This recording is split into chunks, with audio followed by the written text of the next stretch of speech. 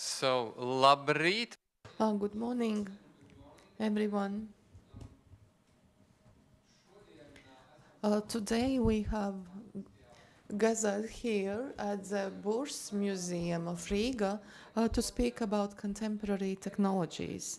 During the last two technologies, digital tools have developed very swiftly, significantly improving possibilities for researching and maintaining and reconstructing heritage, allowing even to virtually reconstruct it, the sites and the objects. At the same time, swift development of technologies and diversity of 3D data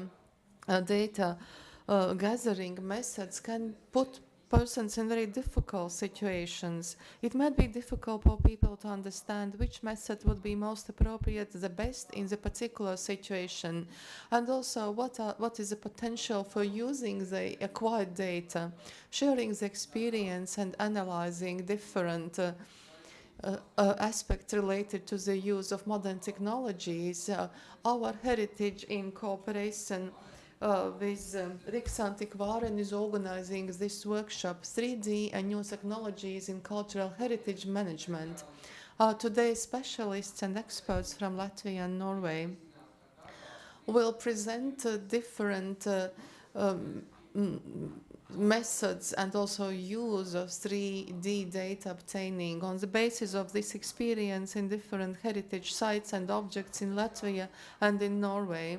Specialists from heritage institutions will speak about their experience in digitizing heritage objects and sites, and this is all financed by EU Economic Zone Instrument and Norway Financial Instrument, and actually it's held in the framework of a project almost with the same title, and as the outcome of this project, we expect to have a very useful handbook on 3D technologies in the area of heritage. I believe that we now could really start our agenda. We have three parts on our agenda. During the first part of the workshop, we will hear experience stories and theoretical aspects about 3D and use of 3D and data in culture heritage, and in general, the use of data. Then after the lunch break, we are going to have discussions and we will be speaking about architectural heritage and the use of 3D data in this type of heritage. In the afternoon, after the coffee break, we will listen to interesting stories about LIDAR and also subwater heritage, and also we will speak about art objects and small movable objects and safeguarding of these and researching these. The seminar will continue tomorrow. All those who have applied will have the possibility tomorrow to visit the Castle of Riga, and together with the architect Reinis Liepiņš, who was leading the restoration, will be able to walk through the renovated part and listen to a story about technologies used in the restoration works.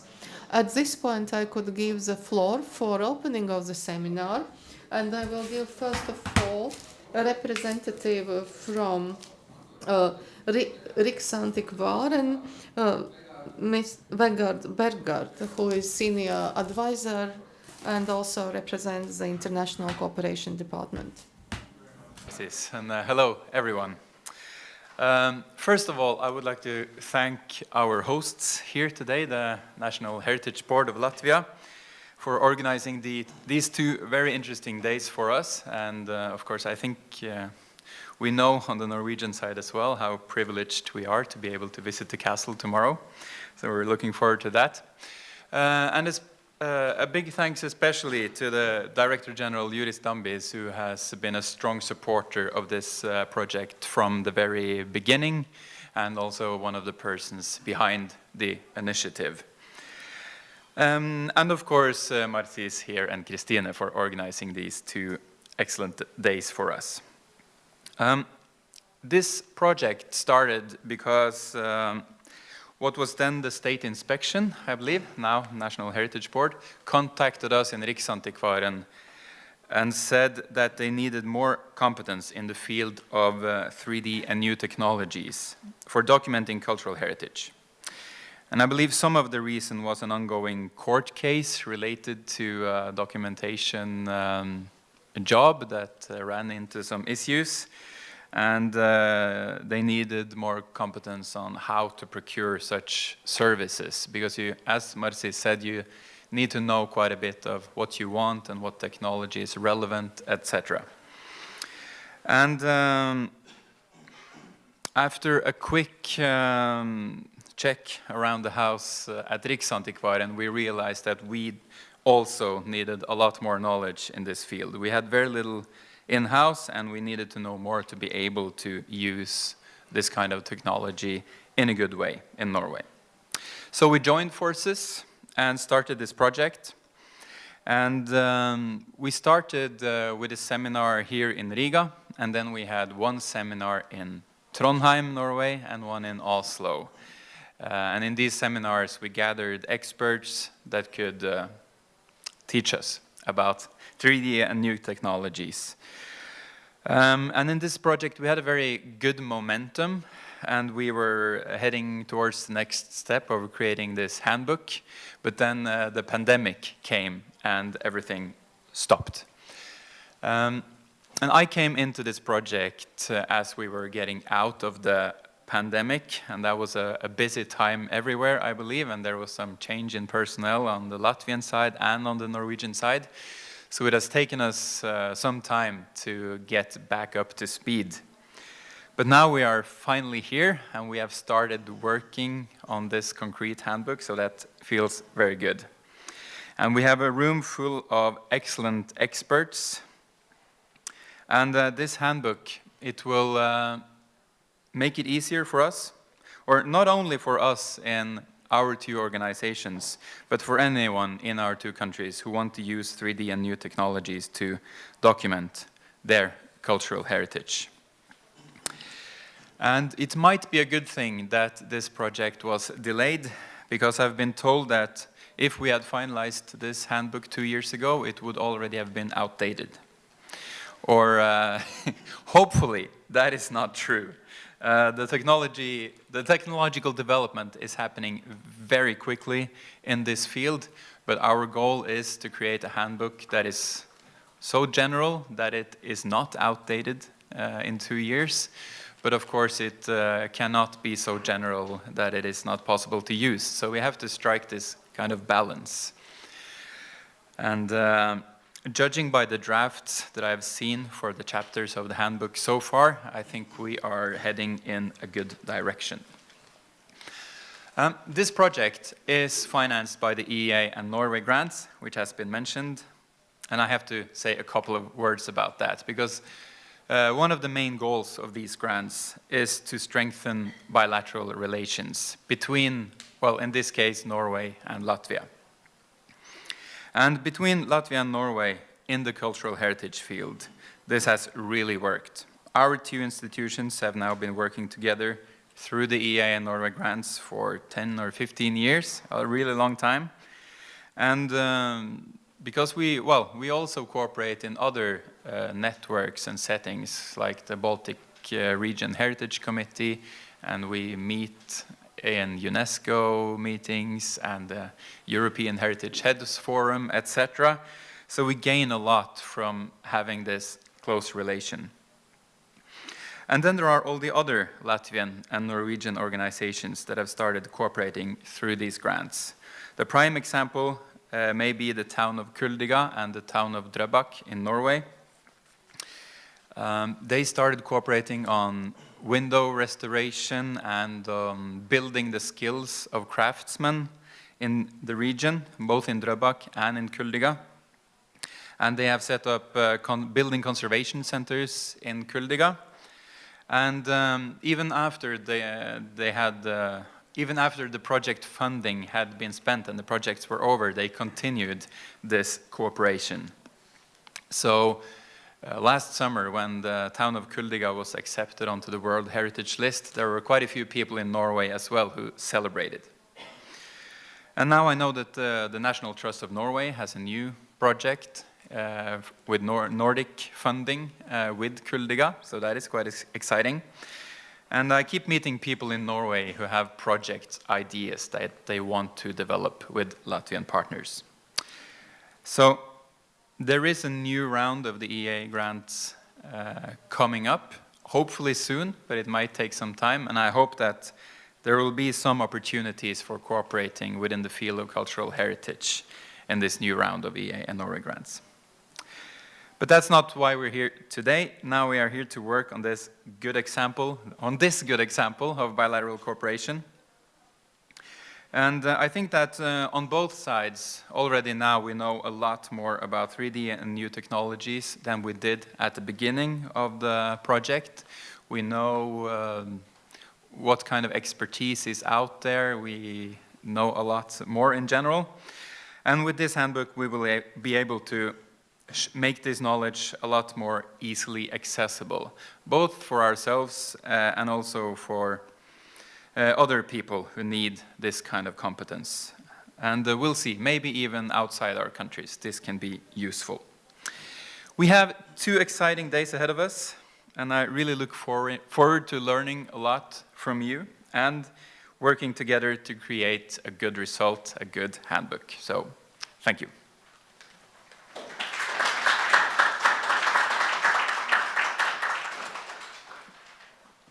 Tātad kā nākamajam So, and the next speaker, not really as a simple address, but I will ask the head of the National Cultural Heritage Board, Dr. Architect Juris Dambis.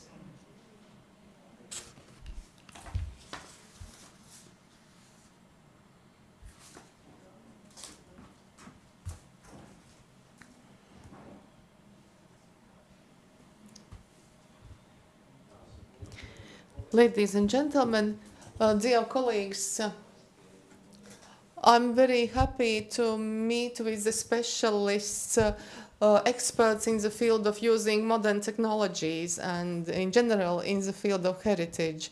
I will be speaking more about the traditional approach to using these technologies and what we can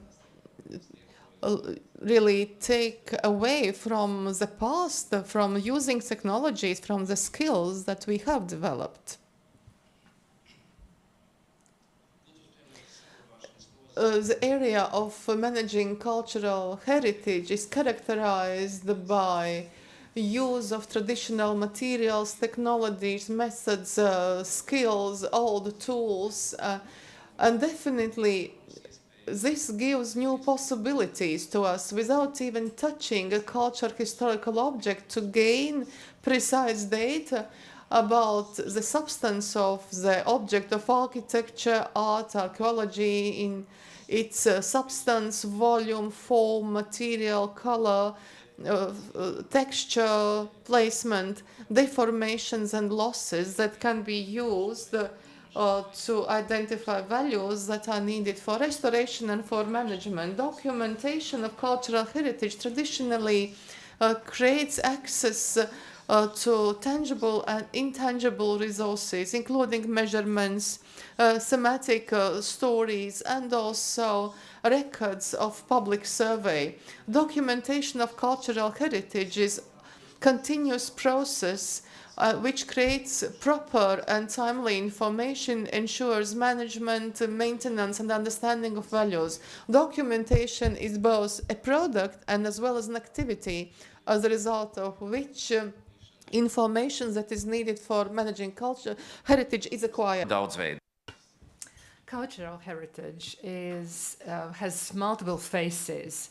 Both historic centers of the cities, also manor houses, palaces, castles, churches, archaeological heritage, industrial heritage, different types of heritage, and also the volume, the scope of it. makes us to be very cautious and also responsible and think how to document this heritage. It's also fragile and endangered. And I believe there is none country in the EU where something from the values which were created in the previous generations is now being kind of left and is decaying slowly and being destroyed. So how can modern technologies help us? They can help us to document what by time can get lost and disappear, can be destroyed. Also to get the information for further generations. What was destroyed by fire? Also, in case if we have this, some catastrophes or disasters in significant objects, we have to restore them. And we have to restore the cultural, historic values. And we are able to do these restoration works with more precise methods, also more precise information. We can be more in line with authenticity and principles of authenticity. So when we are scanning and getting precise data, we are able fully restore very precisely up to the 1 millimeter or the 10th of millimeter. So we are able to restore those lost values. By using modern technologies, we can also discover something that surprises us on a daily basis. With georadars, we can do the scanning of surfaces, we can discover some hollow parts, and we can react to them before something unwanted happens. We can also use modern technologies in case if we have some problems with the bearing capacity of construction, so we can start to provide some measures how to fix it. And we can use also modern technologies in case if there are some destruction by military actions.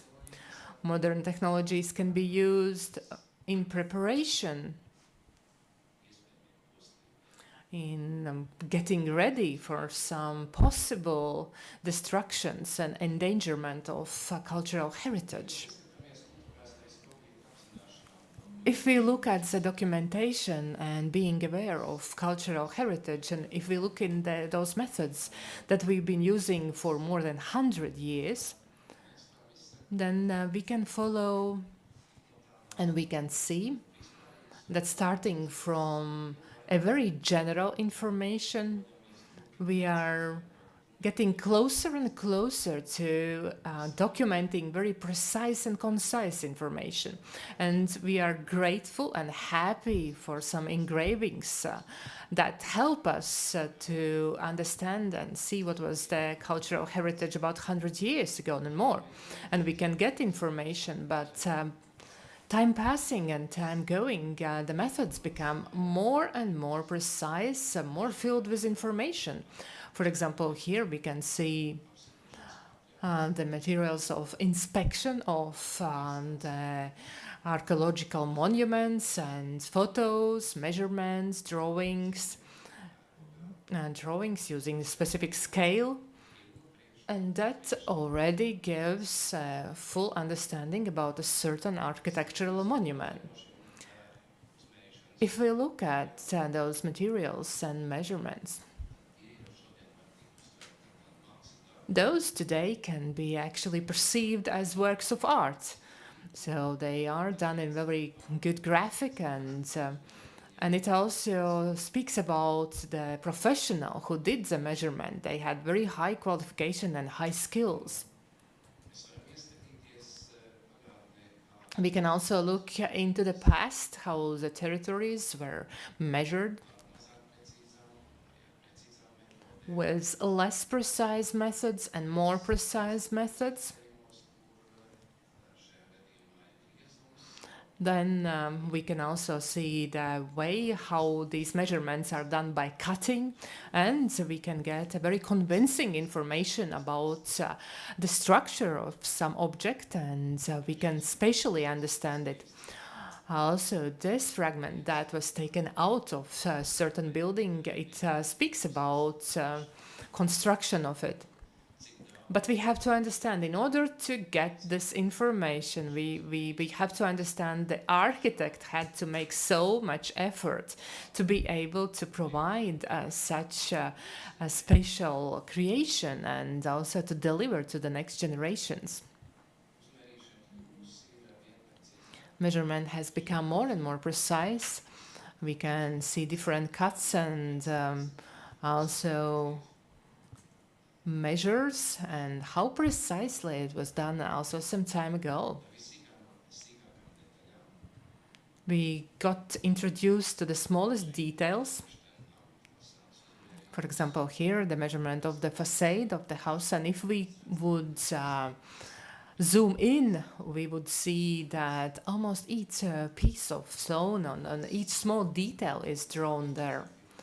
Also in our archives, we could see a lot of photos.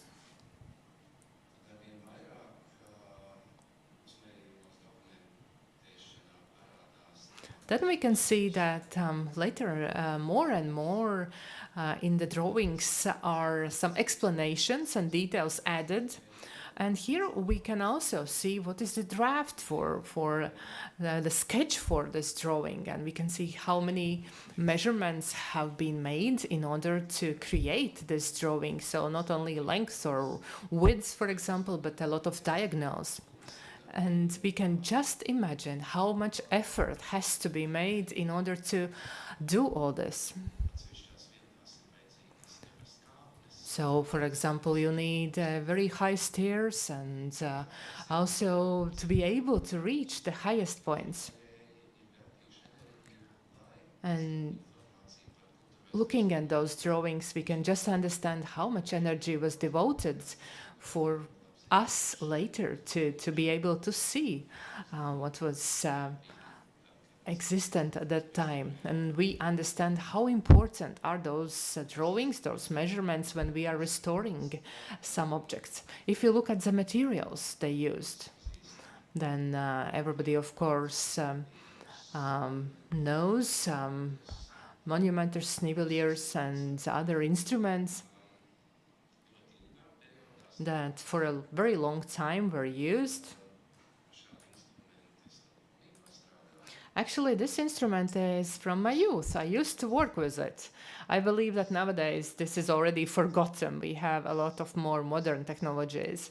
And then there are a lot of instruments we used to use just as some time ago. So in order to understand the leveling and other materials. And right now, they are just kind of left as a pieces from the past, and we don't use them on a daily basis so much anymore. So I don't have the measuring unit here, but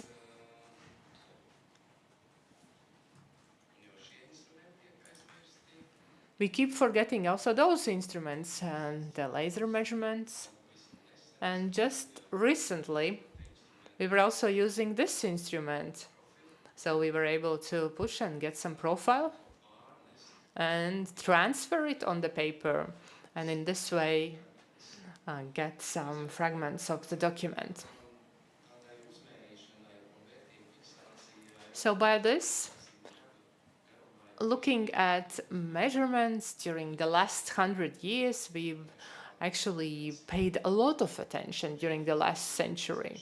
And this information is very crucially important for today's restoration, to be able to restore cultural, historic heritage in a high quality.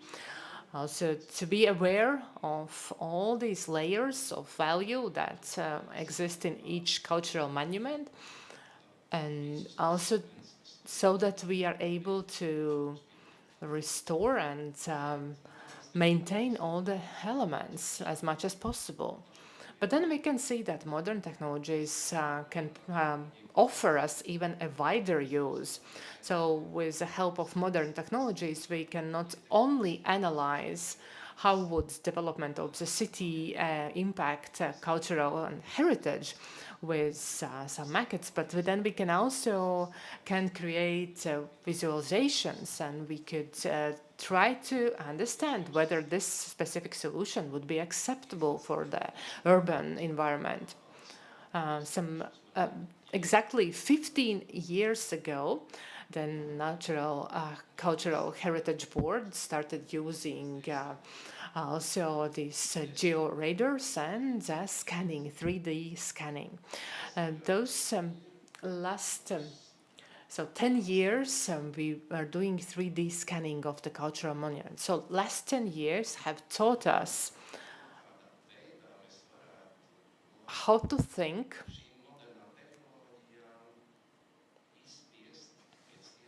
and how to get as much benefit as possible from these modern technologies in order to restore and document and leave information about cultural heritage to the next generations. And if in the previous measurements that I showed, practically all this was done by the architect or professional specialists from the cultural board, heritage board, or archaeologists if they participated. But nowadays, these measurements are done by operators, and the presence of professional specialists is not needed so much in the beginning of the process, but the specialists are using the end result. So, yes, by using of modern technologies, we might lose maybe some attention, some details, but then keeping the heritage, cultural heritage, and the essence of it requests us to respect the use of traditional materials and also use specific methods. We have to understand what are the values, what are the reasons for some destructions, and also we are based on the experience for a long time. Now, technologies give today fantastic opportunities to research and document all this heritage, and we cannot imagine today's work without this. And in order to understand better these technologies, we need professional explanations, manuals, and guidelines, not only for the wide scope of users, but also for those who own this cultural heritage and users. Modern technologies also have endangered the cultural heritage. In all countries, we have faced illicit looting of archaeological ancient sites. Also, in the future, by development of technologies, there will be more and more wider opportunities that will provide us with such a quality of information that will reveal something we hadn't seen before. And maybe that will also give us grounds for wider and more comprehensive understanding. Thank you to our Norwegian colleagues. Thank you to the funding we have received that we can use all together. And I am hoping that we'll have a very productive final part of the project. And I hope that we will get not only manual about use of modern technologies needed for Latvia, but also for Norwegian colleagues. And I believe that here we are focused at 3D scanning on using of geo-radar in restoring and documenting of cultural heritage. Then we have to look at one more dimension that comes up, and this is AI, artificial intelligence, that we also shouldn't leave idle, because we are using artificial intelligence more and more, and if we do it, maybe we can do something for what we lack time in use of modern technologies that I already spoke about. So, thank you very much for your attention.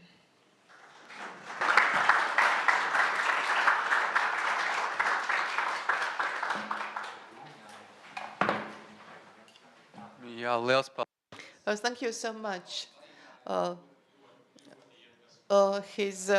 His presentation was indeed very inspiring and really made reflect on many issues that we will be able to discuss later on. But now I give the floor to the next speaker, who is Associate Professor from Riga Technical University, Māris Kaļinka. He is one of the few persons here in Latvia really very esteemed expert in the area of digitizing cultural heritage. He has experience gained not only in Latvia, but also in Egypt and in Saudi Arabia, also in Egyptian pyramids. And today we will listen about some theoretical aspects in these 3D in cultural heritage. Oh, the speaker is not speaking into the microphone. Sorry.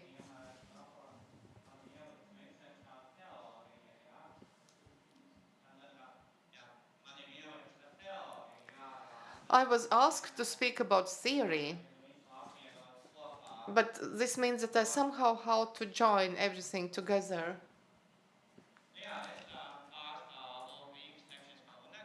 I represent Riga Technical University, and for 22 years I have been engaged in laser scanning and these technologies, photograms and similar. As you see, before 10 and 15 years, that's the time for introducing new technologies. In some areas, it takes even longer to introduce a new technology. And currently, I'm involved in such areas that are to a greater or lesser extent related to 3 lines of direction: safeguarding, restoration, or giving back the data to professionals for use. And a new line that I'm developing now already for 5 years is using these technologies for reflecting history, because as Juris said, all these objects contain history, and 3D technologies would help us, of course, by integrating AI and also sort of data, external data about history would allow us to reflect history. And now we see already the young generation coming in. They understand 3D data differently. And if we speak about maintaining, safeguarding heritage, we should think more about possible use of it. Currently, technologies have developed so far that we have immense choice. We can choose what we can use. And since I have been working also in dangerous and critical objects, like I've been in Ukraine and also in Egypt, where the object had to be restored. So here I speak already about these very latest technologies, drones, robots, minor drones that we can send into an object. And the very last one object for me was Steitzele, industrial heritage. But the constructions were collapsing already. Well, perhaps not in a literal sense, but really it was quite dangerous, and you have to think about how to act, because it sometimes can be quite dangerous to enter the object. And so these 3D technologies, again, these allow making new discoveries. Also, underground, we use radars and radio signals. Technologies have developed, and if we look at the development since 2016, well, 2016 is the moment when because of many technologies becoming patent-free, now we can print out, we can scan, we can measure, we can take photos in different ways, and we can obtain data. This is Jacob's Cathedral. And here, without building scaffolding, we prepared materials for our colleagues, so that colleagues would be able to research the cathedral virtually. And I also had some discoveries. Some rows of bricks had been built in later. We don't see this just from looking at it from the ground. But here we see that the arrangement is different. We have used also such technologies in Dome Cathedral and in Jacob's Cathedral. And so now we really can use the technology, and we really understand what these technologies can give for science. Probably I have to speak about two technologies, laser scanning and photogramming. And here in laser scanning, we see lots and lots of equipment. Let's take half a minute and we've got already data. Well, 22 years ago, it took me half an hour and one position only. Now, a minute and a half. So this really speaks of a technological leap.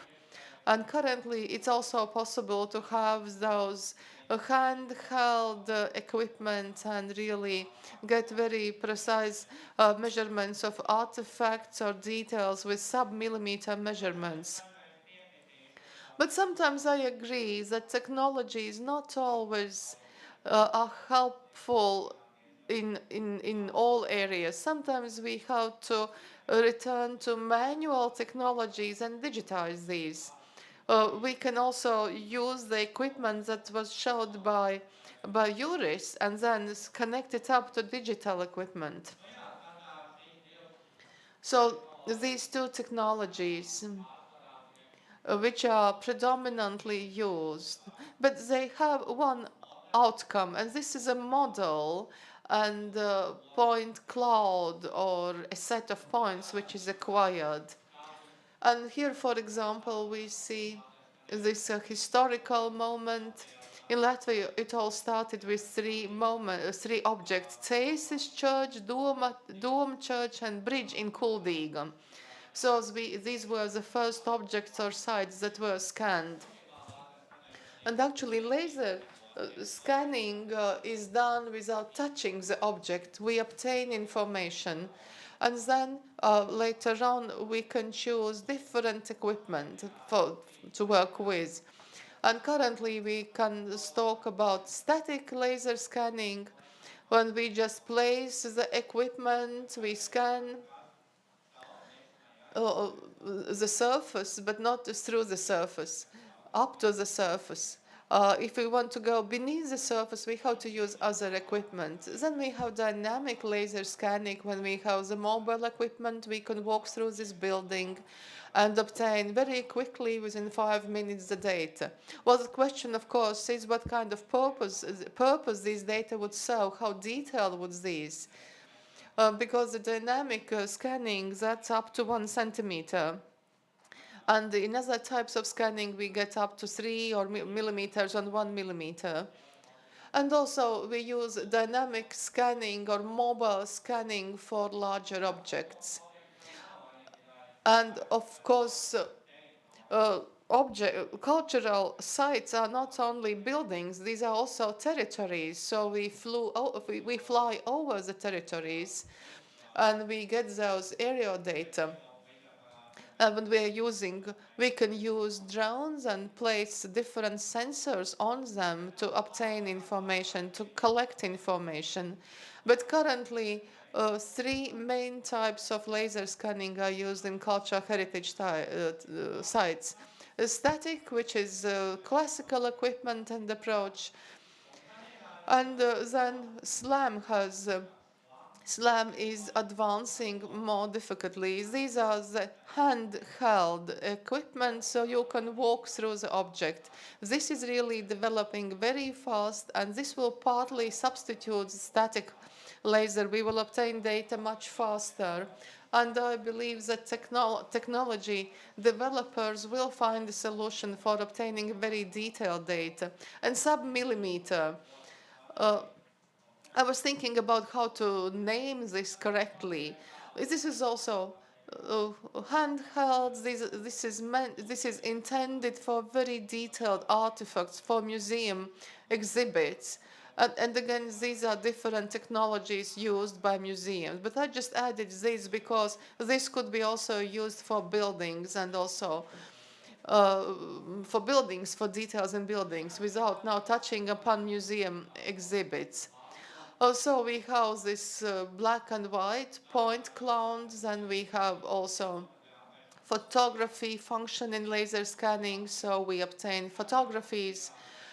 And when we combine these two, we obtain colored sort of objects. You see, they are changing. They are not as simple as we might perceive. Each object is really a challenge. While listening to what Juris was saying, I noted this. I have to get to know each object. It's a cooperation with the restorer and the owner of the object to really understand what is the value in the object. Of course, we can function as a robot, just let in the robot dog, and he will do everything. But the robot will not understand the object or the site.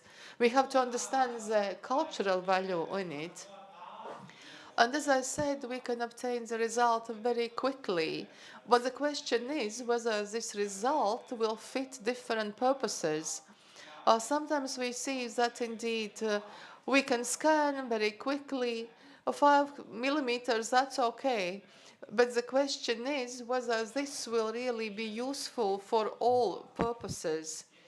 And that's why it's very important to obtain data in a very detailed way, but without exaggerating. We might go to other extreme. We obtain data which cannot be used either. So then it's better to use another technology. So whatever we can get, we should get with the sufficient detail.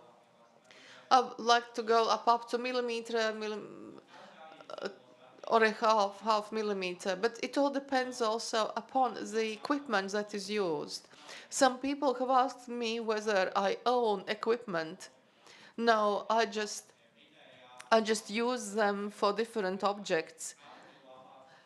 And you sometimes know a piece of equipment has better laser, others have more detail possibilities, others have photo function better. You really have to find the equipment that fits the site and the object and the use of the equipment. And so we have to obtain information from all sides to the extent possible. Of course, if you cannot, you cannot. But if it's possible, we have to make effort to get the data. So sometimes for one position, we need a minute and a half. But it's not really decisive. If we know that this object within a week or 2 weeks might no longer be accessible, it also happens like this. Or if this object can be uncovered only for this moment, and we obtain data, and then again the object has to be covered, protected against the sun. So the situations really differ.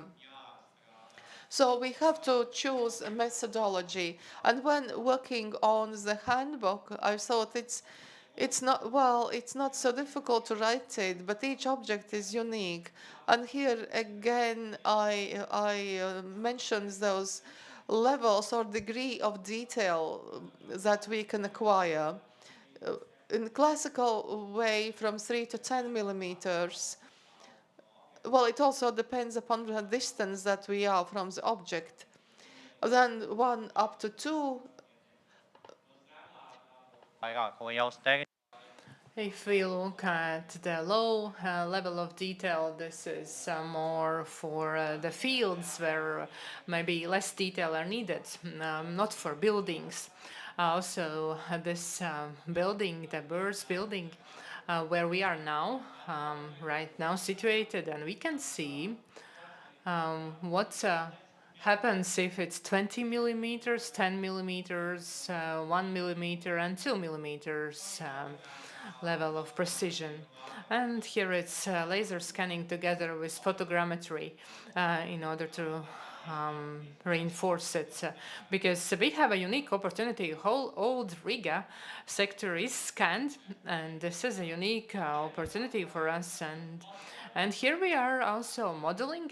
Here it's a different building, and how much details we can get, and what's the size. And from this size, how we can change. Every second year, we also update it. And I already mentioned for several times that laser scanning is not suited for everything. For example, if we want to get full information, if we want to research the bindings together and colors and so on. And some years ago, with colleagues at the cemetery, for example, I scanned everything and I was super happy. Everything was super fast and you don't need to spend a lot of time. And I went home and you don't see the connection points, and I just needed to go once more to be able to take photos, to get measurements, and then we were able to see the seams.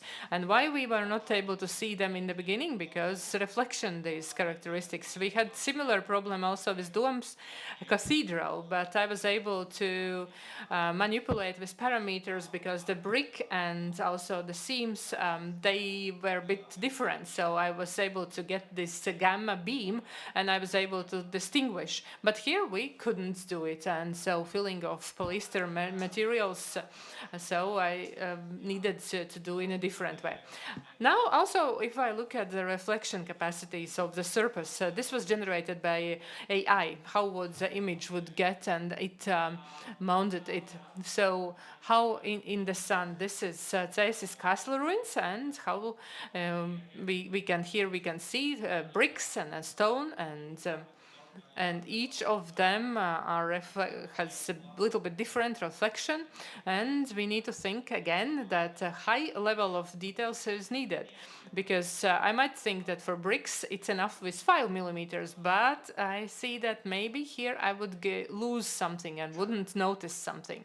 So it also impacts.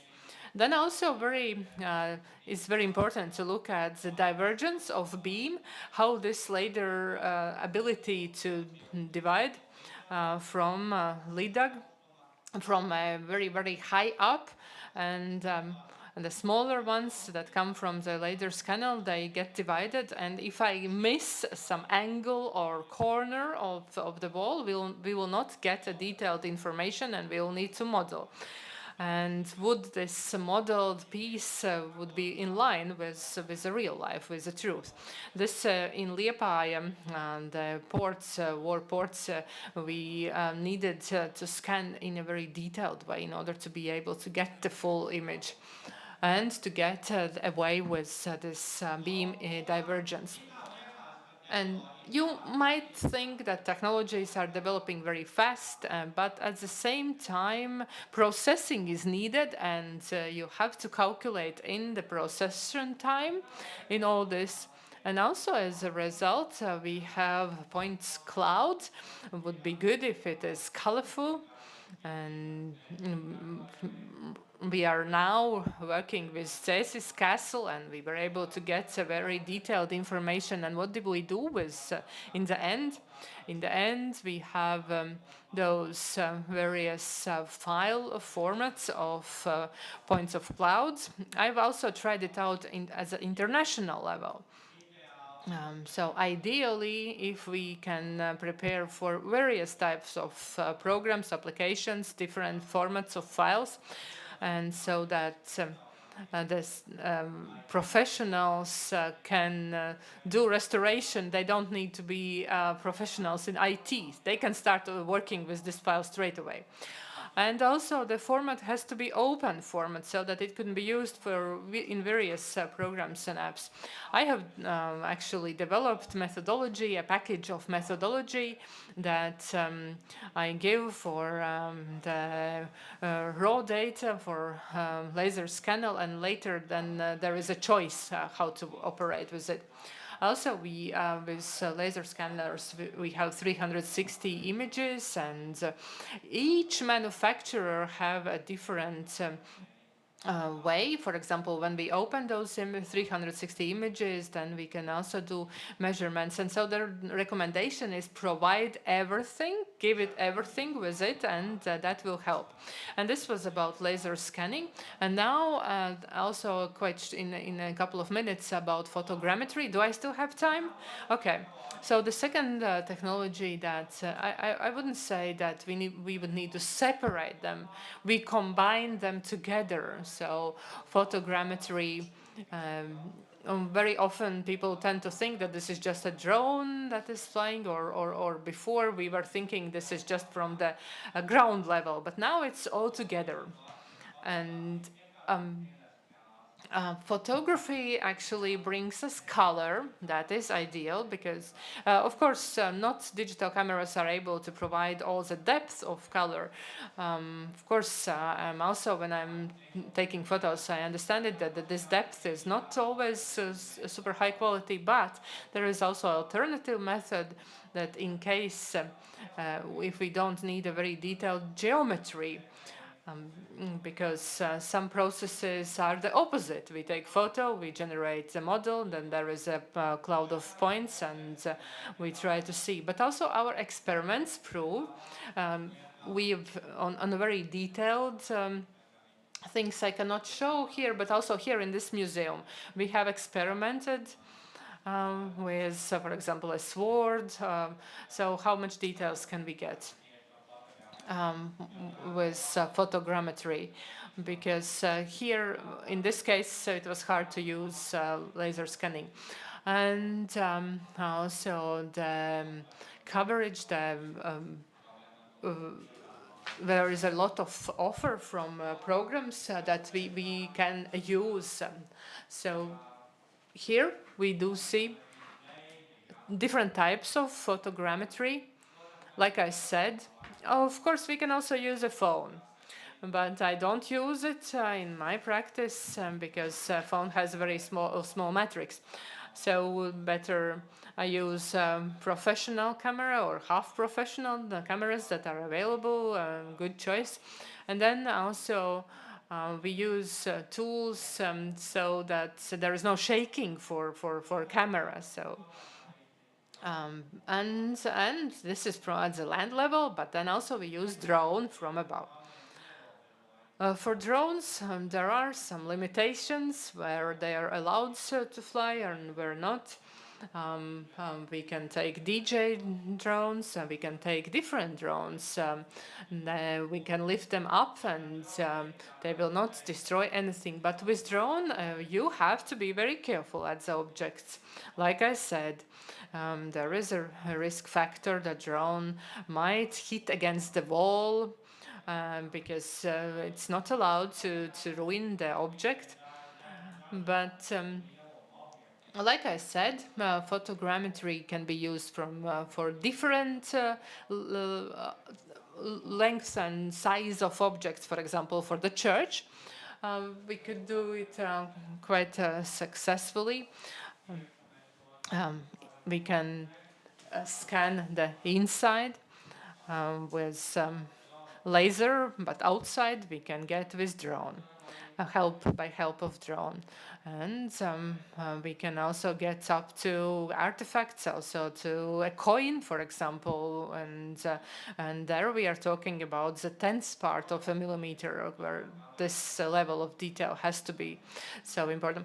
Next, also the light conditions have to be important for taking photos. For example, right now, spring, it's very dark. Everything is gray outside. And this is then quite complicated and challenging. Here you might think that we are either moving the object around or moving camera around. In most cases, camera is standing in one spot and we are turning the object around. But of course, not in all objects we can take away these artifacts. In some cases, of course, we have to move camera around, so it depends. And there are two ways how we do it. For museums, there are more opportunities. So also, we are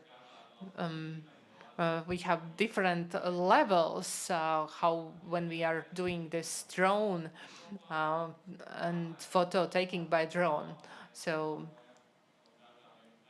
we use the same drone also attached we walk just around and also take photos, and then we put together photogrammetry and also laser scanning, and then we get a good color, good model, and also detail. So it automatically will create a model that can be used straight away.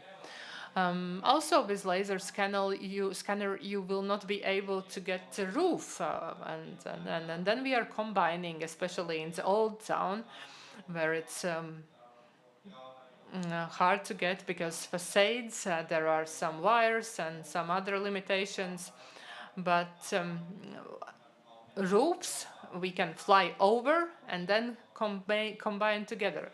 I used to be a chimney cleaner, like a chimney cleaner, so I was getting myself on the roof, but now it's drone that doing this. And here we can see how we did it, the work with larger objects, for example, Jacob's Cathedral, manually, how we flown over and around. So it's somewhere nearby. We had to be very careful so we don't endanger something else. So therefore this manual task and at several levels. And also Cēsis castle ruins. This was complicated. 3 times we were flying to get a good color, also to get the details of the wall and also greens. So looking at the terrain and so all this, we needed to develop specific methodology, so unique methodology for each object. And of course, it's different to fly over some manor, territory of the manor, where there are a lot of greens, and you're just fly over it from the top, and from the point of view of the operator, this is a simpler task. But what do we conclude? So we have to understand the object, what's the most valuable in this object, and how to work and which technology to use. So we need to know the object very well. And then also about the data products, our colleagues will speak how we are using data. So we are using separate objects and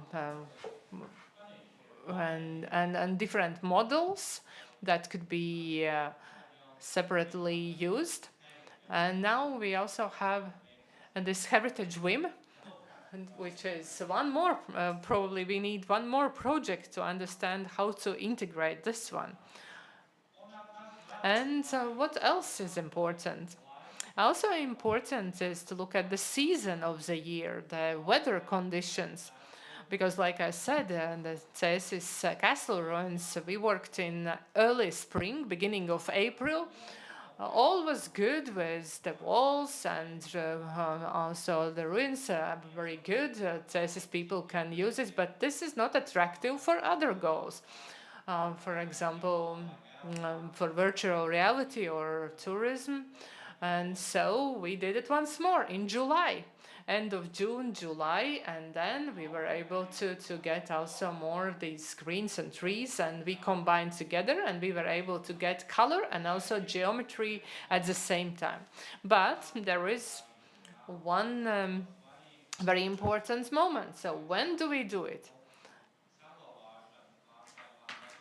Sometimes also if we think about how to store something, how to restore something. So what is the best time? When are the best colors? And of course, there are different opinions by owners. They, for example, want just it to scan. Yeah, ideally, we can scan it ideally, but maybe you can come end of October or maybe in spring. It depends. Some objects are, for example, there are a lot of trees around, so and leaves, and you don't see many details. And I also look at the way how to place this data on different platforms so that some data are open. And this is meant not only for tourism, but also for people who are unable to access objects and sites. Different users can take a look at it. The owner of the manor house might also put a small web server and could offer this through search engine. And this is already B-model prototype. And so you can place this data on open platforms. And now coming to the end of my presentation, the equipment and technologies that we are now looking at. These are virtual reality, augmented reality systems. They help us to research, to study. We can put on those glasses and those special equipment and look at the object, and this is totally different compared to your own eyesight or 3D pictures. This technology also can be used if we are in objects that are not accessible. But we, several researchers, we prepare a set of data, and so researchers only can use these virtual or augmented reality systems and really look at the object. This was how we did with Ukraine.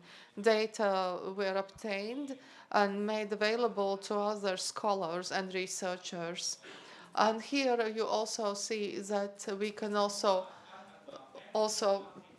prepare such models. I'm running out of time. Well, I knew that this would end like this, running out of time. But so here we can use for archiving, 3D printing.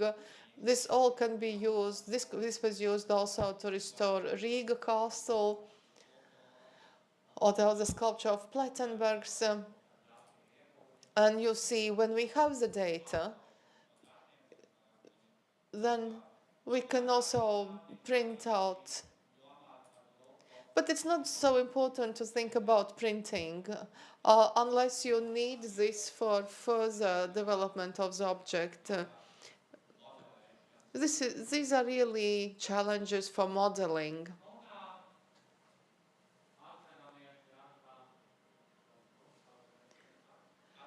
And we have to keep in mind that there's no unique technology. We will always have challenges. We'll always have the question when we how to deal with an object. And we have had hundreds of objects. And each time you have new challenges, you have to make new decisions. But that's quite pleasant that these objects come with challenges of their own.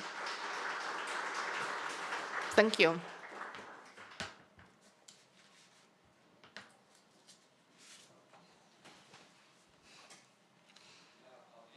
Thank you.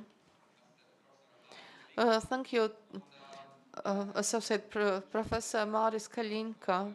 Actually, you are seeing this very beautiful poster today, and you see it also part of it in those programs. This is a 3D model of three brethren prepared with photogrammetry. I actually tried to make this by using my phone, but you don't have the depth of the picture. You have very grainy picture and noises, so you really have to take a proper camera. And now we can move on. with the agenda, the first part of it, and we'll have our experience story. And the experience that we have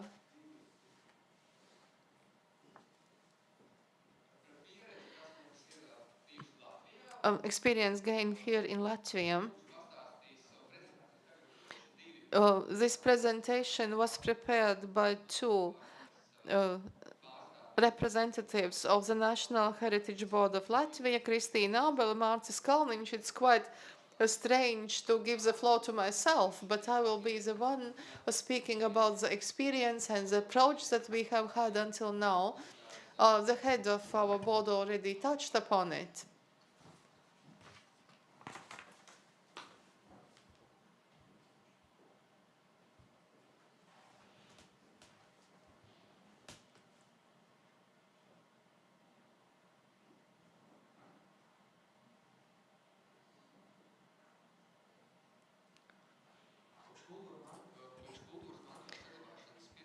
Since the very first attempts to safeguard heritage, also documentation has developed. Current technologies provide possibilities to obtain and to aggregate extensive information and very precise. A professional work in heritage protection is impossible without recording and identifying the value. Documentation of heritage is a continuous process which allows, by collecting information, management, supervision of values, understanding of values. Documentation is both product, set of materials, and activity, as the result of which we obtain information that is needed for managing heritage. When we document heritage, we create cultural historical value, and we record also, and we have information that records and describes its status. And we need very careful survey and measurement of the object, plans, also cross-section of facades and constructions. And we have to record all the details, obtaining very precise data about substance, volume, form, materiality. In the current age of technologies, we have the possibilities, even without touching upon these objects, to gain very accurate information about its form, color, surface, and other features, including deformations and losses. The aim of the board is, by using the new technologies in documenting monuments of heritage, and this has been already documented, is to obtain very precise materials of documentation and, as I said, data on substance, volume, form, materiality, which can be used in the conservation and restoration of the monument to document very precisely the status underground, overground, under the water. We have to document in a very detailed way values, also defects. And this is needed for further monitoring and for using this material for design as a starting material.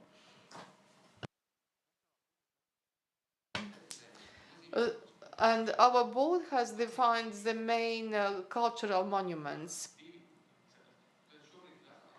So currently we have two main lines for acquiring data on cultural monuments.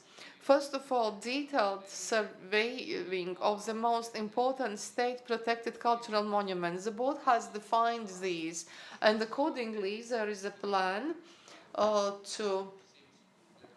we have slightly above 100 monuments to survey these monuments using modern technologies, and so to preserve this digital twin. And then the other line of our actions is the documentation of endangered cultural monuments. And these data could be used for restoring these monuments if these data would become necessary. And for the board, as it was already mentioned, currently we have three main data collection methods or types. This is sort of geophysical survey, and we'll show also later what kind of experience we have, then use of LIDAR data, laser scanning of relief and surface of Earth. This is for supervision and management of heritage objects. And the third one, as we heard, 3D scanning and photogrammetry. And this is obtaining data on specific sites and monuments. So we will start with geophysical survey. When this is done, it's very important to do this without using only non-destructive methods, and also to obtain all possible data that would be needed for cultural and heritage protection, because quite often also undiscovered, unknown testimonies and objects are found. So the purpose of geophysical survey is to study or to understand the sites of underground constructions, burial grounds, which now also some remains of constructions, hollow sites, which can be then interpreted by using data obtained by georadar. So we look at the coincidences, depths of objects and artifacts, and so we can plan protection and restoration in the future. In the practical survey of today, the board has defined the following. We really try to interfere as little as possible with the cultural site and layer. So the basic method that is used is radio location or work with georadar. And actually, it was already mentioned that our board and our staff members have experience in using this. And in general experience in this area, because already since 2008, we have our own georadar, and my colleagues have been using it in different objects and sites in Latvia and in Lithuania. Here we see an example of 2008. When colleagues at Mežīte, Hilfort and Burial sites were scanning. I remember this, I was a student, I participated in digging. All those professionals came with a georadar and said, this is the place where you have to dig, and they were right.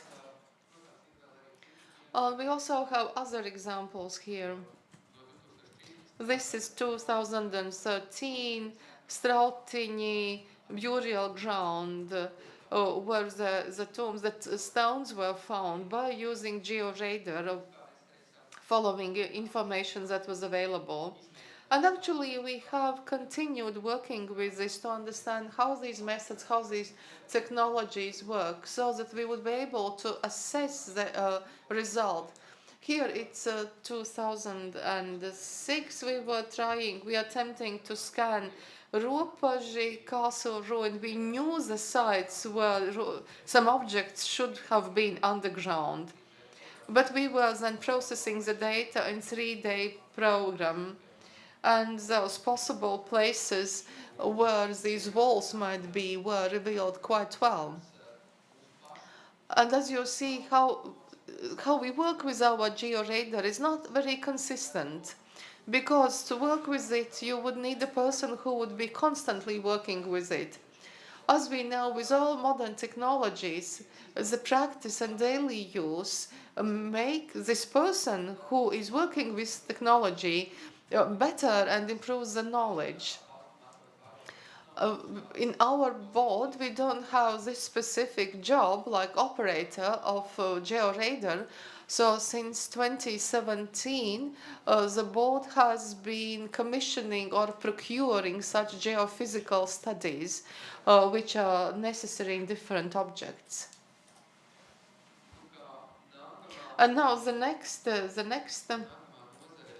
area, or the use of 3D data, which is used on daily basis, this is the use of LIDAR data. LIDAR or aerial laser scanning, as we just heard before, you can use this method to gain data on the surface and relief of the Earth. And our board has been using this data very actively already since 2014. Here at the bottom of the slide we see the coverage of Latvia by leader. Actually the first scans were made in 2013 in the vicinity of Riga and Ogre. No kolēģiem, tad As far as I have heard from colleagues, as soon as they were published or made available for state institutions and wider public, and then the National Cultural Heritage Board is also using this data very, very often because they help us remotely to clarify, for example, the territory for the monument. For example, this is from the state monument, this burial mound. I believe that there are some 200 of them. So in nature, it's very, very hard to see what are the borders of this object. But with helping of LIDAR data, we can have this 3D surface, and we are able to outline the territory where those mounds are located. And the same also not only for archaeological objects we use for the territories, but also for historic parks, where you don't need only the surface, but you also need the position and location of trees in the parks. And of course, the data are used very often when there are some works planned, the land works, and so that we understand how would they later impact the scenery and landscape, and what's the best way how to do it. And so therefore then we use LIDAR data to model and forecast how would the landscape would look like later. And now we are impatiently also waiting, maybe in the beginning of the next year or also this year, we will have the new session of LIDAR scanning. And so then we will have another 10 years and we will be 10 years have passed, and we will be able to compare and also do some monitoring, of course, retrospective, but still. And next is also to discovering new cultural and historic monuments, and also verifying the information, because on a daily basis we get a lot of information that people something seen, found somewhere. There are some creations of land or some mounds or something, and they are discussing whether it could be a burial ground or not. You from Latvia probably you have heard about the newly discovered, for example, the hill forts. And we will speak later in the presentation about this. But the first thing, when you get this information, you can check the LIDAR data, whether really this object is from the outside, how does it look like, and do we need to spend resources and really go to the spot and check it there. And also a very interesting case about how we use LIDAR data is Sivakaln's hill fort in front of the castle. There was a storm, huge storm, and trees were destroyed. And LIDAR data, this is map of Latvian state forests, and using the model, they were modeling the ways how to transport out this timber, and what's the best, most efficient way how to do it, and which the way is the friendliest to this cultural monument, not to destroying all this territory with harvester, but they were precisely planning how to take them out and how to do it. And then they went also to the spot, they checked it, whether it's possible to do it, and this is the plan how this territory very soon is gonna be well maintained. And the last, what you also heard from the head of our board is 3D scanning and photogrammetry, or getting data about this outside forms of buildings. And the goal for this scanning is not only what we said before, to gather data, but additionally also to show to the public the opportunities of new technologies, and also to provide example to the owners of the cultural heritage objects and how to get the information without too invasive methods. And we are using the traditional and also the current and the modern state-of-art methods, and we have come to the conclusion that 3D laser scanning, where it is possible, provides the most precise and the best results. It was already said by the head of the board that our experience with 3D scanning is already for 10 years. This is from 2014, scanning for this ensemble of houses, Three Brothers, and I also have a video how 3 years ago those buildings looked like. The rendering is that this point cloud is, of course, more dense, and the computer is making it a little bit not so dense, so it looks better. But since 2015, already the National Cultural Heritage Board is ordering, is also requesting measurement of cultural monuments. Already during the first year, 19 monuments were measured, and so far, what I managed to calculate is it's 152 objects for which the 3D scanning has been done in various resolution and precise, with various levels of precision, and data is used for our board and also will be stored in the library. So all will be stored in the national digital data storage, and that will ensure the safety of this security of this data. Also, we have to mention that our board is the holder of data, and in a full amount, data is available only to the owner of the heritage monument, or the person the owner has authorized to use this data. So those data are not freely available to everyone, because the objects that is a private property, there is a data protection binding for that.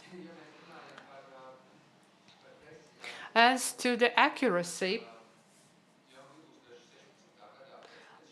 already in 2016, after the first attempts to scan, we understood that we need to develop a more detailed concept plan, how we do it. And so now we have developed, updated the accuracy of data and definition, how we as a board, we would like to see the data. So it means that highest precision is for small detailed objects, like Professor Minka already said. So those are the objects like fitted for museums, or very, very small details in cultural heritage objects where it's very, very necessary to get a very high accuracy. And for larger forms, the accuracy is 0.1 millimeter. But if we think about larger objects, which was already said that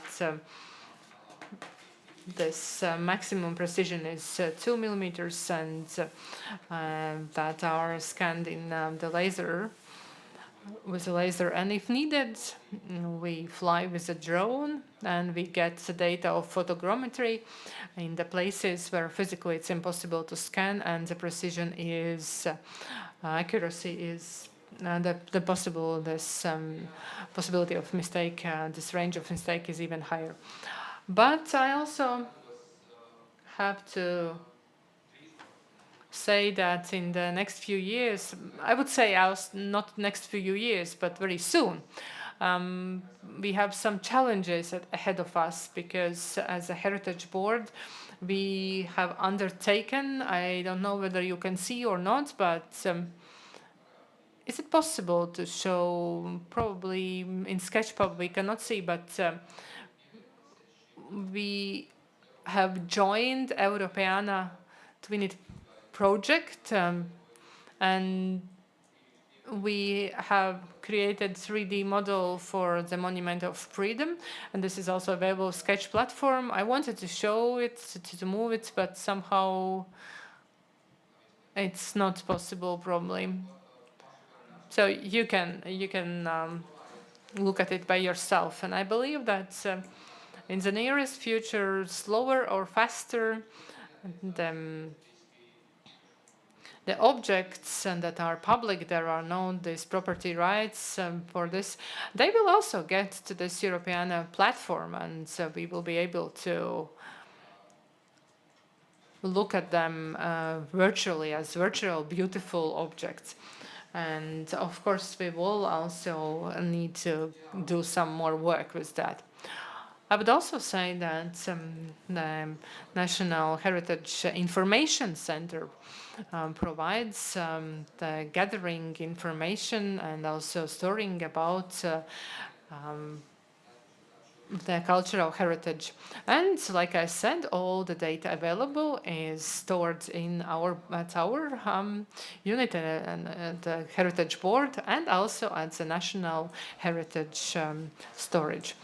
And also, if I think about the future, the amount of data is growing exponentially. That's huge amounts. So very soon we will need to think about storage places, about data formats, updating them, because during last year, so far the technology hasn't changed, but very soon we expect something would improve and something would change. And that would be a new challenge for us with this data. Thank you for your attention.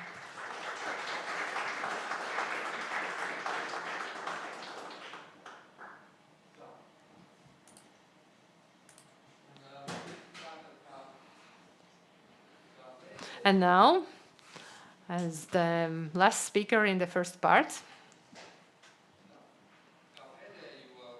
as the last speaker for the first part, I would like to invite Riksantikvaren, the senior advisor of Riksantikvaren, Lene Buskoven, who will tell about the Norwegian experience. Experience of Riksantikvaren of the use of 3D data in the management of the cultural heritage in Norway. Yeah, I hope it will work. Thank you.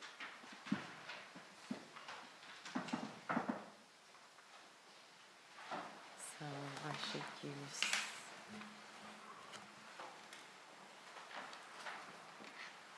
Yes. Yes, Riksantikvaren is the Directorate for Cultural Heritage in Norway, but I will refer to it as Riksantikvaren because it's much easier for me to say that. So, yes, my name is Lene Buskoven. I'm a photo archivist and have been working on digitizing Riksantikvaren's photo archive since 2001.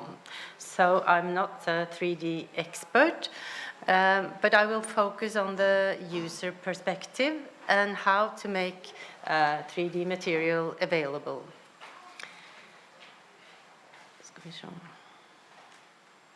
Riksantikvaren, as many others, was eager to test the new 3D technology. The purpose was to see the possibilities and to have a closer look at how 3D documentation from a laser scan and photogrammetry could be used as documentation of buildings and sites. The technique of photogrammetry has, as we saw, been used for documentation even before digital imaging, actually since, as we saw, the 19th century. But new digital methods seemed very useful for documenting and visualizing cultural heritage. Even though most of the projects had a plan and a description of the purpose of the 3D documentation, the material has been stored in a server and a bit unavailable for most people. This is partly because we don't have the resources and expertise to handle the models in-house. The huge 3D models are difficult to process, and it is necessary to have the right software, knowledge to how to work with the material, and so on. The challenge is all the different formats and how to find the appropriate viewers. We have a file storage, as you can see, for our 3D data, which contains about 75 or more different objects, and it is about 63,000 files in 5,300 folders. So it's quite difficult to find out what files to use and how to process them and how to find viewers for the older formats, and how to make the material available. So without a good description of the project, it's not always easy to figure out the use of all the files, as I said. The good thing is that we early on decided that we wanted to keep all the data in the different 3D documentation projects, not only the finished models. This means that it is possible to use the raw data today and make new 3D models suited for newer software. Of course, there has been a huge development in 3D technology over the past 15 to 20 years. And in the recent years, there has been more recommendations on best practices and guidelines. But they are still necessary to consider what format, tools, and viewers to use. So I would like to show you some of the projects where Riksantikvaren has used the 3D data. Riksantikvaren has been working on different conservation and restoration programs. It was in this connection we started to use 3D technology. One of these programs was related to restoration of the staved churches. The goal was to preserve and do documentation of the buildings with their exterior, interior, art and decorations, and to implement monitoring and prepare the long-term maintenance. In this way, we saw the need for imaging documentation. So we needed basic documentation, documentation for monitoring of condition, documentation for situation before and after conservation, and pedagogical presentations, for instance, 3D modeling. So it was especially in point 2, documentation of monitoring of condition, we wanted to apply 3D technology. So one of the advantages of digital photogrammetry is the possibilities to make models and large ortho photos, like here, that is detailed, rectified, and measurable. Here we see an ortho photo of the north facade of Urnes Stave Church. This was actually made in 2007. And we can also see the details in the rendering. It's quite detailed. And it's not easy to see this part of the building live, you know, so it's a very good picture to have.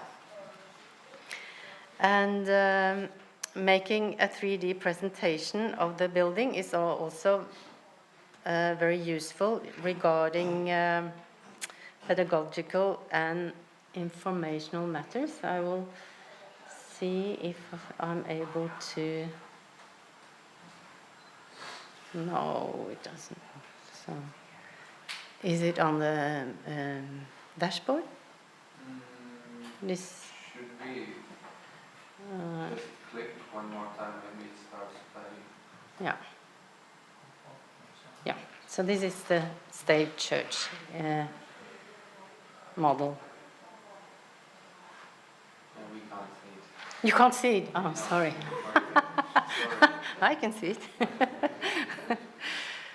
with them. You can drag it. If you drag on the side, just push escape. Can you stop it here?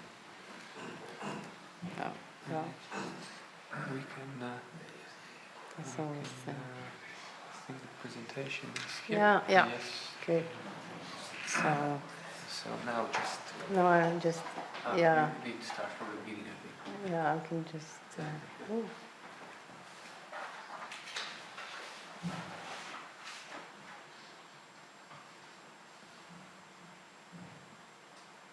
Yeah, like this. Wait, oops. What happened? Well, maybe, well, no. Okay, but you get the idea. You can see it afterwards if you want to.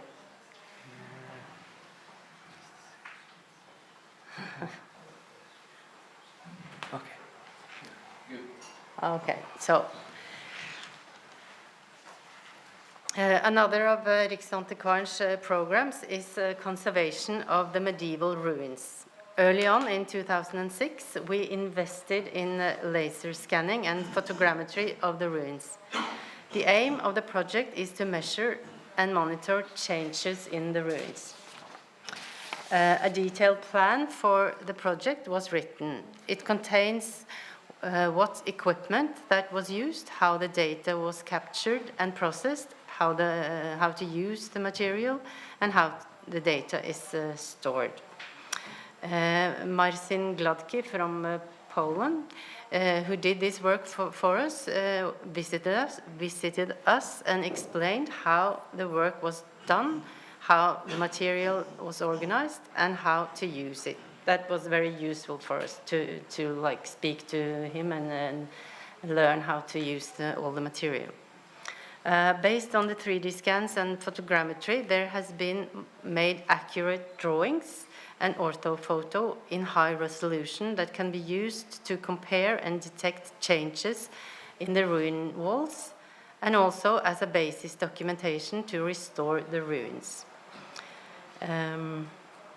Here are examples of 2D drawings of the Bamble church ruin in Norway, and you can see how detailed it can be. It can also be enlarged quite big. And here you see an orthophoto of Bergen Castle. And they also made a grid to see the measurements. That's very useful. Another practical use of the documentation is the possibility to see both sides of the wall at the same time. As shown here from the tower of Selje Monastery, these orthophotos can be enlarged and printed, and this can be very useful for the masons to bring on site when maintaining the walls. It is much easier for workers to see the 3D models in 2D, especially when use of computers is inconvenient, as it is at Selja, where it's no good connection. So, lighter 3D models are also useful for conveying cultural heritage, and they are easier to publish. So I will try to, and we have published this one on Sketchfab.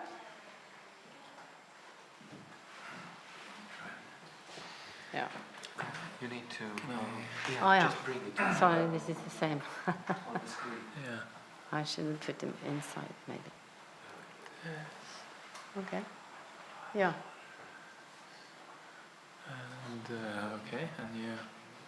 Well, you can just. I don't know. Well, oh. Like this. Yeah. So you can see the whole site from different angles. Jeg tror man går til. Or you can just do like this. Yeah. Back. Thank you.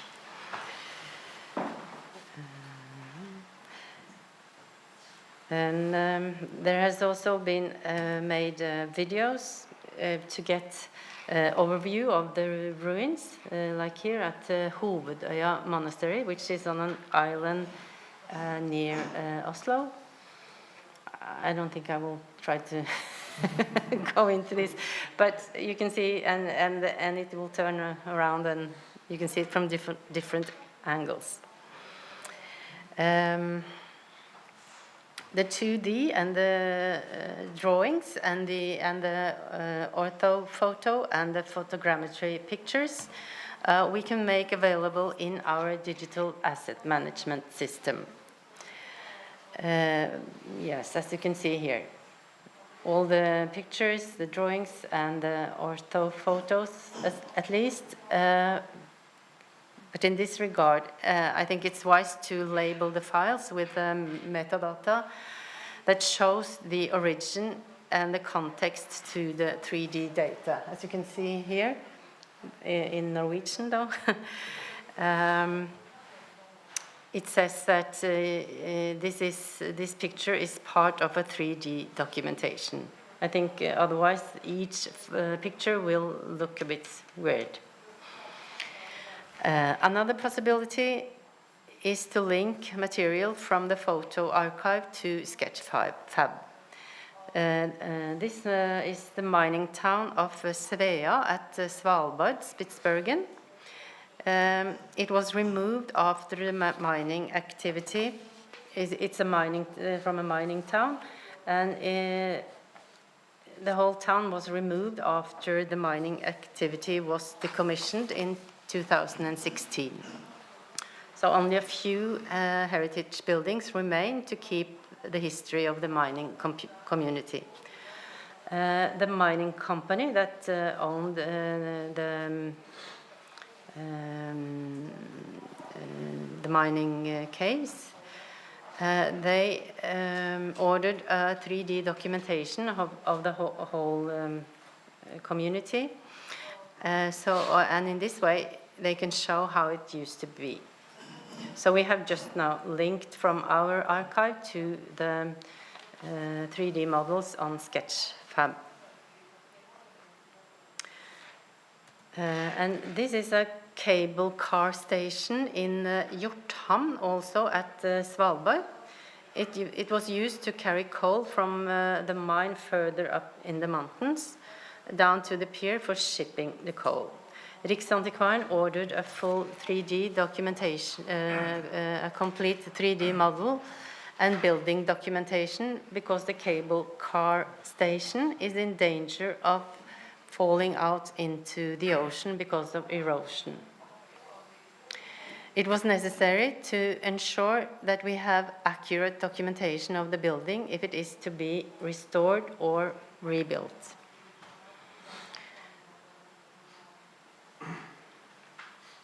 Yeah, this is also on Sketchfab. I think I will just go further. Svalbard and the Arctics, or even the Antarctics, are examples of cultural heritage where we have prioritized to use 3D documentation. Some years ago, we, Riksantikvaren, collaborated with an English company on a photogrammetry project to make a full documentation of Grytviken, as you can see on the picture, the small community, a formerly whale station at the island South Georgia in the South Atlantic. The documentation contains approximately 4 terabytes of data, which is still stored in our external hard drive because it at the time was too much data to store on our servers. But as hard drives are getting less expensive, large projects like this is easier to take care of. But it's still a challenge to share and give access to huge models like this. Engene dynamite fabric is the oldest preserved construction for making nitroglycerin and dynamite. It was established in 1876 and was decommissioned in 1976. So Riksantikvaren wanted a full and thorough documentation of the building and the area before renovation, in case part of the construction was to rebuild. This is some parts of it was dangerous because it was some nitroglycerin remaining, so they had to do something. So there were different techniques used to make the documentation: terrestrial scan, photogrammetry and image-based modeling, drone scanning, and photo and video documentation. Both the cable car and the cable car station project at Hjortham that we saw before, and this project was done by NICU, the Norwegian Institute for Cultural Heritage Research. And we had several meetings during the process. And there is also a written, detailed report of the project. In 2022, we ordered a new laser scan of the portal of Urnes. Urnes State Church is the oldest of the remaining 28 state churches in Norway, and the north wall contains a portal from an older church with wood carvings. It has a unique pattern, and so it's the origin to the so-called Urnes style. The portal in the north wall is exposed to hard weather. So we have seen damage to the wood carvings and wanted to make documentation to monitor changes. Wood carvings was also used in the Viking ships, and we hired Bjarte Aarseth, working at the Viking Ship Museum in Norway, who is an expert in scanning wood carvings. Some of you maybe remember that he presented his work here some years ago on the previous seminar. And when the model was finished, Bjarte invited us to see how we could work with the software and the 3D data, for instance, to take measurements. I think it's very useful to share knowledge and collaborate with other institutions, as we have seen very useful. So, to add up, our experience is that it is important to have a good plan for the project and to describe the purpose. It is also very useful to make or ask for a report which describes how the project is done, what equipment is used, what techniques is used, color management, formats, how the files are organized, and what tools for making models and viewing. This makes it easier for other people to use the material afterwards. I think it's wise to form a work group to ensure that different subjects are represented, both cultural heritage specialists, conservators, computer scientists, photographers, and even archivists. The different skills are important to ensure a good result. And this is the finished model of Hovdøya Monastery, which you saw before. Yes, and we look forward to having the handbook. Thank you.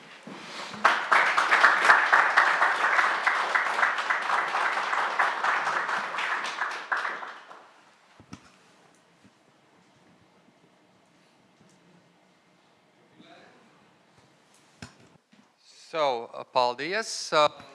Thank you to Lena for so interesting presentation. So we have managed to fit in the time frame of the first part. We have even saved 5 minutes. So if you have any questions to any of the speakers, so now it's time to ask your questions. So if there are any questions you would like to ask. Yes.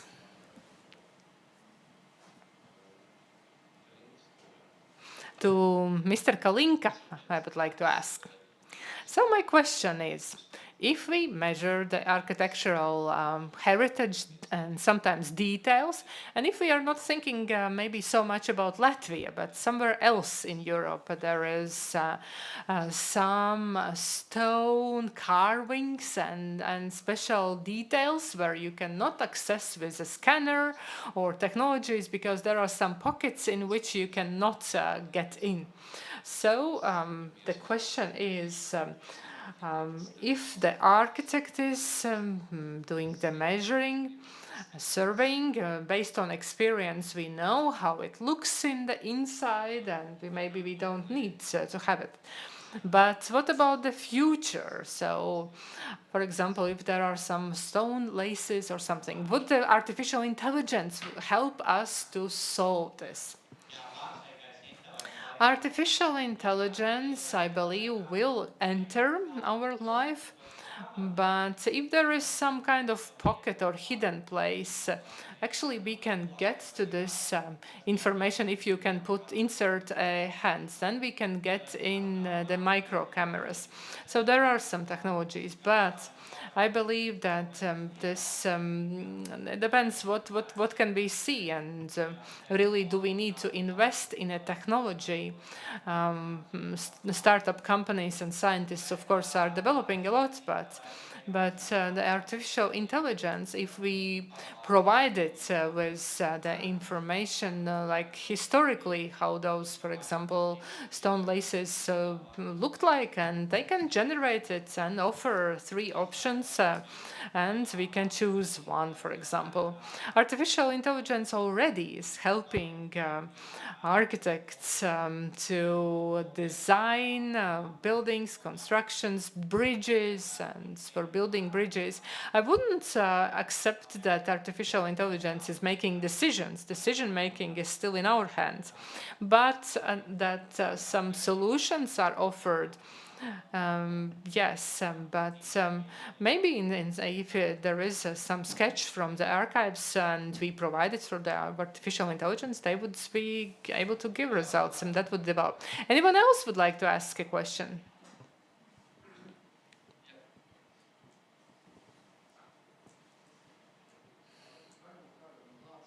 Maybe somebody who is present here, maybe you have an experience in creation of digital models taking from historic photos. So have you seen or heard experience? So there is a historic photo, and then later, yes, Riga Technical University, we have 1 or 2 research done using materials from the archives. So basically, in reality, there is nothing anymore, and the object doesn't exist, but looking at the archive materials, we try to put it together and create something. And those are the photogrammetry programs, and also artificial intelligence could be as an assistant, but that could be used. Second, that these software helps us to create this continuation, even if we have like part of the image, like a photo, for example, our Koknese palace, and we are doing this virtual restoration, because in nature we also only have foundation, like the colleagues from the Norway showed that only the foundation is, but the rest was only in pictures, in images. And so we together with colleagues, we created the object. Yes, we have this experience, so recreating something from a photo. And also we have some studies carried out in terms of, in relation to this.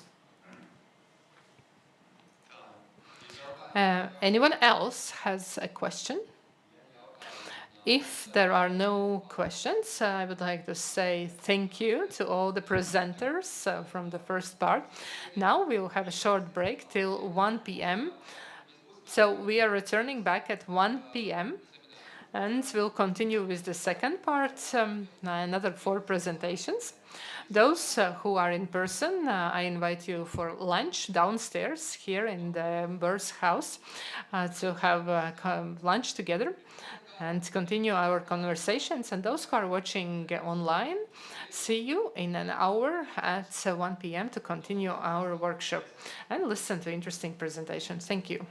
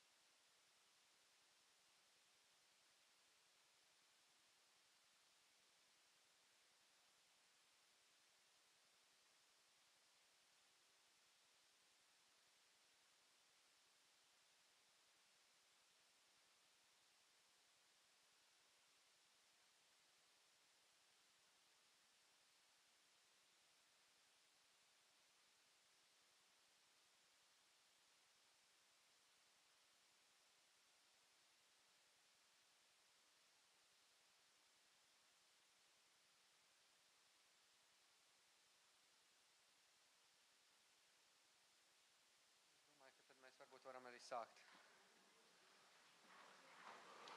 Jā, labdien! Good afternoon. We are returning back to Bourse here at the seminar, at the workshop 3D and New Technologies in Cultural Heritage Management. So we are now starting the second part of our workshop. We have 4 stories envisaged, all of them related to architecture and architectural heritage, and the use of 3D and modern technologies in obtaining data and processing data. So I will ask the first speaker, who represents architectural research group, Mārtiņš Reinbergs. He has prepared a presentation together with Artūrs Lapiņš on spatial instrumental surveys in the restoration of the historical environment.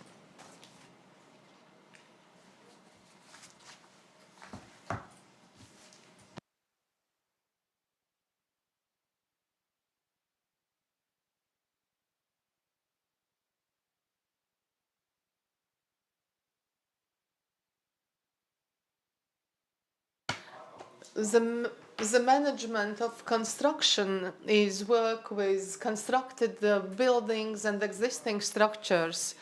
So it's important to document the existing situation. It's very important, and it's an integral part of the research and preparatory phase. The task of documentation is to prepare we have to record the object that exists in space, a 3D object. So we gain a new amount of data, creating a digital archival copy of the object. Such documentation significantly expands the informative field of this object. But the architect's task is to provide specific solutions to the problems related to restoration of the object and to present that in a form that's easy to perceive. So to survey the existing environment, of course, you have certain elements of routine in it.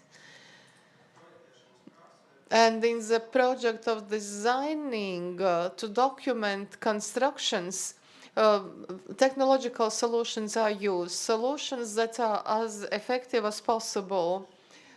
In preparing these projects, we use both traditional surface surveillance and instrumental spatial measurements as well.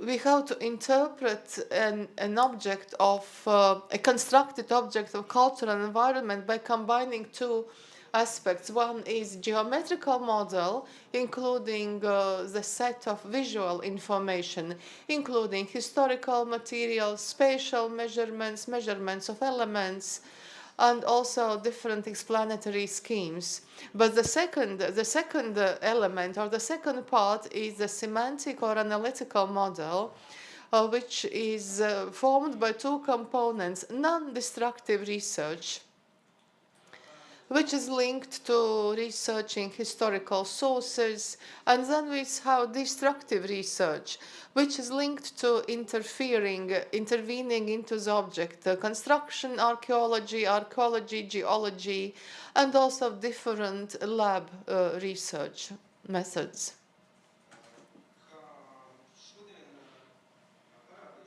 I will show 2 examples today of the way this methodology was used in the practice of our architectural office. The first one will be Kuldīga Castle, or Jesus Castle, which disappeared at the beginning of the 19th century. It was built as in the 13th century as a castle of Livonian order. In the 17th century, was rebuilt for the needs for the Duke of Kurland, and for a long time it was the economic center and administrative center of the county. To analyze the object, we took as the basis and combined data from several existing studies. from Holt's-Trace, a study conducted in 1934.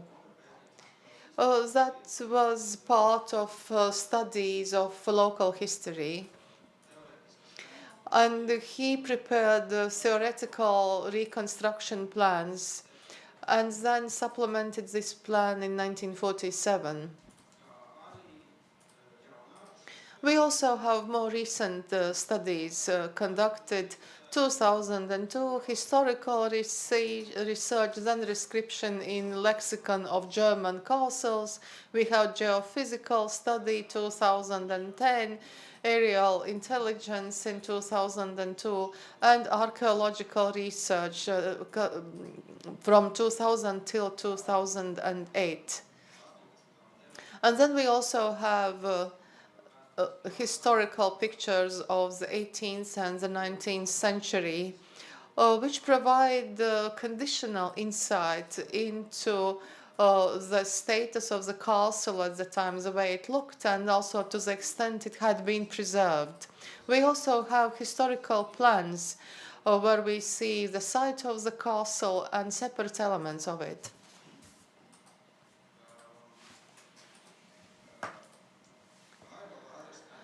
Our laser scanning or LIDAR data that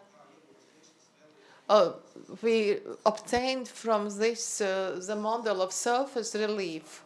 So we see some anomalies on the surface, some kind of hollows, protruding parts. So all this information allows us to identify constructions that are underground. But we wouldn't be able to perceive this or to obtain this information from on-site examination of the object.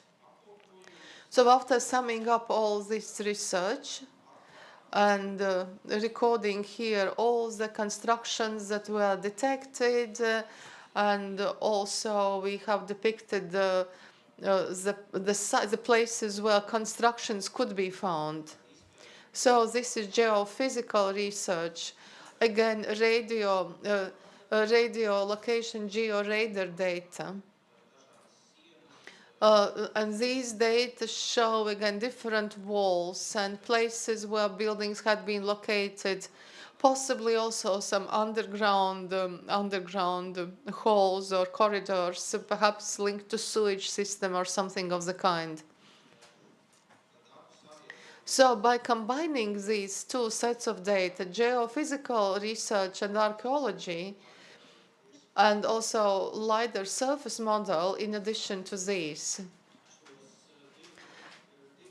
So then we get to, so these two-dimensional data are all aggregated in a model. And as you see here on the left side, georadar data, on the right side, archaeology and other sources. And then by combining all this, by merging all this, we already get a spatial model.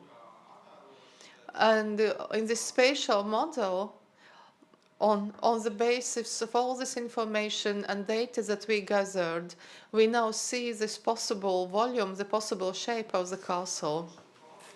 Each of these components supplement this model and also introduce some corrections to this model.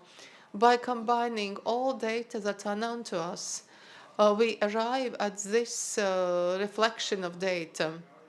This combination of data allows not only to foresee the territory for future research, but in some cases also it makes us to revisit the conclusions made in previous research.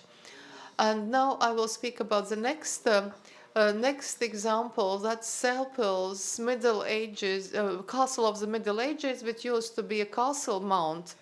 But since Pļaviņš hydroelectric station was built, now this is located on an island. And again, using the same principles that we were using also in the previous object and the principles that I just presented, We have again developed interpretation of the data on this castle in a 3D model. Again, we have collected historical pictures, we have collected historical plans, archaeological research results. Also, we have also orthophoto, again obtained on site by flying a drone over the island.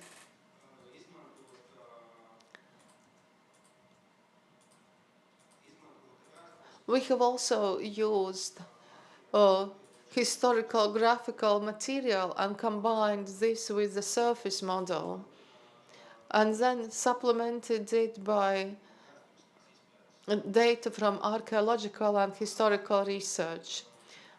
Now, by analyzing this LiDAR surface model, we have this heat or cold map, and we see here these stone constructions both above ground and underground.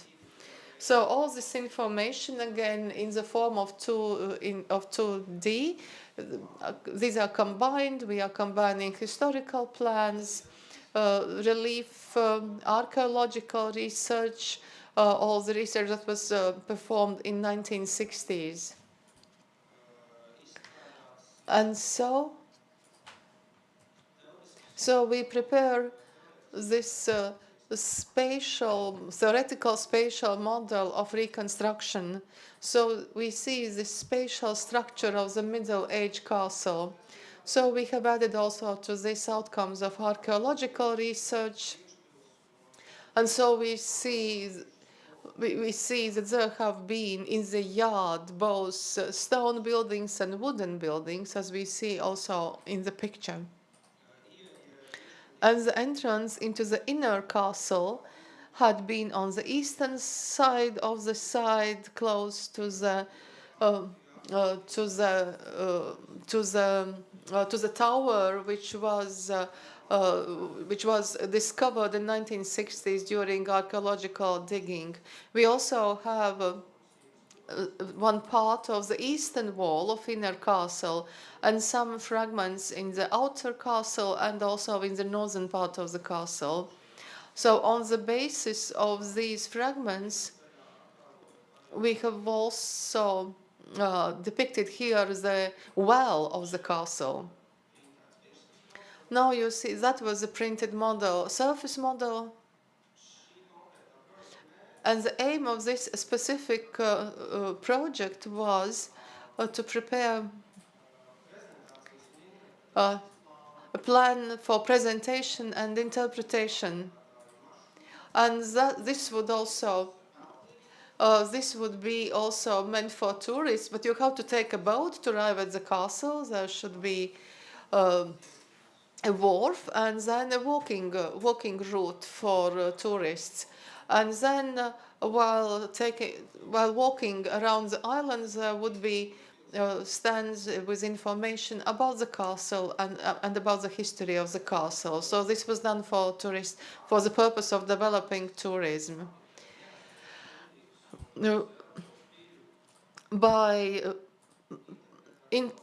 By preparing this interpreted documentation of these objects, which are no longer on site or used, we have arrived at new conclusions on the planning, and we have also outlined further possible zones for research. In the recent years, alongside with accessibility of technological development, data processing, visualization, analysis, this has been part of the daily life of architect who works in restoration. But software for processing spatial data, that's only a tool. Helping to interpret, to visualize, to analyze, to quantify the data related to the particular object. In difference to geometric engineer, architect is not so much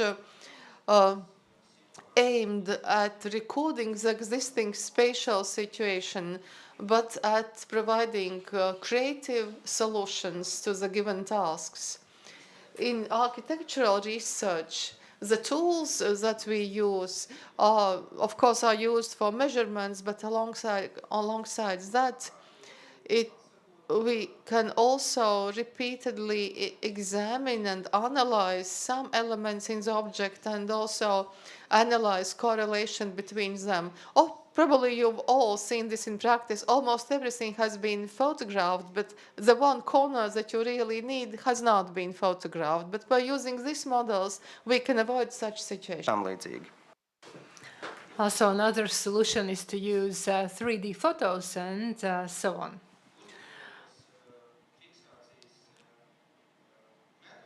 As the methods of fixing, taking some photo or something else of the object improve, we can move a little bit far away from the object because there are sometimes in the castle ruins some dangerous parts that have to be researched.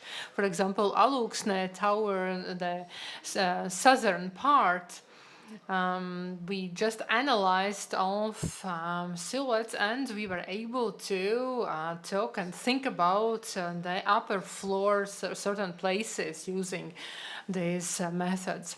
Also using the spatial measurements and surveying and using the virtual equivalent of historic object.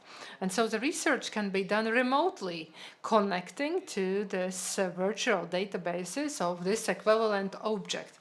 And knowing and being aware of the rapid data acquiring and processment and also dissemination due to these processes being updated and becoming more and more widely available, this is a future for the world, to getting to know the world and understanding the world. So thank you very much. Any questions?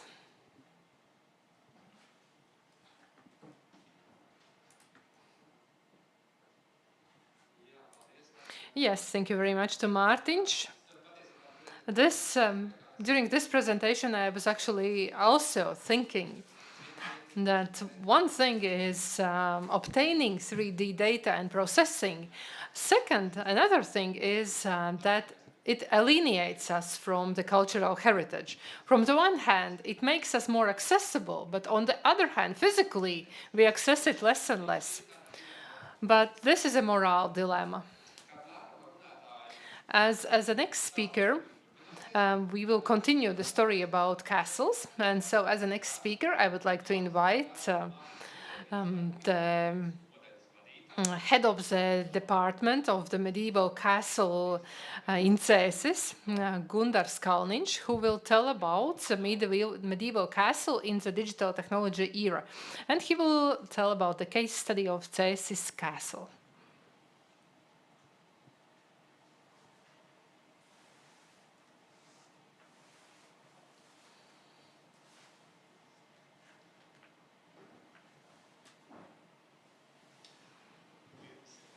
Hello to everybody who is here in the audience and everyone who is also listening to us remotely. This is another time that Cēsis medieval castle is mentioned again. And I'm referring to the invitation from the Heritage Board. They wanted to tell how we have worked with the digital technologies in Cēsis. And so we have worked quite a long time purposefully, and we are very determined. And I was trying to put together not only what was linked to geophysical research and laser scanning, but also to look from the wider angle. So what does it mean to have this large cultural and historical monument, and how to manage it, communication, and all the other areas, and how to use technologies that are available for us in the first quarter of the 21st century. And this is very organic that we have all these opportunities, so how to use them. And I will start with this slide that might seem from the previous century. You're like, well, what's that? This is a panorama screen virtual tours. This is the previous century. But the first slide actually was put here for the two reasons. I don't need to insert any other picture because here you can see it says medieval castle very well, and you saw it also before, and also it outlines one very essential question about using the resources. Very often those who are doing the digitalization of objects, they are worried about it, how intensely the data are going to be used. Also, the managers of the objects are worried that there are huge servers and huge data carriers and how often those data are used. And so, looking at this, I would say primitive 360 degrees tour that we did, we created in 2021, it is actually very widely used. It's in active circulation. Both, it's used at the visitors center of Cēsis Castle.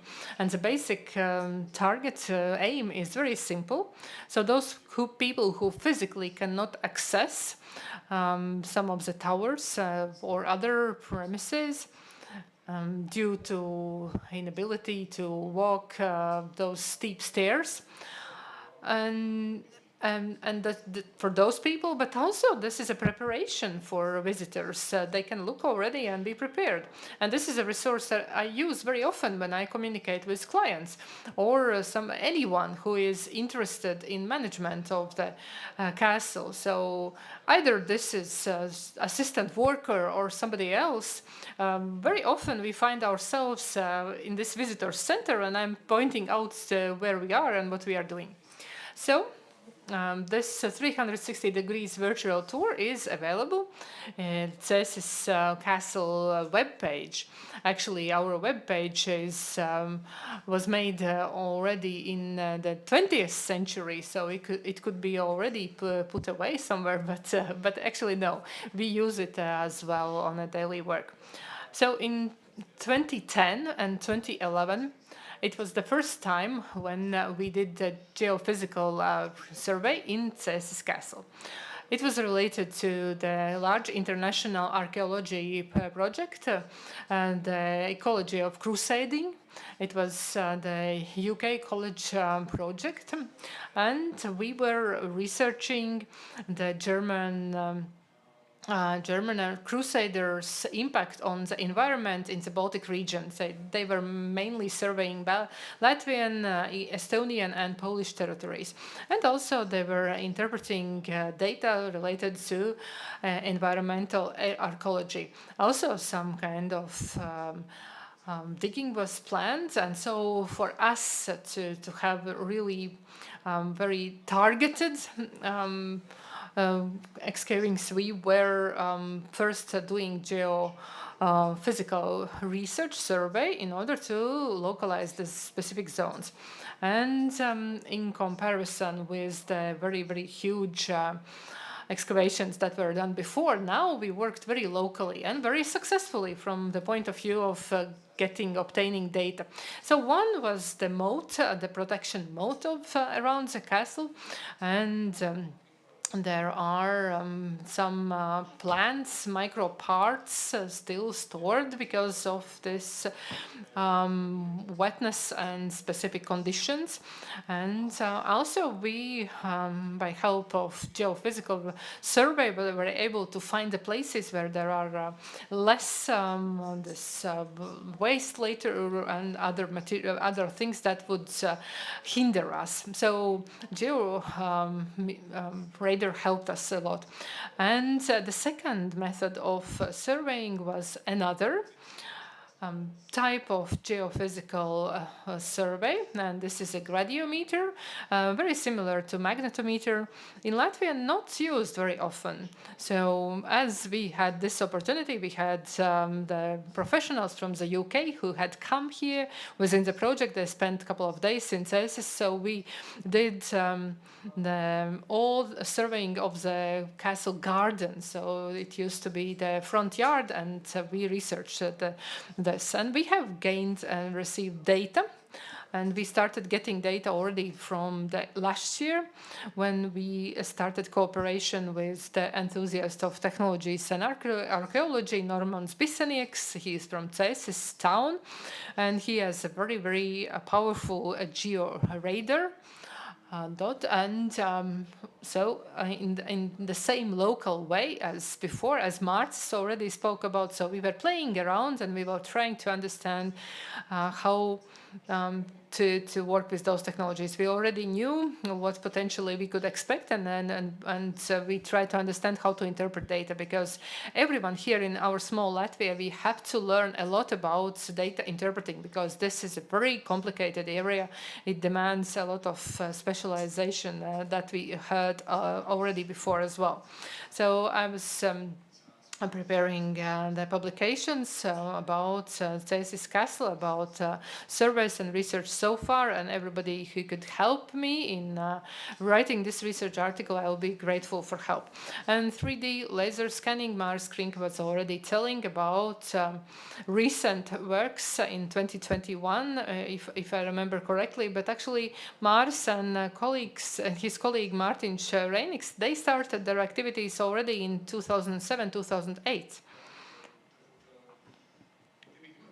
And that was a very large-scale laser scanning works, and result. Now, with a distance of time, we can be quite critical about those results and think about the time that was invested. I should express sympathy to those professionals, and also we could talk about the quality of data. But, of course, always when we look into the past with today's viewpoint, of course, it's different. But for us, data from the 2008 is very important, and that was just before very wide-scale conservation works that later happened together with Riga Antiquarian and also colleagues from Ostwald's, Norwegian Ostwald's municipality. We restored also towers in 2014. So all this surveying the situation before the restoration was very important for us. And in case if there are some wall deformations or anything else where we need to compare data now and about 15 years ago, we have this opportunity, and this is unique, and it is used time by time.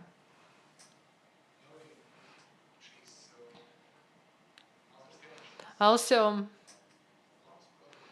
side product or another aspect of laser scanning, which is related to documenting of antiquities and museum items. That was also, for us, in our case, it was 2020, when after conservation and restoration, we finally were able to open the southern tower, the tall Herman, and all expositions in the tower, which we called Life on the Powder Box, we actually discussed about various things. So maybe you have experienced that sometimes a museum specialist goes to IT experts and say, oh, we just need a couple of screens and we need something rotating, and why rotate and how. This question is not asked. But in case of the southern tower, the most issue was how to communicate, how how to explain this complicated building and how to communicate it to the visitor, so that this story is not just like the first chapter of long paragraph what the family reads, but so that it's inclusive and attractive and also very, very rich in information. And also we didn't want to kind of refer to something in the future. But if you have visited, actually, you can feel that you can enter this tower and nobody is kind of pushing on you with some information. Only later you can pick up the receiver and start a video story. So we're respecting this environment around us. And as in the tower, the circumstances and condition is not fit for having expositions of antiquities, but we wanted to tell the story about using guns and gunpowder and so on because it was one of the functions of the tower. So we needed to find alternative solution how to show those antiquities that we found during archaeological excavations and how to present them and how to present all these firearms and so on. So together with AV Solutions and also helping with help of Ocean Multimedia, we created, if I'm not wrong, about 10, 12 digital models of some objects, and now they are in this stand of holographic projections, so they are rotating and levitating, and you can look at them from various angles. So this is a very close link. We are ensuring this link to this object with rich architectural material and also the story we want and have to tell.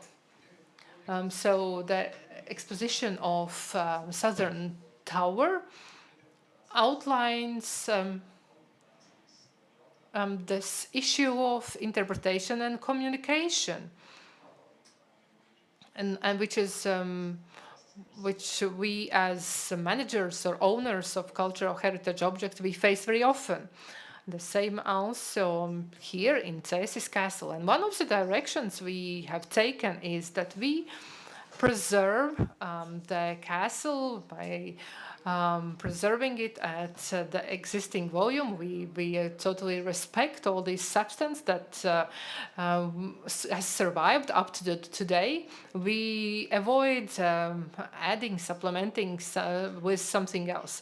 We have a lot of other examples in the Baltics or also in other countries where there is a different way.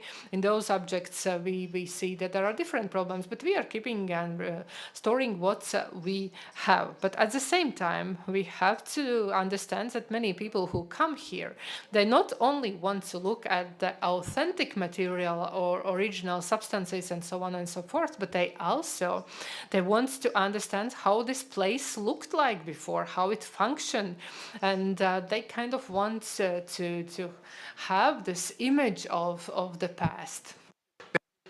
But at the time when we look at the reconstruction drawings, this seems to appeared organically. You found an artist, give some pictures, he or she draws, and you just print these reconstruction drawings on posters and t-shirts. But such drawing really properly made requires cooperation between specialists of all fields. Archaeological, architectural data, historical data, blending all these data in one seemingly simple drawing.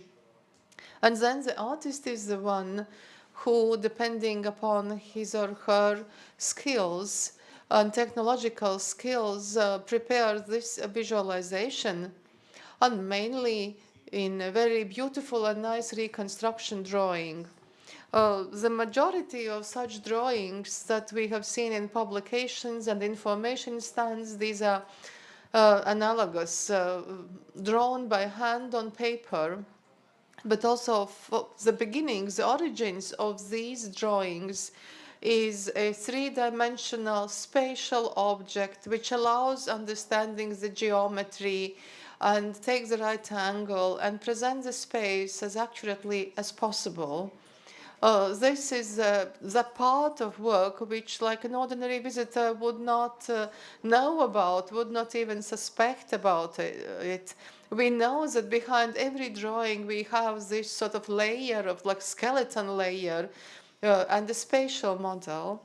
But in recent years we have taken another sort of direction, and this is a digital drawing by artist Jānis Krauklis. This is a digital watercolor. This is that was one of the most sophisticated spaces, halls. Here we see the present situation and then this reconstruction of the 16th century. So the technology of this digital drawing allows us to make introduce corrections in a rather simple way if we get some new data, in difference to a drawing by hand. Here we see also a photo from 2022, just a couple of years ago. Juris Zviedrans, who was researching this building, he was preparing research on windows of Cēsis castle. We are going again to publish this article in our volume of articles of Cēsis castle. And he was researching all the evidence of former windows. And also use those construction details, but in situ, in the object, this stone was noticed with which had divided the window also horizontally. In the first reconstruction drawing, we did it all in a quite neutral way, without attempting to present what we didn't know about now.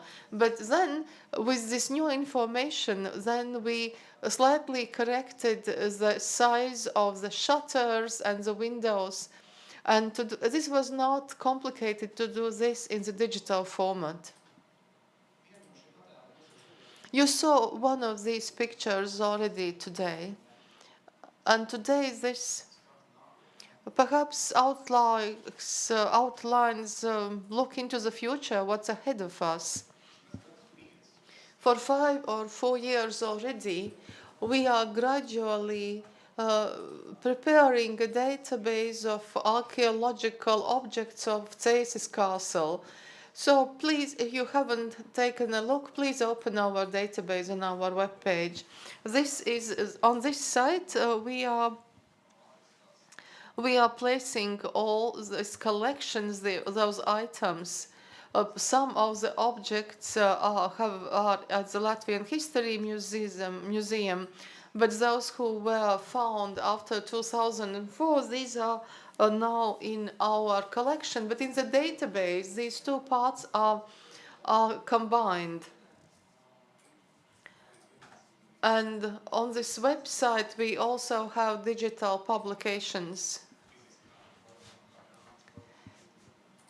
But we also, of course, publish it in the form of books, the collection of papers. But you can get access to all these articles that have been published. And there's a third part in this website dedicated to all kind of construction, building, architectural details. Like stones and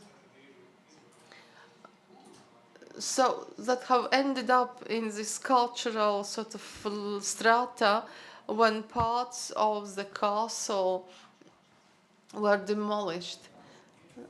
For example, here on the right-hand side, you see this the only part of this column, the only one, and probably it was linked to the dining hall that we previously saw in the digital drawing. No, and so we can, of course, we can look at the photos of these objects and also measurements. So while preparing all these documents, all these details, starting with the drawings of Mr. Stukmanis and now quite recent drawings by Dācis Čibilde, all these details have been also drawn in analogous format, and yet we have this wonderful possibility, and we have tried with Lux to do something in this regard. We are preparing 3D models of all these details. I really hope that we will succeed in implementing this, to digitalize all these architectural details and place these models also on our website.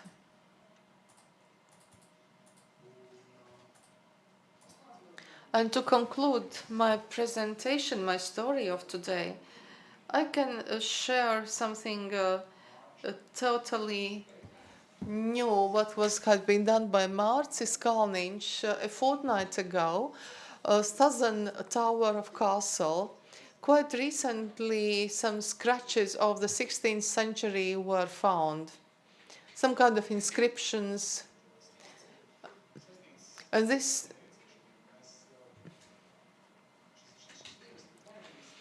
inscription was noticed only in special light conditions. Otherwise, just by passing this site, you wouldn't note it, even if you had been passing it for decades. And while taking photo of it, we don't have this possibility to use different lights, but digital technologies provide this possibility. And so we managed to read part of the text immediately, but we still have one part in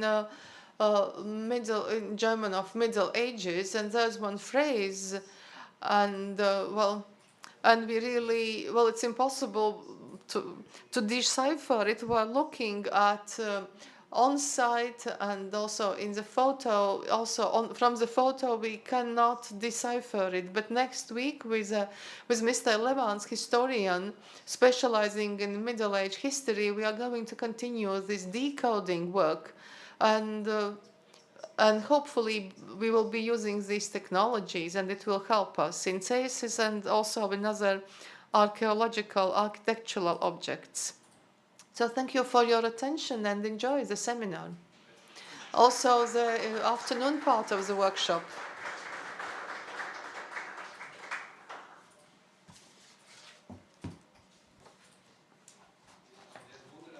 Thank you, Gundars.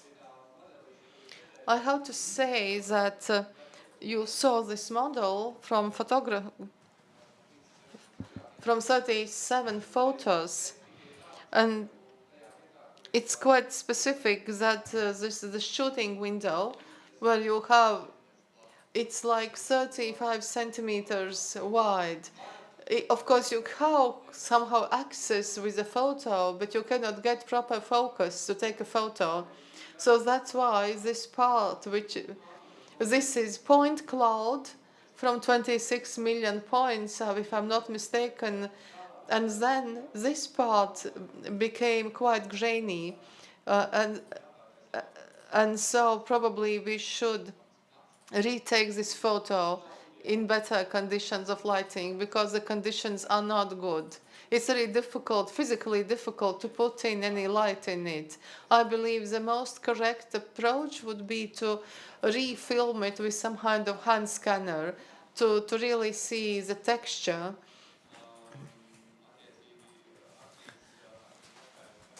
That's determined by the stone properties themselves. But it's quite visible now, and if we now play around with some software, we can take away the texture, and then we get to the inscription. And also we can enlarge the shadows. I also sent Gundars some pictures taken from different sides. If we artificially turn this light around, then this inscription appears. So probably we should retake the photo, or the most correct approach would be to scan it. I think this was one of the most complicated models in terms of access. But now we move on, and I will give the floor to our next speaker, who is a young architect. I understand that he has just acquired his master's degree. I'm so happy to see that young people are also interested in this and become involved in this field. So Daniel Skleckers. We already mentioned a couple of times Ukraine, and he will tell us, I think you are using the example of Ukraine. He will speak about urban renewal and reconstruction after disasters, the use of 3D scanning and BIM systems.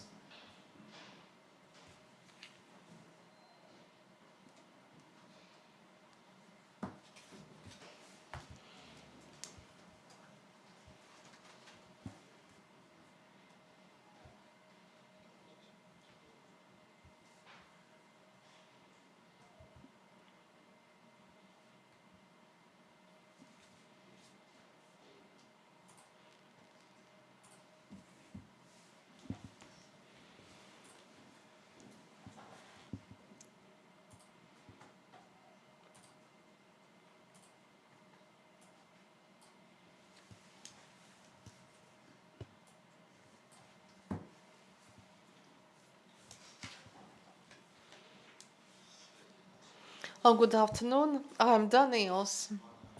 As you understand, my presentation and the idea behind it slightly differs from the previous presentations. Because I'll be using about the use of new technologies and also the possible development of their use. I will be speaking about 3D architecture restoration concept and innovative approaches, especially underscoring cities and territories that have been damaged in conflicts. This project is part of my master's work, which is aimed at combining contemporary technologies and traditional restoration methods. And my goal is to not only to restore the historic objects from the past, but also to adapt to the needs of today and the future, at the same time preserving the historical and cultural value of architectural objects. As a part of my master's thesis, a unique 3D architectural reconstruction was developed, and we developed a concept for post-conflict or post-war territory, and the inspiration came from Berlin, Aleppo, or Baghdad. Based on those examples, we developed the main principle of restoration and divided it into 4 stages. So urgent measures, partial restoration, full reconstruction, and improvement and development. And it allowed me to determine exactly how modern technologies, for example, 3D scanning, BIM, or GIS, can be used at each stage to improve or to facilitate restoration process, at the same time ensuring sustainability and preserving historical heritage. The key role was played by technology, 3D scanning, also BIM and GIS. We used 3-dimensional scanning. BIM facilitates the creation of detailed models for efficient planning of restoration. GIS analyzes the interaction with environment, allowing to accepting the needs of renovated buildings. All this is the complex approach focused on smart and sustainable restoration. As a main example to demonstrate my concept, I use Borodyanka region near Kyiv, which recently experienced heavy bombing. This case shows urgent need for renewal in the circumstances where traditional approaches are insufficient. My work involved detailed 3D scanning of destroyed buildings and infrastructure, and that allowed me to do accurate assessments of the extent of damage and also determine the optimal restoration methods.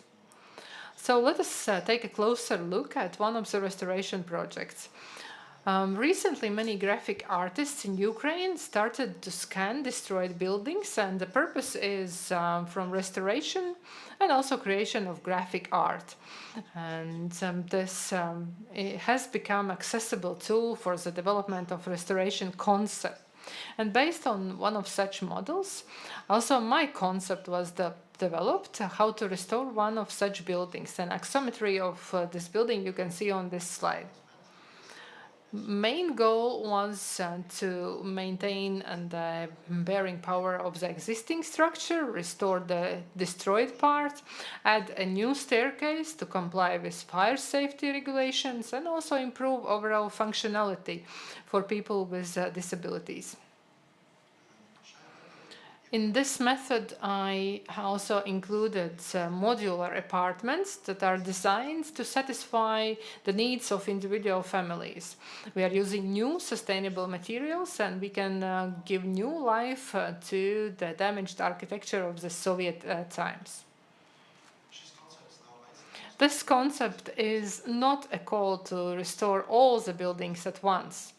According to survey among Ukrainian residents, I understood that this is not necessary. It is important to restore only a few buildings using this or similar principle, and to prove that it is possible to overcome difficulties, and also we can demonstrate the strengths of the population. And this visualization show that with the same goal, a new promenade is created in the center area next to the water body. According to this project, these concept elements of street art reflect Ukrainian symbols. And this is significant addition, not only aesthetically, but it also provides moral support to the residents. Ukrainians appreciate street art, and that promotes their expression of culture and identity. This element also was designed together with the artificial intelligence, and this was great to understand what do we expect from them.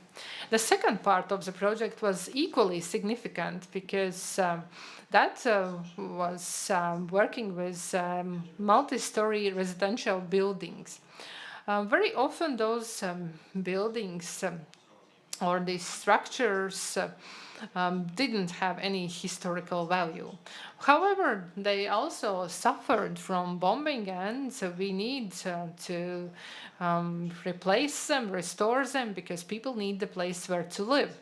Therefore, in my concept, I've proposed to use this territory more efficiently. So first of all, we need to optimize the territories, because cadastral records were not available due to the war, and also GIS system was not possible to use. The distribution of the territories is quite approximate, but as close to reality as possible.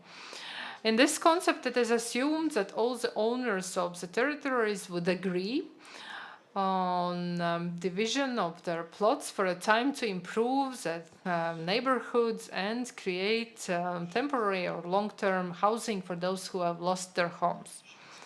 In this scheme, you can see how this division of the territories was done, adding new footpaths and green areas, and also taking into account the distance between the new houses in accordance with the fire safety requirements. Here, if we talk about the new modern modular buildings, they can be relatively simple for installation. I had interview with CMB Housing Solutions company representatives, and they already have experience in creation and also delivery to Ukraine of those buildings. And this is a fast solution because delivery and installation of those houses take only 2 days. So such type of buildings can be adapted to different needs, either a single house for a large family or two-story house, for example, for 2 families. In addition, also the longevity of wooden materials and ability to quickly dismantle these buildings and move to another place is also very important. Here we have showed the neighborhood territory. In addition to new modular housing, we wanted to develop the concept of green areas.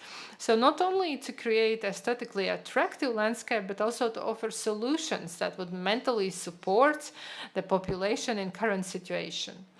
And the new solution was to introduce rehabilitation meditative gardens that promote relaxation and inner recovery. And thanks to Ukrainian fertile soil and also temperate climate, which is similar like in Georgia, this solution seems to be successful. And in those gardens also greenhouses will be created for cactus, for plants, and also for children to teach them gardening. And that will help us to show that everyone can take care of the living and also promote the renewal and development of the community. As to think about the neighborhoods, we looked at entire neighborhoods, the parks, playgrounds, recreation areas, and this also access to the water body. We also have planned a common parking lot because the size of territory is not too large, and it is important to reach any point easily. And that will help us to create a green area without roads and exhaust gases. And that also provides conveniences for people with disabilities. For example, they will have a chance to live closer to the parking lot, and modular houses in other places will have free of charge places for scooters and bicycles. If there is demand for such type of territory, we can also plan to have small electric streetcar that goes to the north of the modules. The project promotes sustainable development by integrating green technologies and also creating the benefit for society. So, for example, I spoke about meditative gardens and pedestrian areas, and it shows how modern approaches and modular construction can be used for fast and effective recovery after disasters, while also addressing the mental health of the population, their well-being, and also social adaptation. In the future, this project could serve as an example to similar initiatives in other regions, offering new directions for sustainable and inclusive urban environment development. Thank you very much.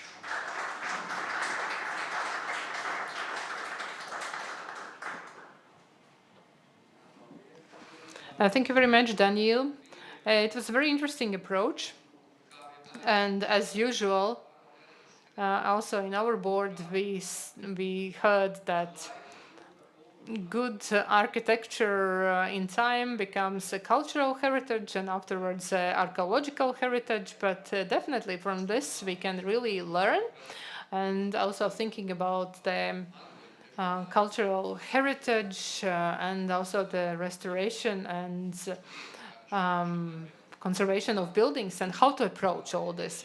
And as a last, in this panel, in this session of our seminar, I would like to ask our Norwegian colleague, the Riksantikvaren Senior Advisor in the Department of Digital Services, Christian Losef. Kurš mums pastāst? So he will tell us about the large-scale architecture, about industrial heritage, and also documentation of cultural heritage in the hydropower and energy sector in Norway.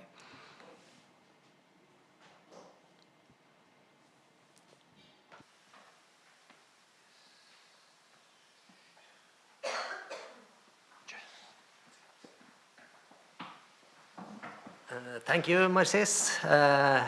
My name is Christian Løseth. The strange O with line through it. And I'm not really an expert on this because the contribution on this theme is written by NVE, which is the Norwegian Water Resources and Energy Directorate, and Kraftmuseet, which is the Norwegian Hydroelectric and Industry Museum. So, but my day job is actually a systems developer, programmer, but I do a bit of remote sensing and stuff, and after a couple of beers, I call myself a Renaissance man. So I think I can, I can pull it off. I will give a short run-through of their contribution. And I'm the only thing between you and a coffee break now, so I respect that.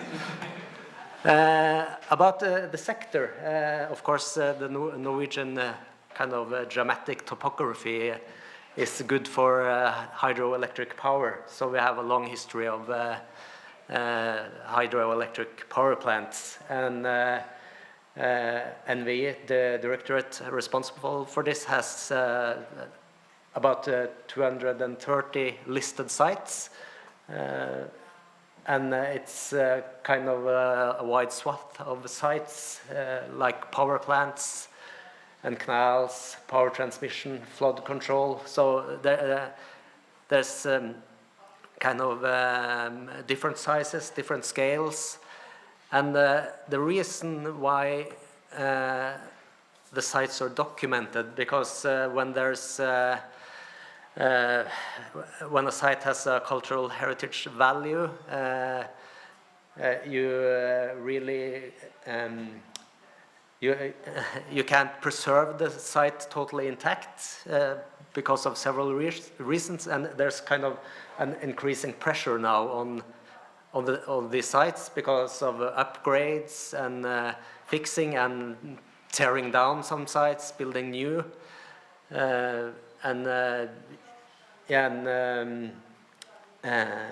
in these cases, NVE can request documentation of sites. So some years ago, around 2018, they had a large project to kind of find a standard and guidelines for owners of these sites.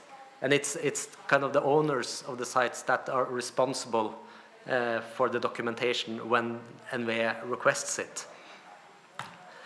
And these are, of course, very large, many of the large complex sites. And actually, I talked to one of the primary consultants that developed the standard for documentation, and he made a point that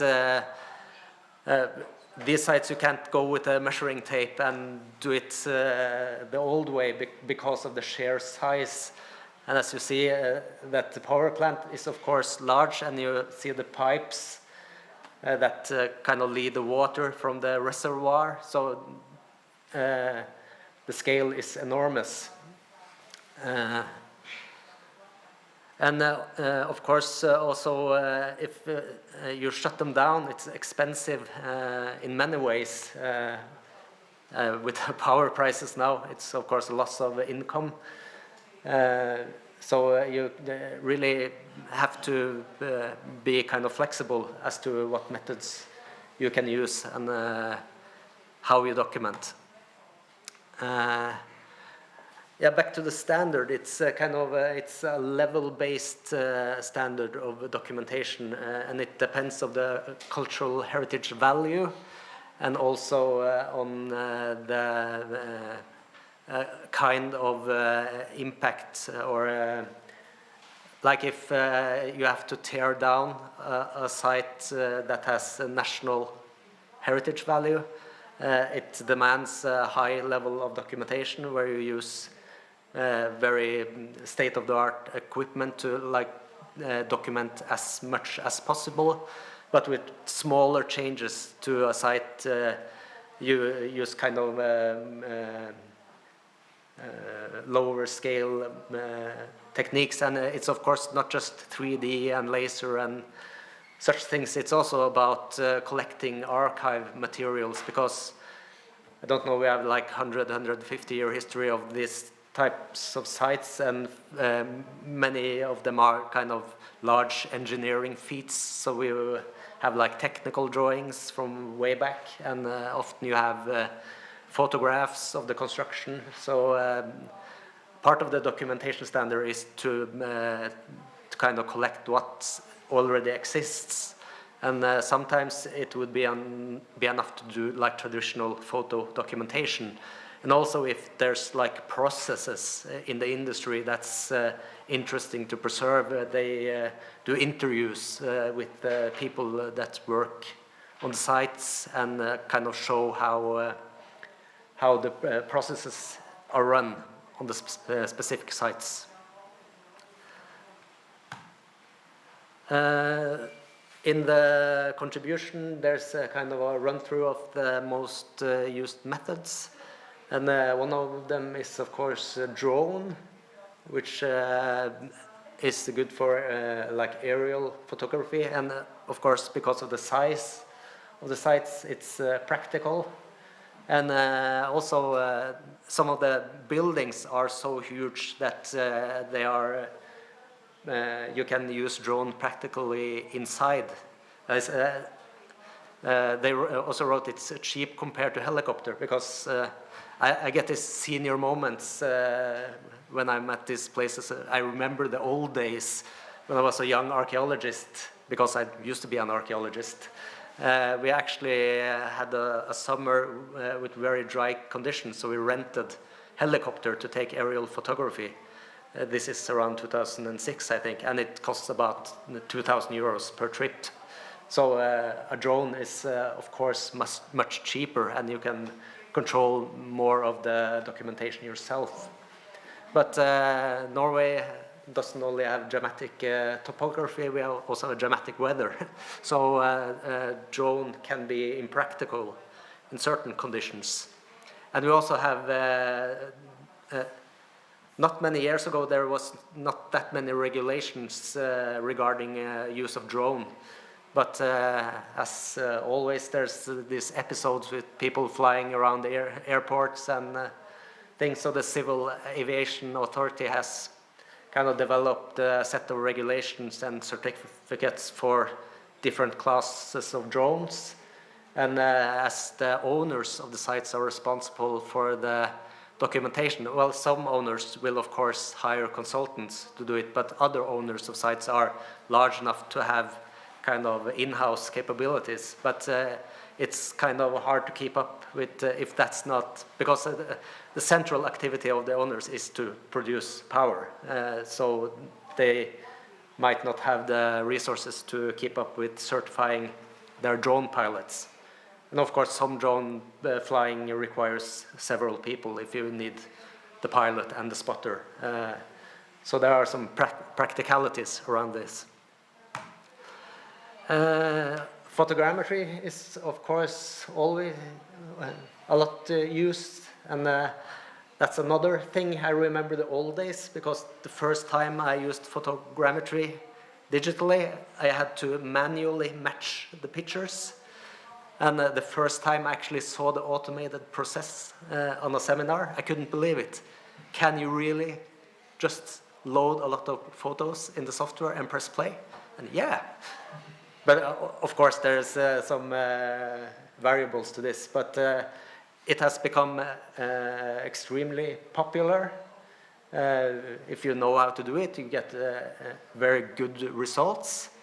But as several people has addressed, there's storage issues, and the large amount of files takes a lot of space, and also if you should store it in the right way, there's also kind of a lot of post-processing to put on the right metadata and stuff like that. And we have, they use 360-degree photography, and it was funny that it should be mentioned as kind of ancient technology, but it's again about why do we need to document the sites, because sometimes you have, it's for research and you need like high density models for certain needs, but sometimes it's about keeping the possibility to experience the site for the public.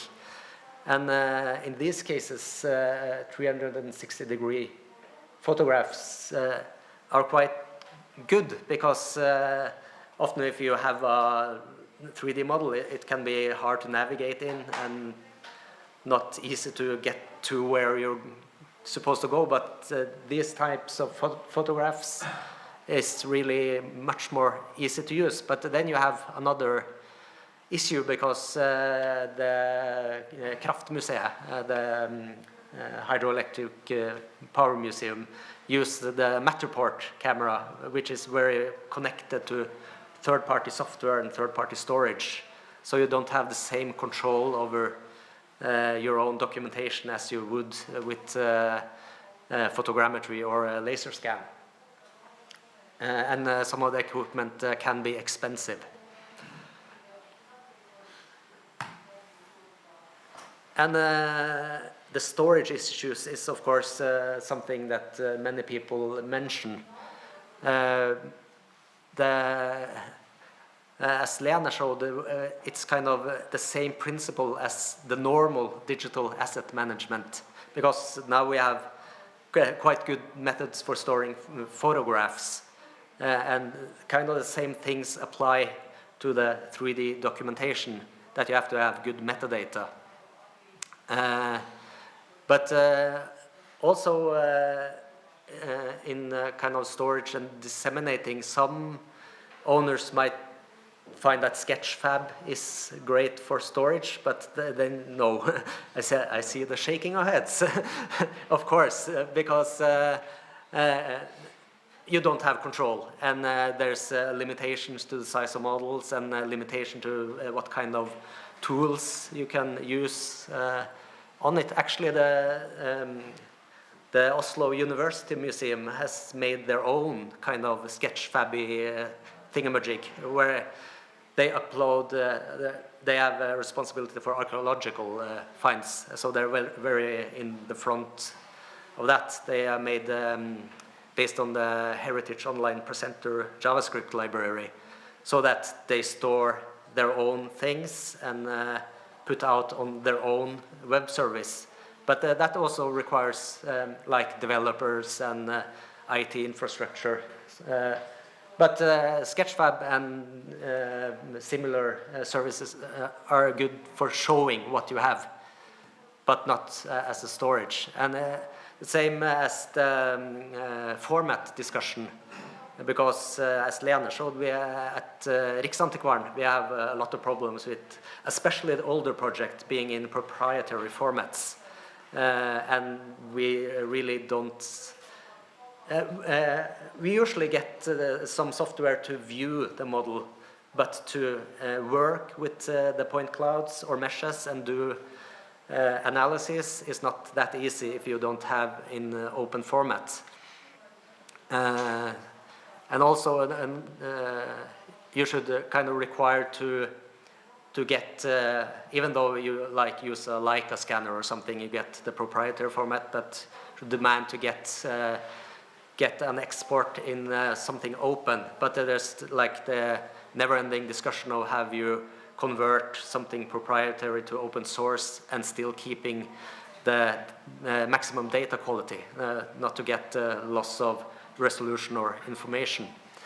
So in Norway we don't have kind of the official 3D formats, and there's also a discussion if it's even possible, because technology is always moving, and it kind of reminds me, I meet a lot of people that kind of work with the 3D point clouds, photogrammetry and meshes, and are starting to get a hang of this, and suddenly you get something new like georadar data, and there's the same discussion all over again.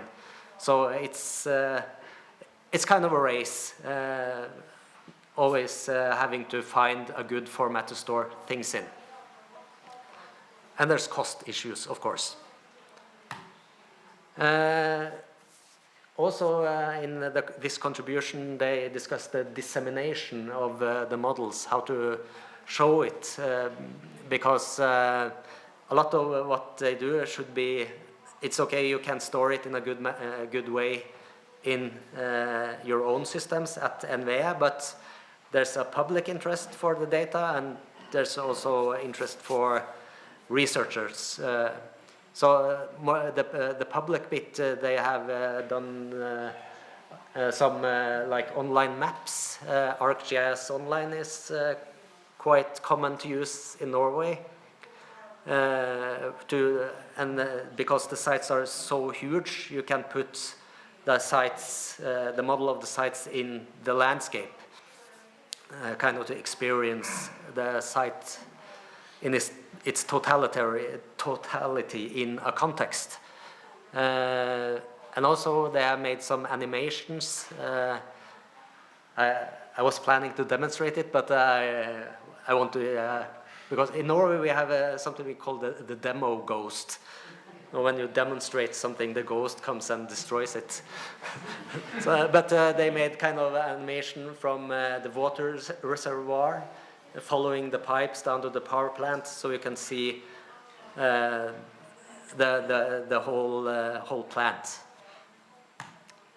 And also back to the like 360 degrees photos, you have the same thing as has been discussed several times. It's accessible not only to people with mobility issues, but also people kind of planning to visit the museum. And also, Norway is a long country, so it, for someone it would take quite some effort to visit all those museums. So it's good for interested people to kind of give an experience online. And kind of a summary is that NVE has produced kind of a standard for documentation where it's not only those levels on how will you document based on what kind of site and the cultural heritage value and the impact of what's being done to it, but it's also kind of guidelines for the owners on how to kind of go forward with document. And there's also kind of a project planning guidelines so that you are well suited to doing this kind of work. The standard was developed some 6 or 7 years ago and tested through pilots to kind of find out if it's suited for the task. And also the various form of dissemination. I planned a demo, but I did. But I actually had kind of a backup plan, just on screen dumps. And this is, of course, a dump of a 360 model, which you can navigate. You can just click from point to point to go to the different rooms, and it's part of the web page where you have like textual information and photographs. And the 3D model, and the 3D models have these points of interest. You can read a bit about the things. And this was the animation, which this was the reason I thought about the demo Ghost, because I couldn't make it work in Chrome, but it worked in Edge. But that's the animation that shows the way from the reservoir down to the power plant. And here's the demo of the online map, where the 3D photogrammetry model is placed in the terrain, georeferenced. And here's photogrammetry which is made by drone and SLR, which is put out in Sketchfab. And if I'm not mistaken, it's one of the really early plants which were built to provide power to a tuberculosis sanitarium. So it's a very early hydroelectric power history. And here's a Sketchfab view of a photogrammetric model from drone. So, thank you for your attention.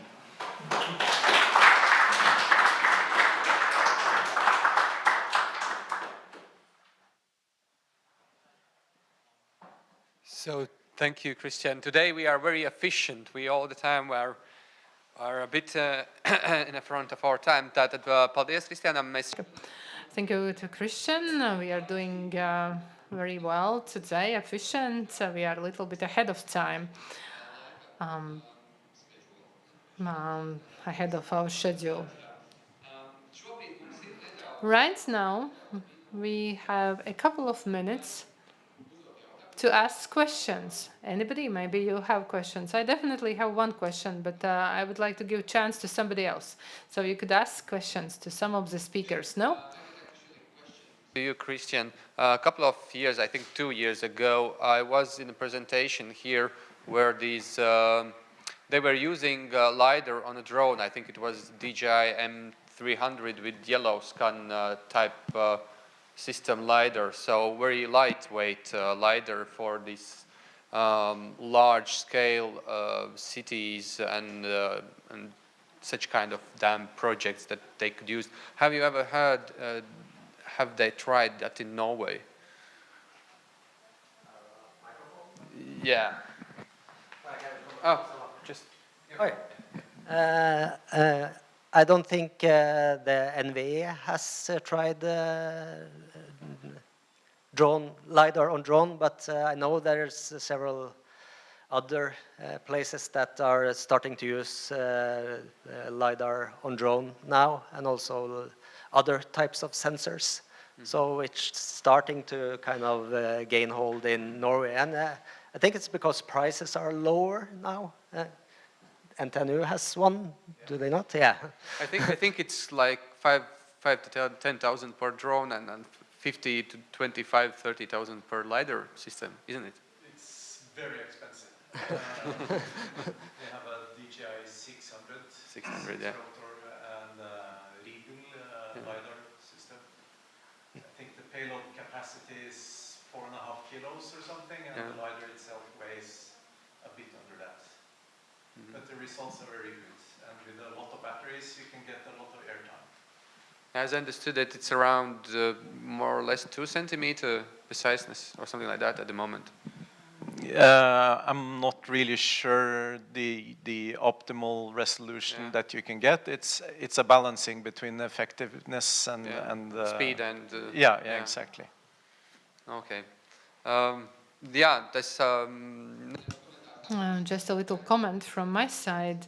When I was watching about this destroyed house, how to document with 3D.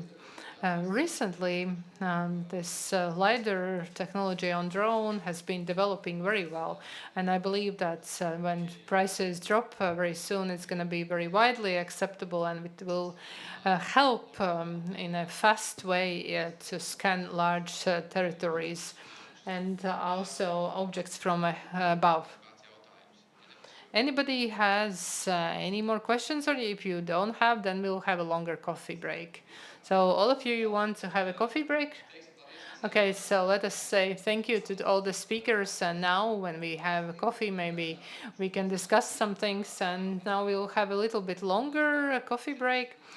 So let's meet back at 4 o'clock at 3 p.m. and then we'll listen the third 3 presentation about using LiDAR in cultural heritage, about underwater cultural heritage, and also about technologies and methods for art objects. And in the end, we'll also have a short discussion, so stay with us, those who are watching remotely, and those who are watching here, short 40 minutes coffee break, and let's return back at 3 p.m.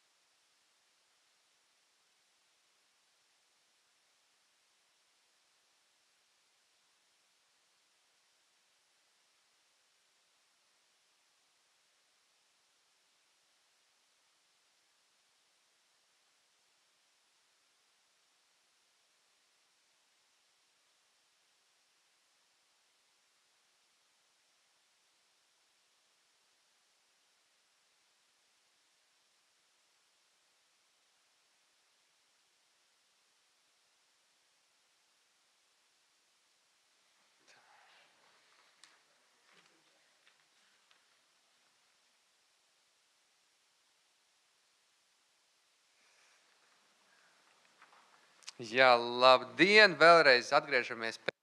Hello again. So we return for the last time to our online international workshop about management and preservation of cultural heritage. And as the last speakers, we will have Mr. Jānis Meinerts and two colleagues from Norway, who will tell both about LiDAR data and also underwater cultural heritage and reconstruction and maintenance of data, and also about art objects.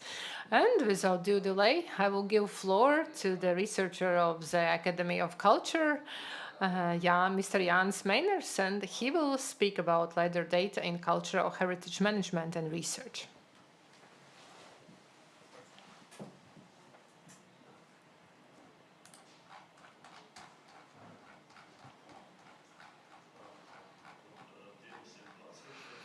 Hello, everyone, also those who are watching us online. Thank you to Marcis for introduction.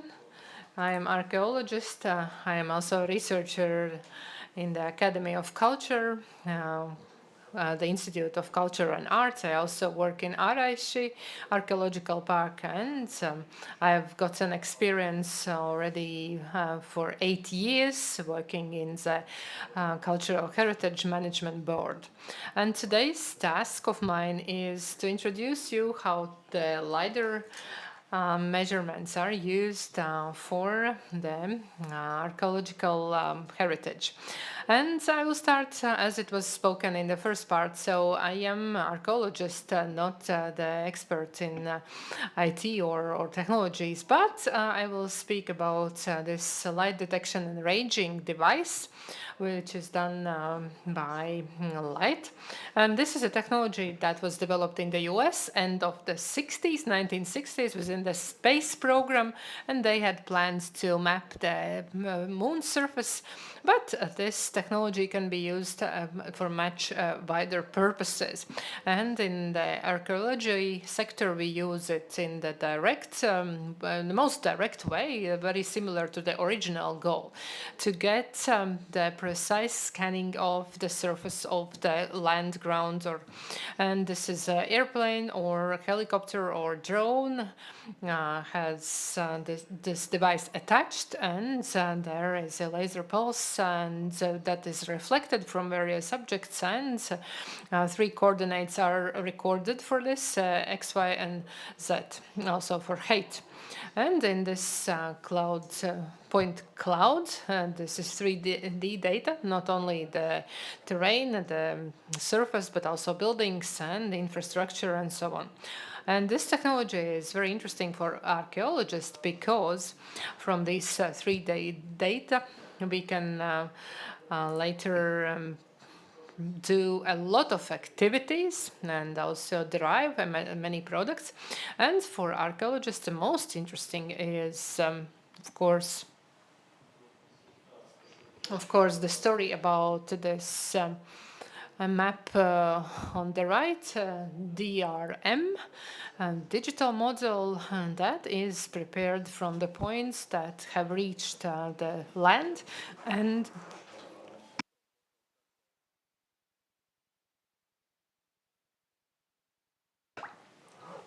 in comparison with orthophoto and also in the middle. So in first 2 cases, we don't see anything, but in the third case, we can easily see where the terrain was impacted, changed by humans. And scanning and using of LiDAR in Latvia, it's been done since 2013 till 2019, according to the order from Geospace Agency, and a lot of operators did it with various scanners at different times. First they started with the central part, and then the southern part, and then the Latgale region, and finally the Vidzeme region. The density of points, not less than 4 points per square meter. And also on the surface, not less than 1.5 points per square meter. Vertical data accuracy up to 12 centimeters, 95% confidence level, but those are the lowest indicators. Usually the quality is much higher. And we also need to understand that this scanning was not done with a goal to develop the cultural heritage sector. It was just to get the data for topographic maps and also for the security reasons. But of course, as those scans were carried out at different times, the data are also different, varied, and the question is also about the quality of the data. The most actually significant problem is well known to everybody who works with those data.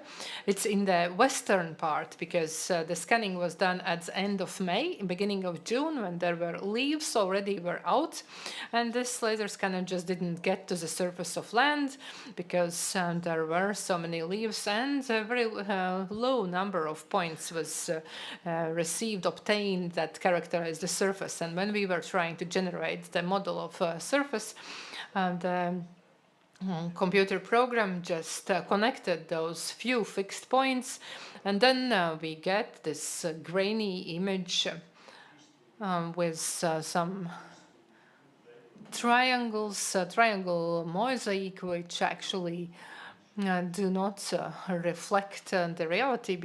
It just is that we are missing quite a lot of data here.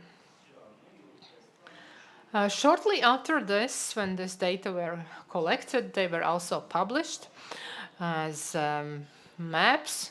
I will call them as LiDAR maps. So this model of surface, first at the Geospatial Information Agency webpage, and afterwards also at the Latvian State Forest. But the data are the same. It just depends what the spectrum of colors is used, and also what processing is used. So in one case, one option is better, in another situation another. I must speak also about this third model made by the Faculty of Geography of the University of Latvia, and this is available at the University of Latvia network. And also right now we have these maps freely accessible to some derived forms, so slope models, and also combined models with ISO lens and topographic and other ways. There is publicly fully available not only maps, which is one of the end products, but also the LiDAR scanning data in full amount, LAS file formats, and you can enter the web page of Latvian Geoinformation Agency, and this is divided into 1.1 kilometer squares, and if you have skills, you can create the terrain surface models, or to do something else with those data than do some modeling. And now I will speak about 4 examples. All of them are stories about discovering new, unknown archaeological objects, and also discovering and also working on them. And this is the first step in protection of those, because it's first, it's very important to be aware that we have this heritage, and also to assess, to evaluate, and to value its meaning. This LiDAR data on the archaeology sector can be used also for spatial analysis, which is a step forward in archaeological analysis, to do some space overview analysis or model the accessibility of the points, which is very important to understand whether from this for example, place, location, we can easily get to this burial site or to another point. But all this is a story how the data are used later in academic research. And this is for heritage, maybe heritage protection. This is just some of additional goals, but there are some other basic goals. So first of all, we were together with archaeologist Jānis Ciglis doing discovering these ancient burial sites in the western Vidzeme region. And this is a story about a professional, a specialist who, because there is a principle of analogy, he knows how this archaeological object looks like. Those are burial sites, burial mounds, and he systematically was going through wide territories. He looked through this LiDAR maps, and he was looking for similar objects that would remind him or looks like these burial sites. And then later he scanned closer this object and to try to verify whether it's worth to go to the spot. And then together with some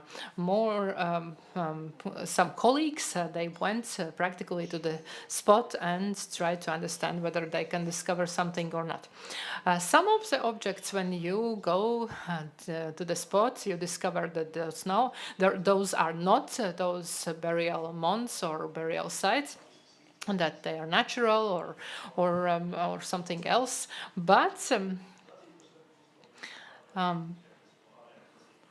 some also were recognized looking from external sites.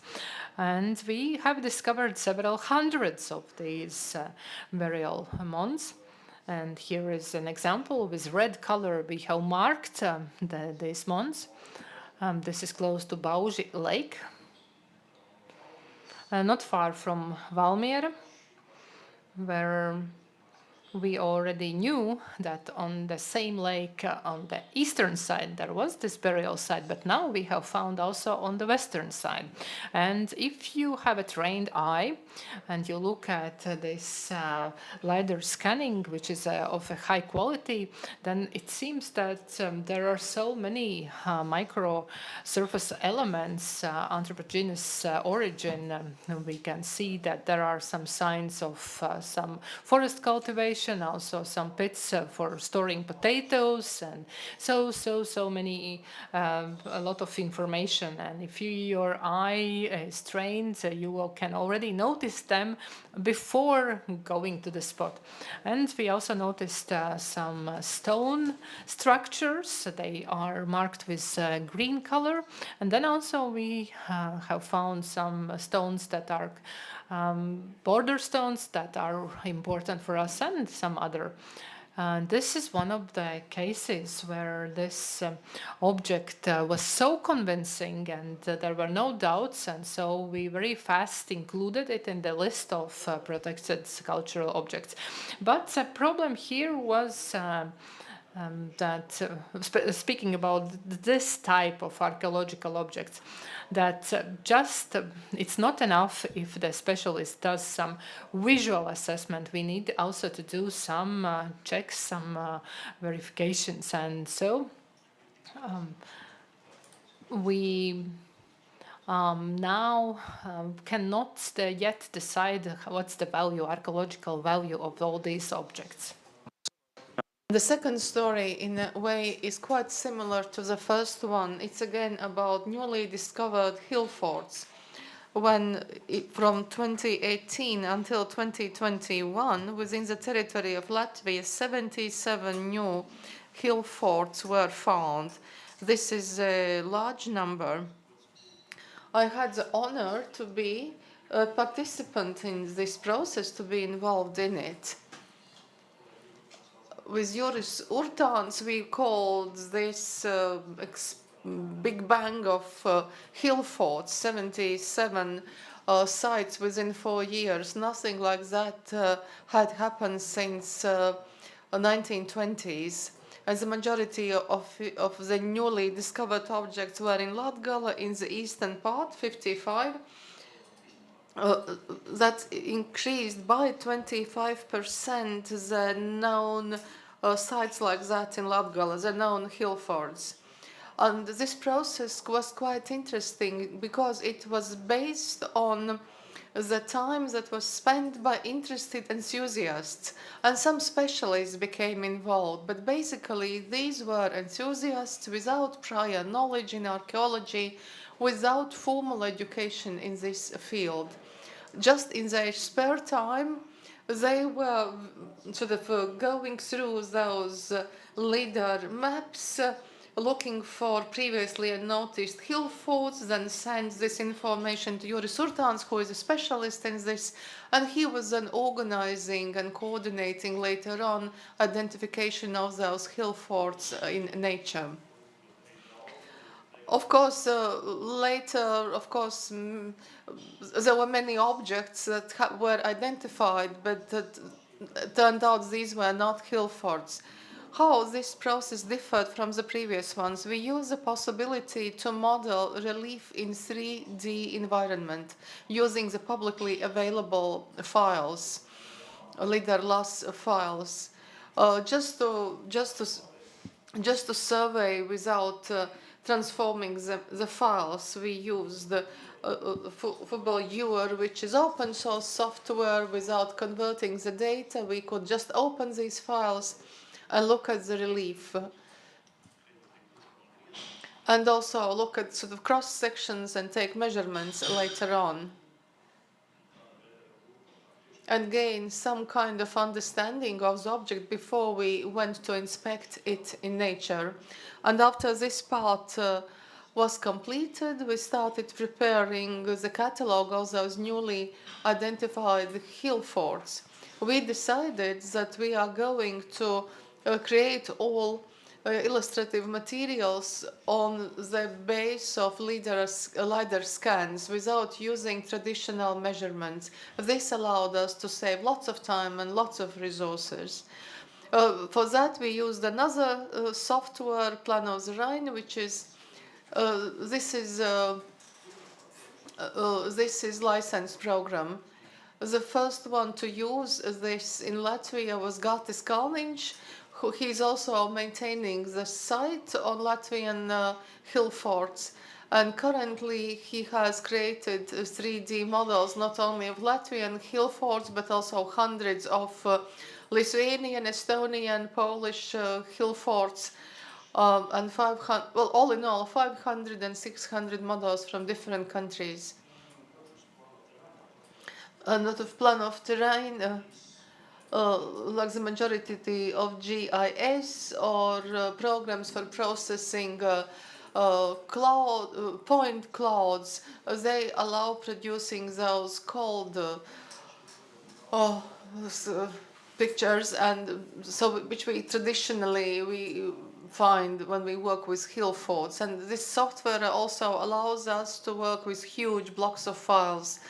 This, for example, is an example from the vicinity of Aizkraukle, combining loss blocks and creating a model of relief for a very large vicinity. So this software really has all kinds of opportunities. You can play around, use the color scheme.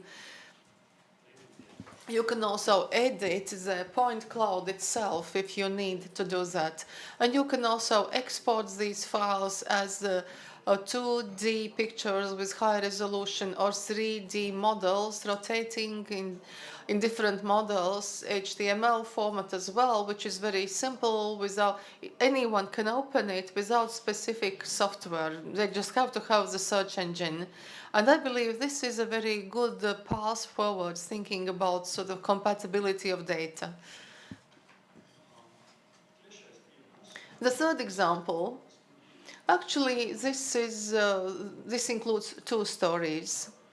It's about identifying mount for obtaining charcoal near Ropaži and Angure. Actually, such mounds exist. It was known before. It was known also in the 20th century. But until now, archaeologists had not paid special attention to them, had not tried to research them. And here we have to thank Elina Guščika, our colleague, who has identified these objects and also made them visible. So these objects have entered in a way as a new typological group in the sort of circle of archaeological monuments. The whole story began with Ropaži vicinity in 2016. Approximately 180 square kilometers of territory were surveyed, also involving geographer Raitis Upmalis. He created, on the basis of those accessible LiDAR data, new models in different color schemes. And these were combined to identify visually better these charcoal mountains on the maps. And then they were manually mapped in GIS software. And then a sort of sample was made, and these objects were identified. There are approximately 4,400 objects like that. Of course, it was impossible to survey all of them. That's why this sample was made.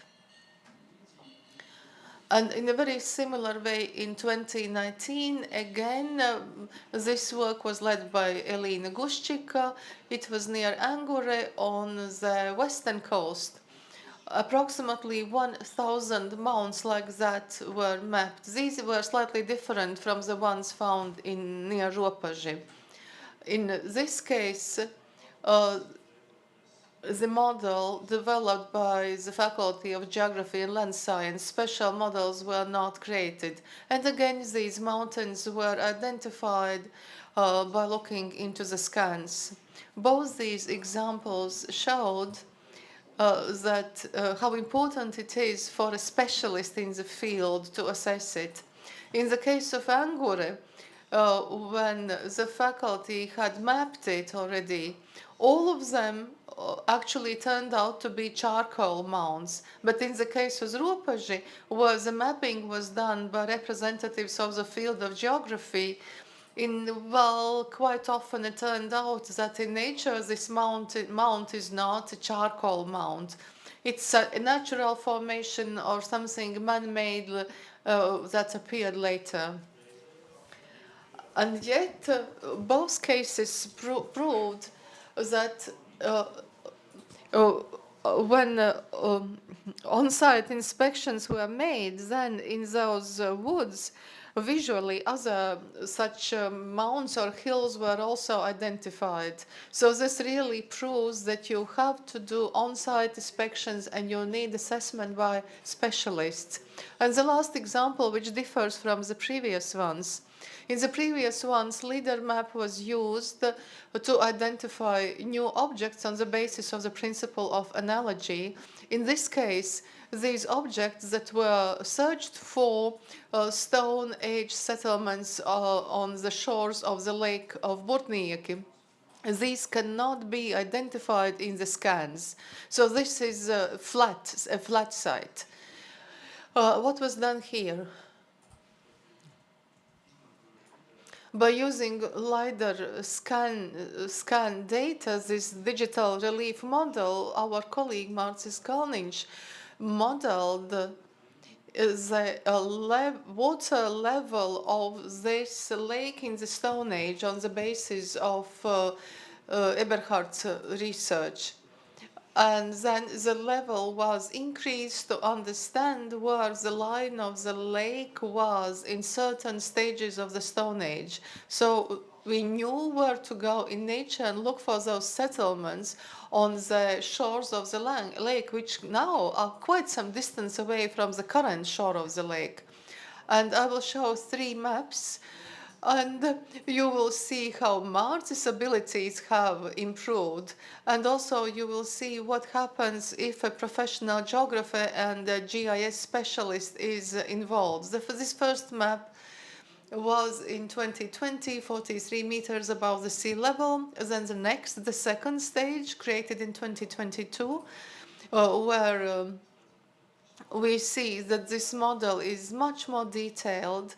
You see sort of different sort of gradation of the level. And in 2023, geographer and GIS specialist Edijs Brejers was involved in the project. Previously, he had already worked on modeling of Ventspils Lagoon, and with the methodology that had developed was applied also to the Burtnieks Lake. And these digital model data were used as the basis.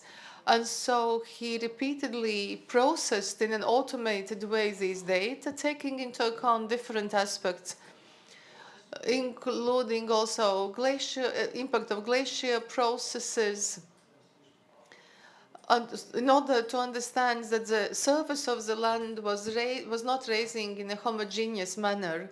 And so this clearly influenced the way the surface of the lake spread and how the shoreline was located. As these two, conditionally simpler models showed, and also this more complicated model by Edijs Brejers, this approach has proven to be very effective. So actually in 3 years, several new sites of the Stone Age and several settlements have been identified, including on the north end of the lake. And this was really thanks to this very detailed model developed by the specialist. And now coming to the end of my presentation, very briefly on what Marcis already mentioned at the very beginning. Actually, we have chosen the same archaeological monument. And this is the story about how LiDAR data are used in everyday protection of archaeological heritage. Because this free accessibility of LiDAR maps, and especially to connect also this Latvian forest map model, this really has made mapping of archaeological monuments much easier, at least of those that can be identified on the relief. And it has allowed our board to digitally map all 2,000 archaeological monuments of Latvia. And this is really qualitative and quantitative leap in geospatial data. If we'd have to compare measurements with the sort of previous topography from the Soviet times, that would have been mission impossible for us. But around 2006, 7 or 8, these orthophoto maps started appearing. These wouldn't much help us in this situation. Of course, we have cadastre borders, and we might think that this object is located where these borders have been drawn. But when we get LiDAR data, as we might say, this is a game changer. There's no need for us to use these previous maps. We can very easily digitize the location of the monument and also see the cadastre borders have been drawn incorrectly. And in the end, a couple of conclusions also with a view to the future. So LiDAR has fundamentally changed archaeologists' approach to field survey work. So this cartographic material not only evaluates and selects the areas to be surveyed, but also locates newly discovered objects. And also, without the use of LiDAR in the 21st century, it's quite impossible to work, because this all helps us to save resources that were used previously for surveying. Also, although the performance of special LiDAR scans specifically for the needs of archaeology in Latvia has happened very rarely, but we believe that in the future we'll use LiDAR scanners with drones, like we heard, and their accessibility and price is going to go down, and so price is going to go down, and they will be used more and more. Also, use of LiDAR in archaeology in Latvia is still almost exclusively related to 2D environments and cartography. It's like a photo. For object recognition in LiDAR scans, it is currently useful to use specifically prepared DRM models, but it is not yet possible to automate the process. Even with partial automation, the archaeologist has to evaluate and assess the LiDAR data. And also, this free availability of LiDAR data has significantly contributed to the mapping archaeological monuments and also protection. Also, the previous examples show and highlight the need to cooperate between geographers, archaeologists, because they cannot replace the lack of fundamental knowledge in other fields. And thank you very much to Marts and Elin Kalning for sending the materials. Thank you very much.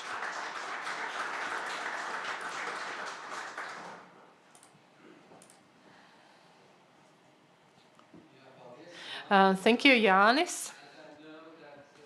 Land uplifting is a very big issue in Norway as well. I have been in several sites, seashore sites in Norway, which has nowadays very kind of long inside the landscape, inside especially around Oslo city. There is a lot of changes been. So I know that you have very nice work done in this field as well. So as I said, I'm just in English, I will not say everything, but Norwegians also have very good example with the uplifting of land and also using it to be aware of archaeological heritage. This process is much faster in Norway. In Latvia we don't have it, but they have very good results understanding and getting and finding new objects. But as the next speaker continuing the story about Norway, I would like to invite the sea archaeology researcher, and also he works for the Department of Archaeology and Culture at the museum. Letters. Øyvind Odegaard. Perfect. So, un tātad mēs dzirdēsim par tehnoloģiju. So we will listen about technologies and methods for 3D reconstruction of underwater cultural heritage.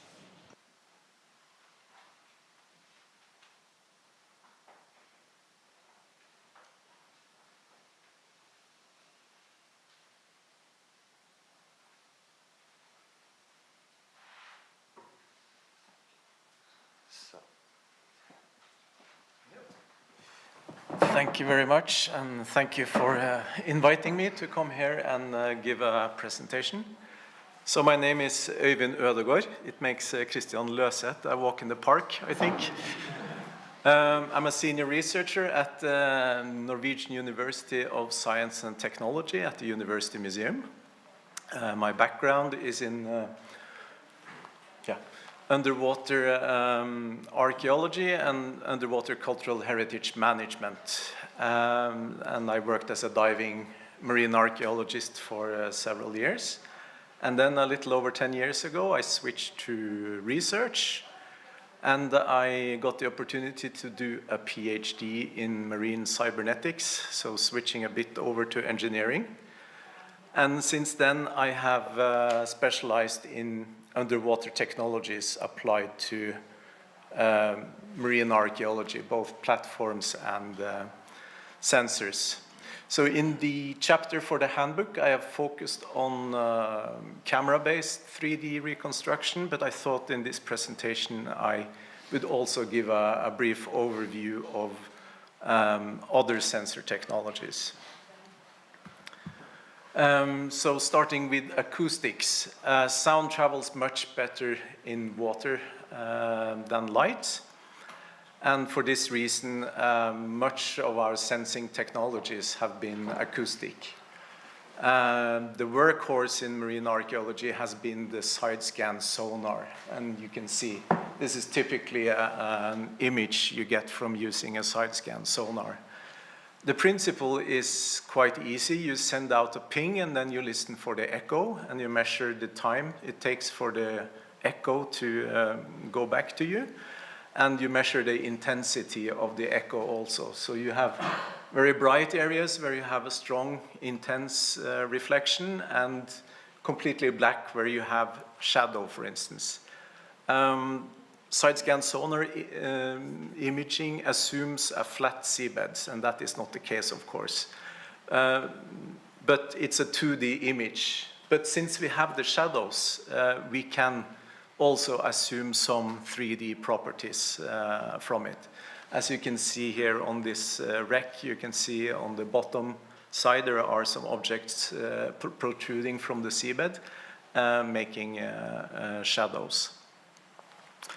In addition to side-scan sonar, we also have something called a multi-beam echo sounder, which is also acoustic sensing. It sends, it's like a fan sending a lot of pulses in different directions and waiting for the echo.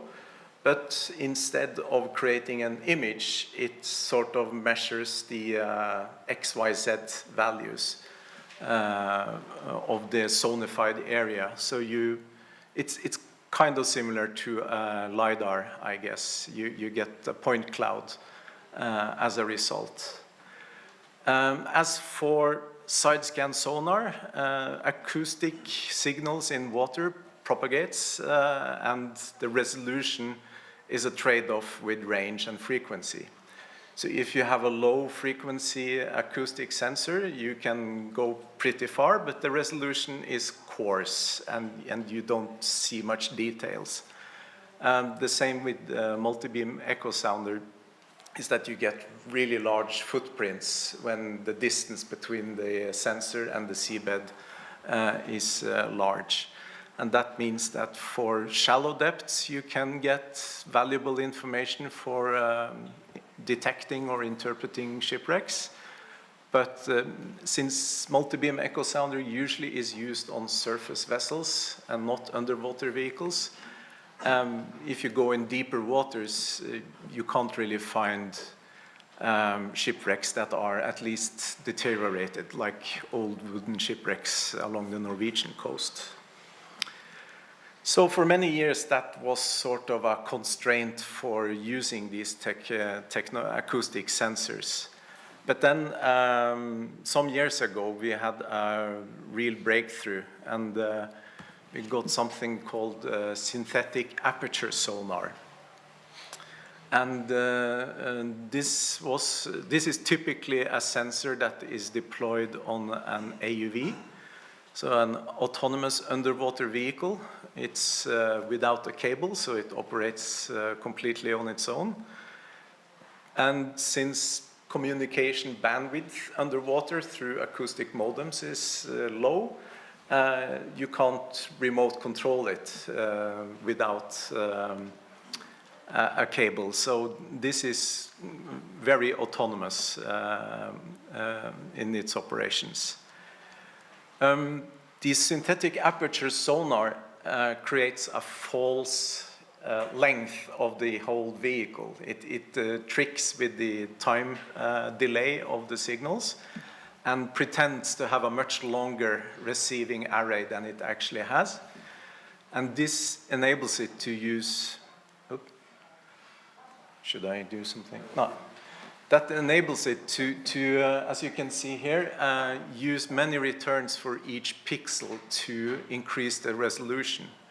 This means that the resolution is very high. It's about 3 to 4 centimeters. And it's also independent of the range and frequency. So for the whole swath, 400-meter wide area, we have 3-4 centimeter resolution all the way. And as you can see here, compared with traditional side-scan sonar systems, it's really a game changer. These are the same wrecks from the same distance, but with different sensors. Still, it's 2D. But since we have quite good navigational capacities on these platforms, we can also co-register several passes of the same rec. So as you can see here, it's a rec that's on one image, you have the shadows on one side, on the other image on the other side. When we co-register these, let's see if I can play this. Yeah, you can sort of blend the images and the shadows, even though it's not 3D data, it gives you an idea about 3D properties and the site, and it can help you do archaeological interpretations better than just having one image set. So for marine archaeologists, resolution is like drugs. It's very addictive and very expensive. And this technology is unfortunately very expensive, so it's not something that, well, you can buy it off the shelf, but it costs a lot of money.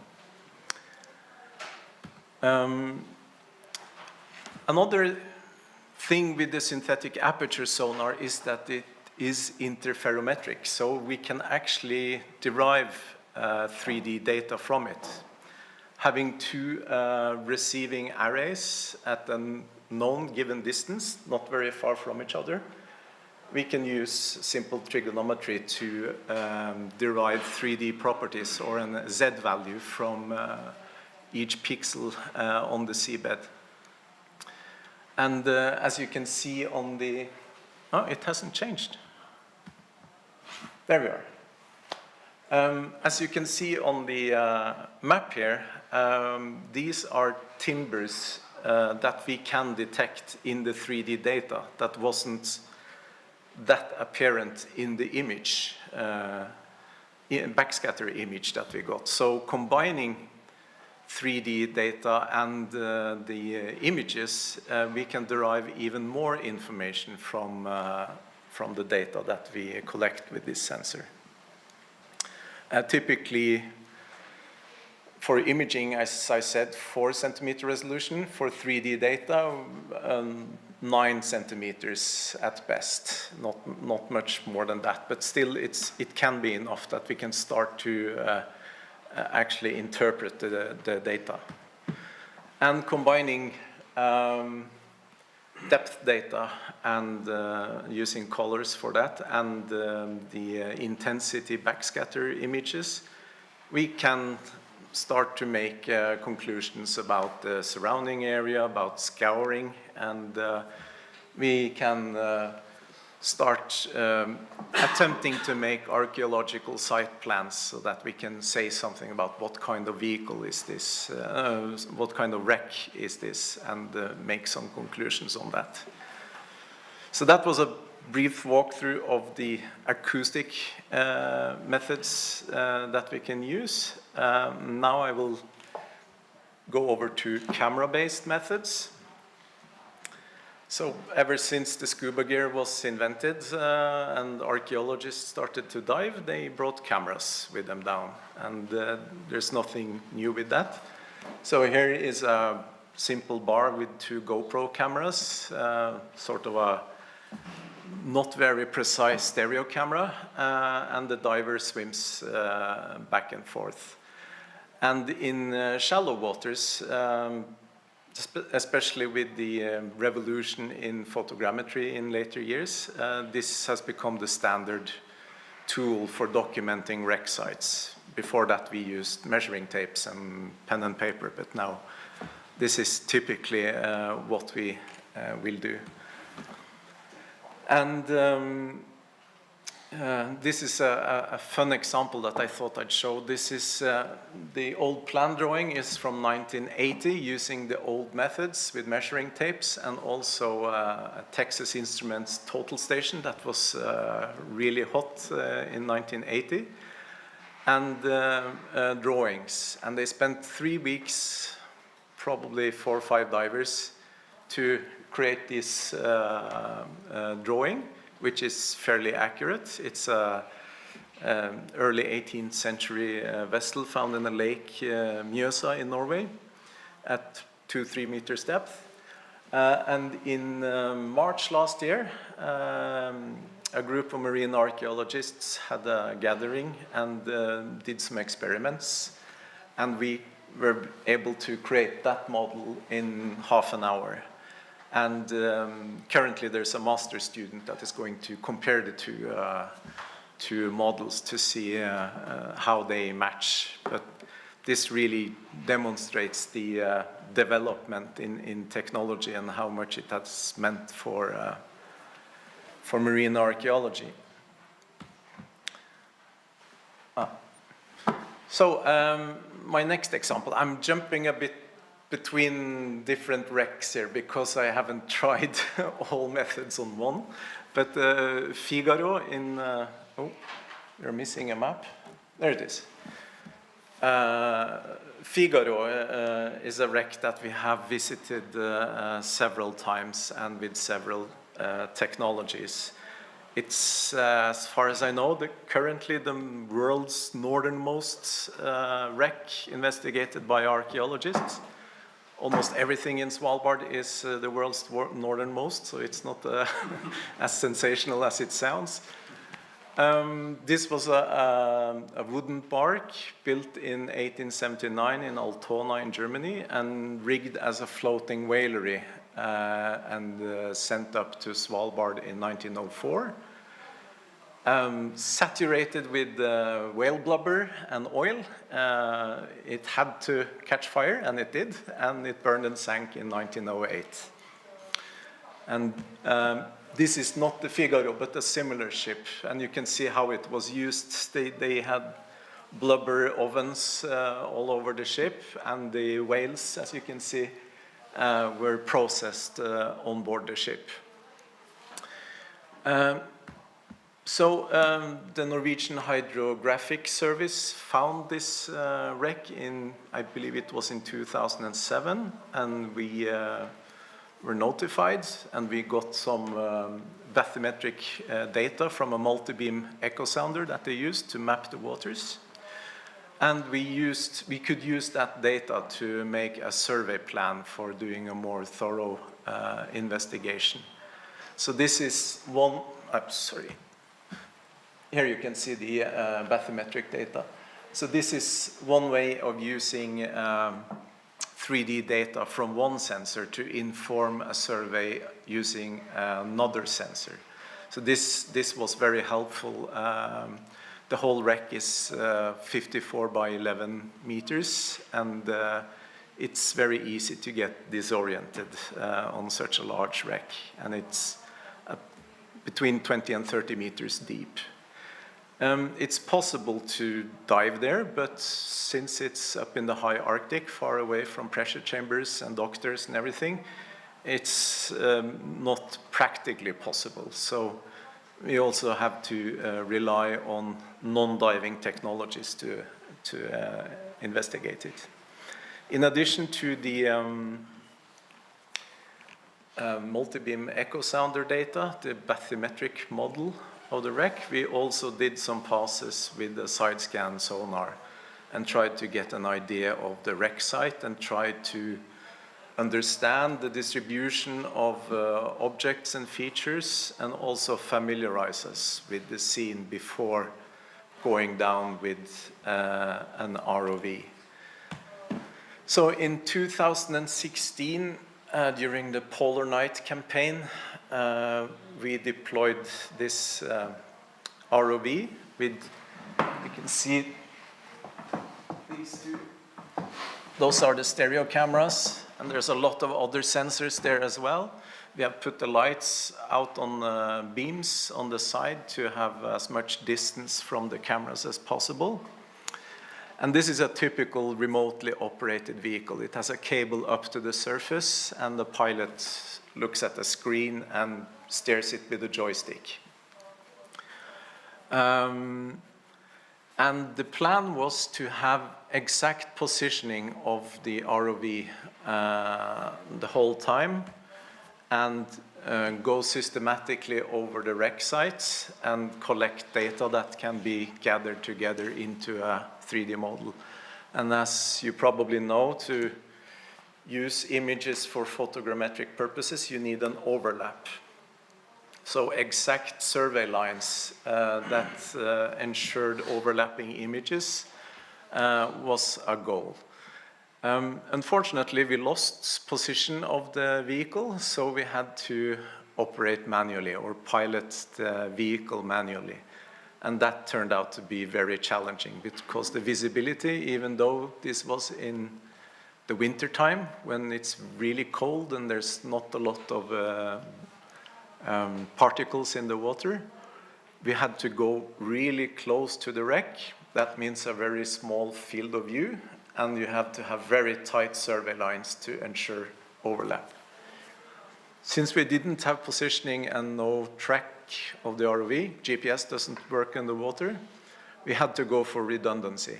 So we really navigated a lot across the wreck. And as you can see, this is an illustration of the processing pipeline.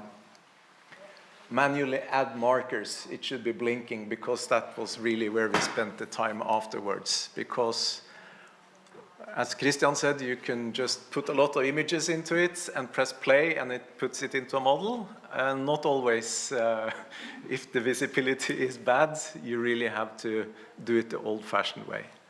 But in the end, we managed to create an almost complete photo mosaic. 10.5 hours of data acquisition time. 34,000 images went into creating this photo mosaic. And from this photo mosaic, we could, or photogrammetric 3D model, we could derive other data products as well, such as a depth map and something approximating a traditional archaeological site plan that's typical for underwater archaeology. So a lot of the challenges are similar underwater as on land, but it's same but different. We have some extra challenges that especially pertains to illumination of images. Since light is attenuated fairly quickly, you very often get images like that, very dark, and you can only see details in the parts that are really close to the camera. So this can be mitigated by using algorithms or image processing to enhance details that are dark, but without burning out the parts of the image that are bright. So here we have used contrast-limited adaptive histogram equalization. I'm not going to go into details on how it works, but it does exactly that. As you can see, there are a lot of details in the background that pops out when you use this algorithm. And the great thing with this algorithm is that you can just push all 33,000 images through it. You don't have to do it manually for every image. I'm switching to another wreck where, let's see if I can also play this one, where you can see this is the contrast-limited adaptive histogram equalization, or CLAHE, that has been used to create a model. But it doesn't give a realistic representation of the colors, and it doesn't compensate for attenuation. Like underwater, the reds disappear fairly quickly. Most underwater images look green or bluish, and that is because those wavelengths travel the furthest. So what you can do after creating a full 3D model is that you can create a depth map for every single image that you have used to create a model. And then you can color correct distant adjusted gray world assumption algorithm. And then you can sort of compensate for the attenuation underwater. So this, I think, is a fairly precise representation of what the wreck would look like if we removed the water. This is a tugboat in Trondheim Harbor at 60 meters depth. And this was the training object that we experimented with before going to Svalbard and looking at the Figaro. Finally, I have 2 more slides, and I think I have time. It's the next, so this is state of the art, and this is probably the future, I think. This is our latest robot at our Applied Underwater Robotics Laboratory at NTNU, and it's a snake robot. And it is about 7 meters long, and it's articulated, so it can move in all directions. It can function as a typical AUV, going as a torpedo through the water, using a side scan or a multi-beam echo sounder. But it can also stop and hover and move in all directions, and you can have cameras all the way along the body. So it can change from covering large areas with acoustic sensors, stop at interesting objects, and then do close range inspection with cameras. This, of course, means that it must also be intelligent. It must be able to recognize objects, and it must be able to replan its mission on the fly without the human involved. So developing autonomy and machine intelligence for these robots is my current research interests, and we are hoping we actually used this snake robot on the Figaro in Svalbard in February, and we are currently working on a publication of the results. And it's very promising. And then the final slide I'll show you is from Halifax bomber aircraft from World War II, also in Trondheimsfjorden. And this is just to demonstrate it's not only 3D data that can be used for interpretation and sort of collecting data on the wreck itself. It can actually also be used in operations. So on the top left side, you can see the original ROV video footage, the navigational camera that the pilot sees when he was navigating the airplane. This is at 180 meters depth, I think. And then a 3D model was created from images captured from the ROV. We created a 3D model. Then we took the navigational data from the ROV and put it into the synthetic model. So you can see it's almost the same field of view. Sometimes you can actually get a much better situational awareness and understanding of the site looking at the 3D model instead of the real footage. And this is something that can be used, for instance, if the visibility suddenly gets disturbed, or you have fish swimming in front of the camera. So using a 3D model like this is something that can also guide a marine archaeologist piloting an ROV or another robot on a wreck instead of just relying on the live stream from the robot itself. Yeah, that was, I think I was on time as well. Thank you very much.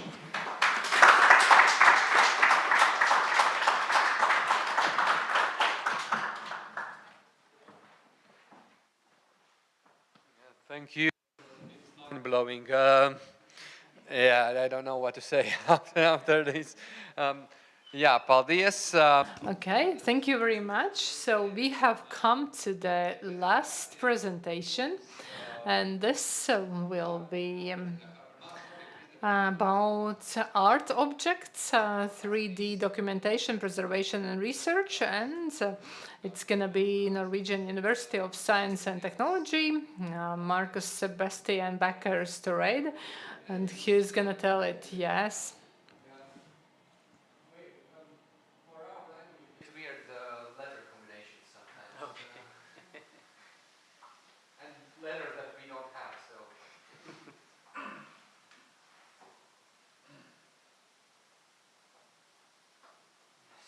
floor is yours. Thank you very much. I have the honor and the privilege of being the final speaker today. There's been a lot of good, great talks, but I hope you have the energy for one last one. So my name is Marcus, as I was introduced. I'm a PhD candidate at NTNU, Norwegian University of Science and Technology, same university as Øyvind is from. I'm from the Color Lab department. And as being from a research institution, very happy to be invited to these sort of events where we get to see the results of research or how our research is actually being used in the field. Is a very, very good thing to have feedback for the work that we want to do in the future. So I want to just briefly talk about my department, where I'm from. This is called the Color Lab. As you can imagine, we work with color. With color acquisition, color management, color reproduction in any sort of imaging system. And also how this is used in computer vision and all different fields of applications. So some imaging techniques being traditional color imaging, just with photos with normal cameras, DSLR cameras and phone cameras. But also moving on to spectral imaging, we work with spectral data, and also 3D imaging, which is a term for 3D scanning. Of course, you have a 3D image, which is just the appearance of a 3D model. And some different applications areas for all of this color management data, being, for example, medical imaging we work with, but also one big one that we have is indeed cultural heritage, where we have a lot of PhDs and research on how this is being utilized or can be utilized in the cultural heritage field. But as we're from the Department of Computer Science, we work with mathematics and programming. We're not conservators, we're not archaeologists or historians, so having this communication to contextualize our research is very, very important. And some of these sort of materials and objects that some of our employees have worked with are paintings, textiles, glass, metal, statues, monuments, buildings. So we have a very wide range of applications. But one keyword I want to specify as well, which is also relevant for my presentation, is we are the Color Lab, and we still originated in working with color, but has since we moved on to appearance, which you see in the top left there. And I will go back to what this means, but working with the appearance of an object, and not just the color of it. And then very briefly as well, just some of the research projects that we have been a part of, both present and past. One of the big ones being Change, where we had a lot of PhDs developing methodologies and imaging systems for cultural heritage management specifically. Specifically, again, also managing how heritage objects are changing through time, both in their color and their 3D shape.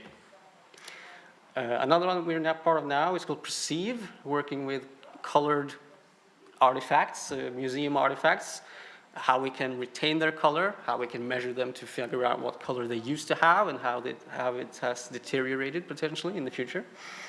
Another project being TextRec and the Lying Pen of Scribes, where we work with old textiles and also manuscripts using the imaging systems that we have. Very briefly as well, my 3D project or PhD project. It's about 3D processing for cultural heritage. It's very wide, but interesting in, okay, how is the 3D data being utilized in the cultural heritage field? What are some fields for improvements and sort of stuff? But I focus on the post-processing of cultural heritage objects, researching things like how can we measure geometric error of a 3D object and the quality of it.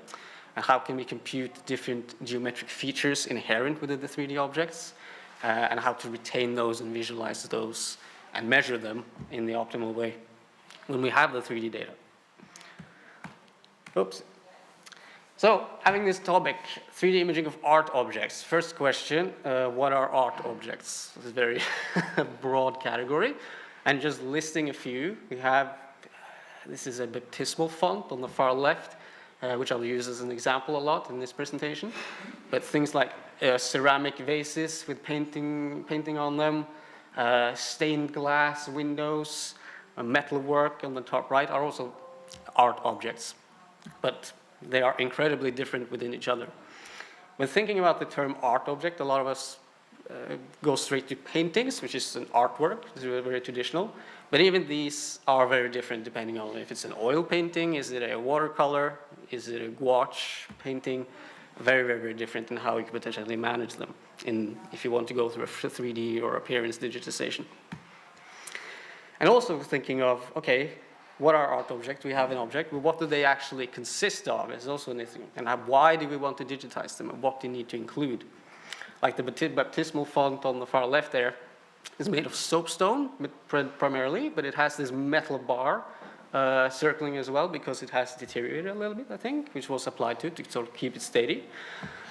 This ceramic vase is radially symmetric, meaning it's a symmetrical shape in all directions. So having a 3D object of this is not necessarily very interesting if you don't have the color as well. And then you have paintings, which is sort of in between these two, where sort of the primarily important or interesting information is, of course, the color itself, that you actually have the three, actually can see. But the 3D information can also be very useful, where you can detect cracks and different damage to the painting in that way. But also then asking, okay, what do they consist of? Does digitizing a painting include the frame? Should we include that when digitizing, or should we leave it out? It's just some open questions that have to make decisions about, right? So all of these different kinds of objects, they produce all these different kinds of challenges. It has the variability in the material, being one of them being the main ones, which I will discuss a little bit today as well. The scale of it, can we move it, for example? Is that possible when we want to digitize it? Do we have access to it in the location that is in, or can we move it to a laboratory? That changes the whole process a lot. And then again, what to include when digitizing. I mentioned this baptismal font on the left there. This is from the 1100s, I believe. It's a very, very old baptismal font. But it also has this plate. I don't know the name for it, the technical name for it. That sort of belongs to it. It was made nearly 500 years later, but it sort of belongs to the same object. But then, is this the same object, or are they two different ones? And then, okay, what level of detail should we digitize? Which is especially a hard question when you ask, okay, what should we include or not? And there's some challenges with the material back on it. I have a bigger picture of the actual plate itself, which is made of some brass metal. I'm not exactly sure. But if I were to ask you what color this object is, it's very, very hard to give a precise answer because of how the material properties work. This brings me to the appearance characteristics. Again, the keyword being appearance. So with 3D scanning, okay, we work with the geometry, and we want to capture the geometry primarily. But the appearance of an object also consists of the color, of course, which is isolated in the top right here. How light is reflected off that object without consideration to the color in the bottom left. And then with all these different characteristics, we have the total appearance in the bottom right. And ideally, when we digitize something, this is the final optimal results that we want to achieve. Really good geometry and really good appearance of it with the color and the reflectivity of it. So in research on this topic, in the material appearance, we usually say, okay, the visual appearance characteristics of an object. We as humans are really, really good at identifying materials with our visual system based on these 5 attributes that we have sort of narrowed it down to in the research. So the first order ones being the shape and the color, which in a 3D processing system is primarily what we're working with, and it's what actually 3D scanners are able to capture. But second order attributes, like a gloss, which is how shiny an object is, really controls how light reflects off it. Translucency is the feature where light goes into an object, it gets reflected within it, and then maybe it comes out of the object in a different location, making it look like it's glowing. And finally, the texture, which is a micro surface texture of the actual object itself. And all these attributes together creates the total appearance of these objects. And understanding how these work when we attempt to digitize something is really important. But with the material appearance characteristics, if we ignore the shape and just looking at the material, we have the color, the gloss, the translucency, and the texture, which creates this final object. And the 3D acquisition systems can often capture the shape and the color, but the material appearance is not a consideration.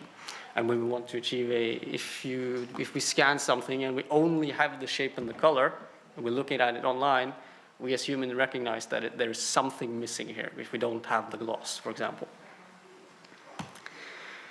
Dealing with these with 3D scanning is really, really challenging based on the different characteristics of different objects. And as I mentioned before as well, one object might have different materials on it, which will look very, very differently. So we need to sort of understand how these material characteristics interact with each other before going into a digitization process to create the best results potentially. Both how they affect the actual 3D acquisition, just when we want to get the geometry, how much disturbance just a glossy surface have, for example, or a translucent surface, or even the color surface can affect the accuracy of our 3D scan, but also how we potentially could ideally measure them separately and then use it to recreate the digital object later. For industrial applications, or when using 3D scanning, sometimes you can use something called a scanning spray, which is just a powder used on if it is a shiny surface and you want to scan it, you spray it on top of this and it removes this shininess, so it's easy to scan.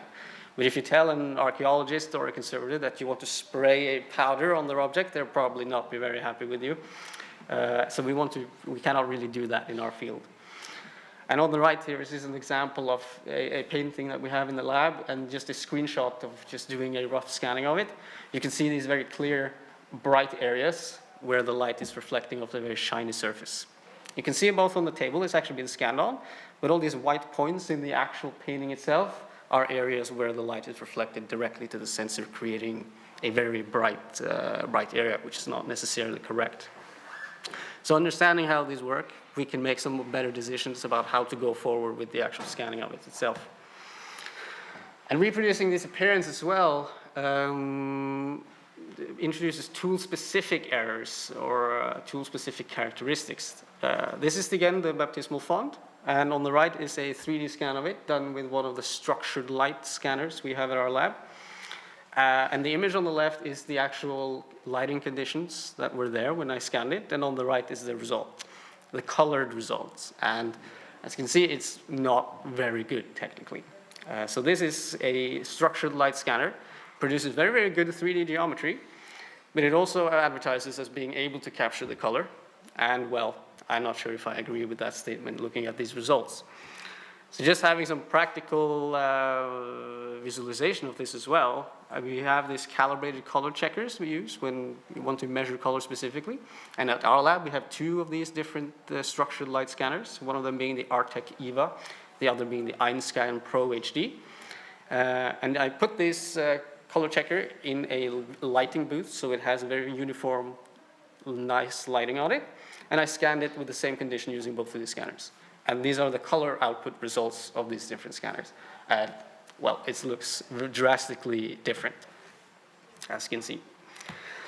Another thing to factor in is human error when utilizing all this equipment. So this is an experiment done by some of the researchers at our lab. This is for hyperspectral data acquisition, but it's the same occasion with 3D, where they had a specific object that they gave to different experts that they asked them to scan them. These are the steps that you're going to do. This is the object you're going to scan. You're going to do it like this, this, this. This is the process you're going to use. And all of them followed it, but because of their different in equipment and the different in the algorithms that they use, but also the different people, you can see that this very, very drastic difference in the actual data that they came out with. This sort of plots the error, and each of the different color lines are the error of the different acquisitions. So even if you have a standardized step-by-step to follow, it provides is very, very drastically different. So having some sort of quality assessment at the end is very, very important. I'm talking about this appearance characteristics and acquiring them to create this final digitized 3D model, which results in something called, it's a keyword I think will come more into the future, with being multimodal 3D objects, where you can use a 3D object, 3D scan, just the geometry, as a platform to fuse with all the different characteristics subsequently, captured subsequently. So you capture the 3D geometry with one tool, you can capture the color with another, and then you want to fuse them together afterwards. And if we have that process in place, we can fuse it with other new, different kinds of information. One of them being, for example, hyperspectral information, which we use a lot. So the picture here is an example of a hyperspectral scan of the Scream painting by Munch. famous one, where using hyperspectral imaging, we were able to, this was taken at our lab a couple of years ago, find some text written by the artist, which is not visible to the human eye because it has paint over it. And the writing says, this could only have been painted by a madman, it says, the actual writing. So they were very excited when they discovered this, but unfortunately it was already known to the curators, so it was not a new discovery, unfortunately. But it was still very exciting. And yeah, then with these multimodal 3D objects, where you can fuse the shape, the color, gloss, texture, translucency, the material characteristics, but also other information, like if you have semantic data you want to add, or any other thing that you were able to propose. Just another example of what spectral information or how adding additional information can work. This is a picture of some parchment with the ink on it, and in the red is separated some ink that is visible to the human eye, and on the right is inks that has been faded away, and we cannot really see it with our eyes anymore, but other measurement tools are able to actually see it. But with the image processing, we can actually fuse it through a 3D shape if we want to. So, but dealing with all of these characteristics and with 3D as well, it's sort of the most important thing is understanding how light is reflected off this object, and with the different material and all these different characteristics, how is light reflected off this object? And very briefly explained, you can have diffuse reflection, where light goes into an object and it's reflected equally in every single direction. Then it creates this really diffuse, nice matte object on the top right. And when we look at this, we can see, okay, this one we can easily 3D scan. But then you have other characteristics where it's specular. It has specular reflection, where light is reflected a lot more in one direction than another, creating this very shiny, glossy object. So with the lighting angle and the imaging angle of the bottom example, a lot of the light is reflected of this area, but not on the black right next to it. So it's hard for a imaging processing algorithm to actually detect, okay, where is the surface here? I don't understand. And when you image this from different directions as well, it will look completely different between the images. But if you understand that light reflects sort of differently, you can add that into the algorithm to sort of negate the effect a little bit at least. So to quantify how light reflects off a surface, we use something called a bidirectional reflectance distribution function, which is a nice long mathematical word that I will not go into detail with.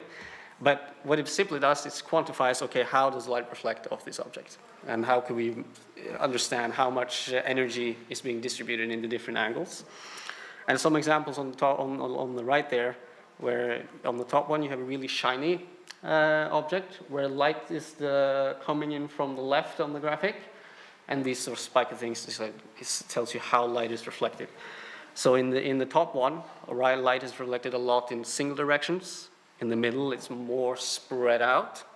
And on the bottom one is an example, okay, it's not uniform, this distribution either. It can be a lot in some directions and less in another. It's very, very dependent on the actual surface of it, which we can quantify with knowing these material characteristics that I mentioned earlier. So if we know how the object reflects light, we can understand better how to best capture information from it and what quality we potentially can expect. So if you've done photogrammetry or 3D scanning of a really glossy objects, you're probably familiar with seeing these massive holes or errors where the imaging system does not understand what it's looking at. And again, that is the example that is happening here as well, where these really bright areas have very directional light reflectance, but depending on the angle. So in this example, I put the scanner directly on top of it, where this reflection is the strongest and where we can see these specular patterns.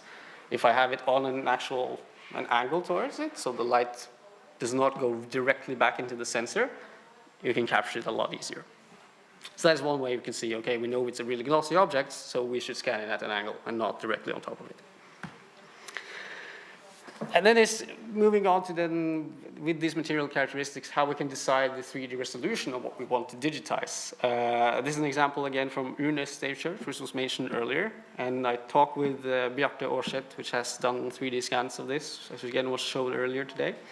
And it was talking about this glossy surface or tar-based wooden surfaces like you see on the top left there, where these objects are being treated with this tar layer, which is really, really shiny, and they create this semi-transparent surface on top of the actual woodwork itself, making it really, really hard to get the actual geometry of the woodwork underneath, creating a lot of disturbance in the actual acquisition. But deciding also, okay, what the resolution should we digitize based on the scale and content of the object is very different. We want it to be sustainable. I see there's some overlapping text there. That it should be fine anyway. We want it to be sustainable for the future, so we know that we can utilize it, but also be usable, not too dense so that we cannot use it for anything. So deciding this is really hard. But if we want to scan this entire object, we could potentially get away with a lower resolution to capture these big shapes really, really detailed and really nicely with a high accuracy. But if we want to move into a detail level in the top right, where we actually see the wood grains and the pattern, the tool marks potentially of an object, we have to increase the resolution massively for a very, very tiny geometric gain, sort of. And to explain this concept a little bit better, I have these primitive shapes and how these would be visualized in 3D space. So on the left, we have a cube, and in the easiest way we can visualize a cube is that we have 8 points, one in each corner of this cube, which creates a 100% accuracy of the actual cube itself. If you add more points to this perfect cube, it doesn't actually add any new geometry. It just is redundant data still saying, yeah, this is still flat, it's still flat, it's still flat. So the amount of contributing data to create the shape, it comes really low, and we have a lot of redundant data. And in the highest resolution one, there's just a lot of redundant data without adding any geometry to it. But if you have a sphere, all of the points will contribute to actual new geometry to the object. So the more we increase the resolution here, all of the points will still be used to actually show new geometry. Of course, with a diminishing returns when adding more points, but it's still contributing something. An example of this sort of in the field, these are 3 scans of busts from different museums in the world. I don't exactly remember which ones right now, I have it written down though. And these busts are of an approximately same size, the tangible objects are of the same real size, but one of them is digitized at 60,000 triangles, and one is 1.1 million, and one is 3.8 million. But looking at these, is it easy to say which is the best one? Not really. Is the 3.8 million one a lot better than the 60,000 one? It depends on the object, of course, as well, but just visually, they look pretty much the same. So making decisions about this, I don't know if this is based on if they have complex materials or if just the geometry is not, they don't have very complex geometry. But this is also, again, that a lot of the data within an object, 3D object, can be redundant, and that we can just remove it and still have a really, really high quality object. So there's some key takeaways of my sort of brainstorming this presentation has been, is that art objects is a really, really wide subject field. Of course, with all the objects we have discussed today have all these different characteristics. So creating one really specific guideline towards a specific object is not really useful. So it needs to be general enough so that it can apply to different things. And then understanding this effect of the visual appearance and how we can subsequently fuse this to a 3D object is a very, very interesting approach to take. Created these multimodal objects. And 3D resolution works very, very differently than 2D resolution does. So selecting the correct scale is very difficult. A lot of these things I've discussed here are some apparent issues in the field is summarized in this publication here, which is a review we made at our lab, which was published late last year, about how implementations of 3D in the cultural heritage field is being used, and what is out there right now, and what is the most apparent issues that we can see. So that also might be a good sort of summary when looking at all these issues and where to move forward in the future. I will end with a last shameless advertisement of our research group. We are always very interested in cooperation, both for research, but also with heritage institutions, what their issues are and how we can research to help it in the future. So please feel free to take contact and we see if we can do something. And with that, I'm done. Thank you very much.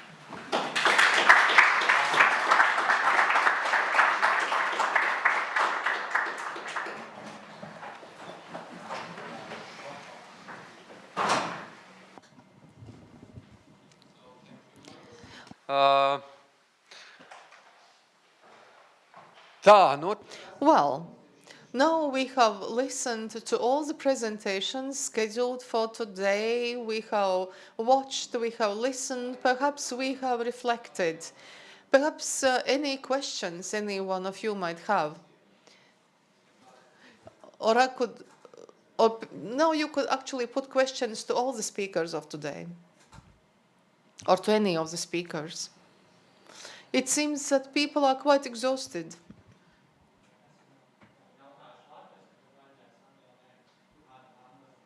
I will ask in Latvian, but probably someone will have to answer in English.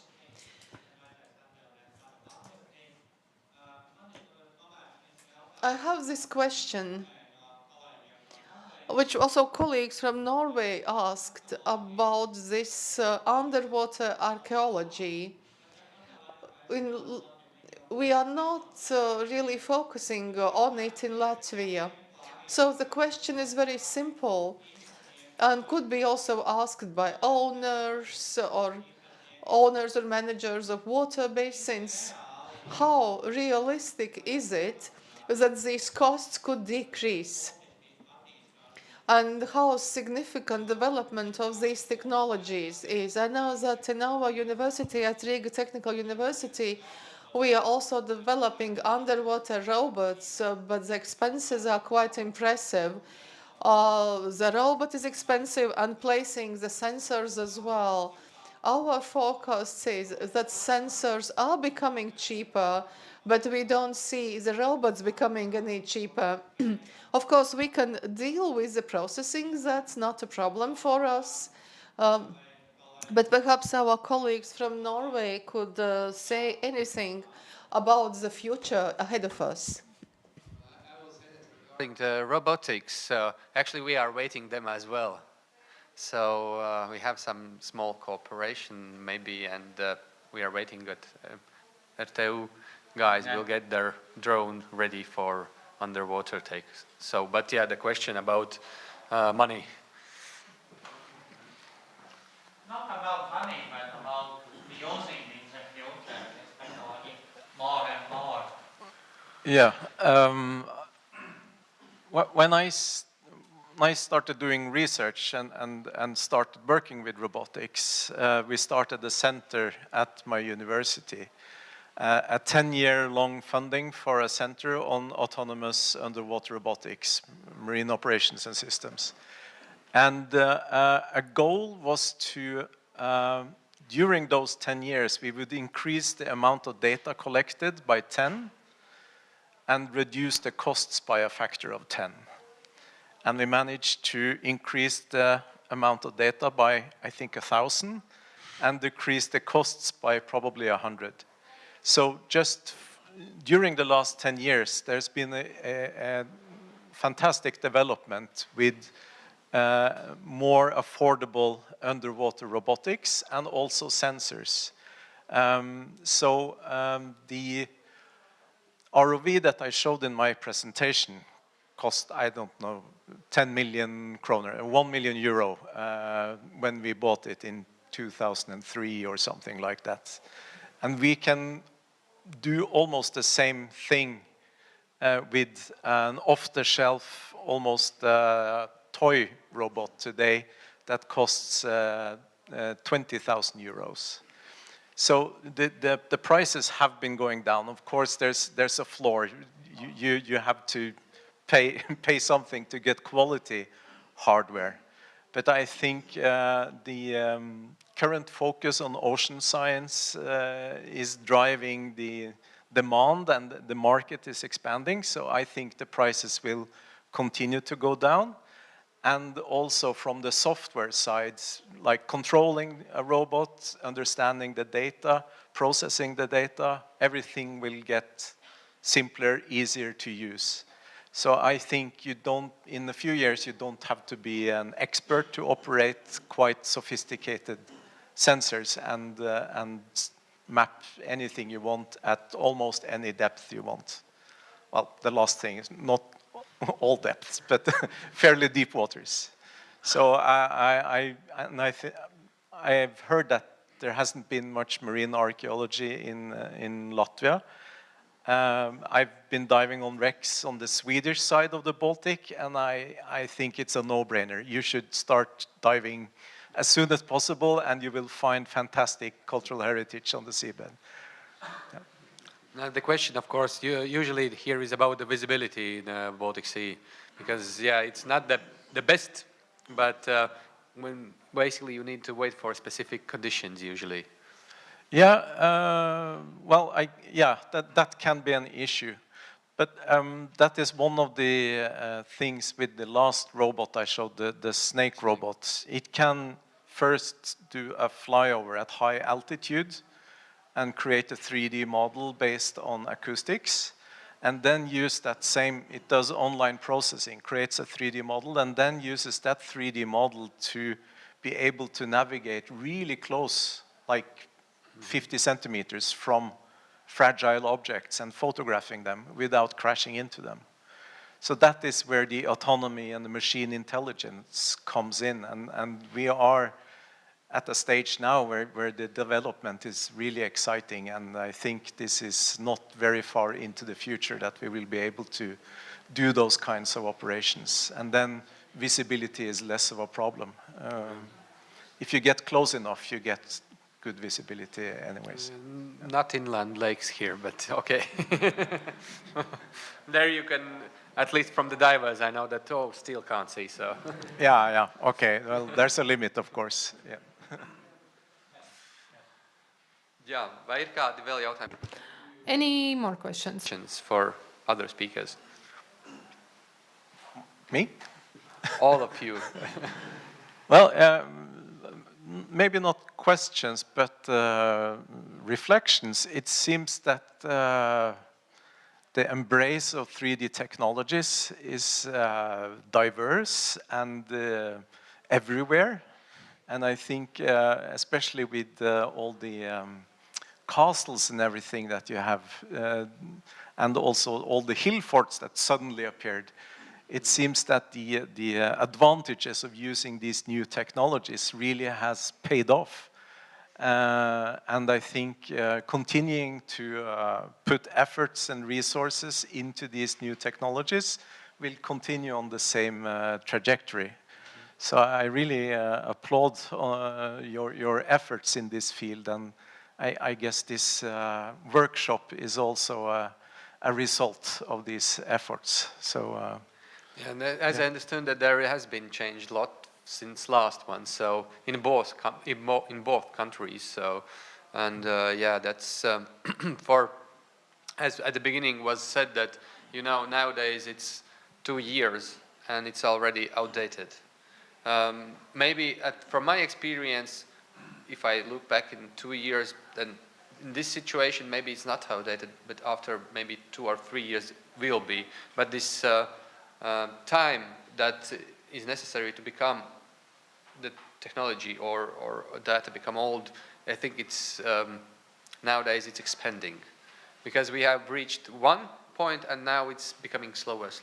Maybe cheaper, but slower by itself. Because at least what I have seen today, the technology underwater, on air, or in terrain, basically idea is the same. Maybe there is different type of cameras we use, different type of equipment we need to get the photos or to get the scan. But initial technology on all the, more or less all the conditions are the same. So at least I got that experience of that. So yeah, no, and that goes back to the previous question as well. It's more available and more affordable. So like the hyperspectral sensor that Marcus talked about, like 10 years ago, it was inconceivable that you could buy one. You really needed a huge amount of money to invest and you had one per lab. Now they are really cheap, and you can buy them and put them on drones, and even if it falls down, it's not a catastrophe. So I think both cheaper hardware and the fantastic development in software processing powers and computing power will, it's a bright future still. Yeah, but still continuing discussing, the thing that we discussed as well earlier is a question about storage, a question about formats, and a question about amount of data, because literally each year the amount of data become twice bigger, and again twice bigger. Of course, the development here in storage capacities as well is going on and on, but yeah, that question is, as it was in the last presentation, about the quality and about the amount of data that we need to collect. Maybe, you know, we want to, at least in my mind and from my experience, I always go for the highest, but at the one point you just understand that it's no point to have such kind of high data and high resolution, because it just don't make sense. Yeah, or maybe one, I'm speaking from the underwater perspective again, so online processing. So maybe you don't need to sit with the raw data, but you need to have the information that the raw data yields that is relevant. So describing a perfect sphere doesn't need a million points of a sphere, but just a description. This is a sphere. That's the information you're after. And that kind of onboard processing, if it's drones doing LiDAR scans, or if it's underwater vehicles, or if it's a scanner in a lab, I think it's possible to reduce the amount of data that you actually need to store. We just need to be clever in finding ways to not throwing out data that can be useful at a later stage. As well, of course, to think about the possibility to reuse after, as we can see, and has been developed for a couple of, I don't know, 10 years. You can now take the old images and get the better results in the first, in less amount of the time. So, and just maybe after 5 years, the same you can do again, and again you will get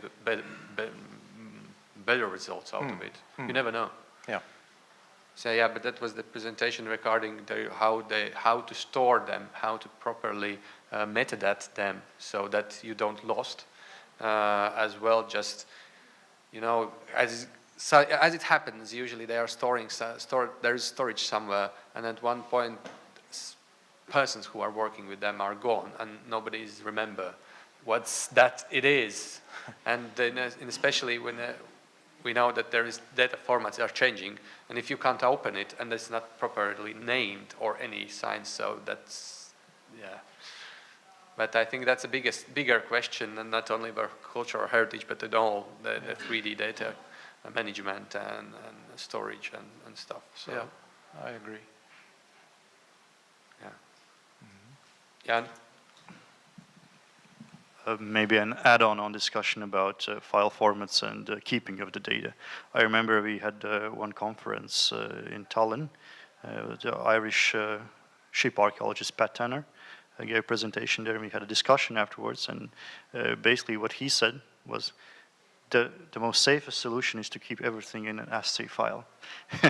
He has a very long experience working with different kinds of data, different kinds of scanners, and these ever-changing formats. So you have a full safe solution, just zeros and ones, just an ASCII file format, and it's the only thing that you need.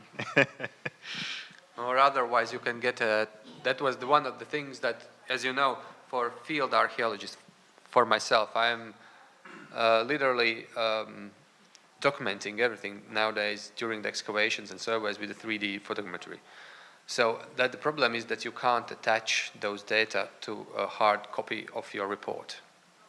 So that's a bit problematic as well to think about the future. And I know that this discussion is already long going, how to avoid this problem, that you have partly hard copy data, and then you have digital data which you actually can't connect to them.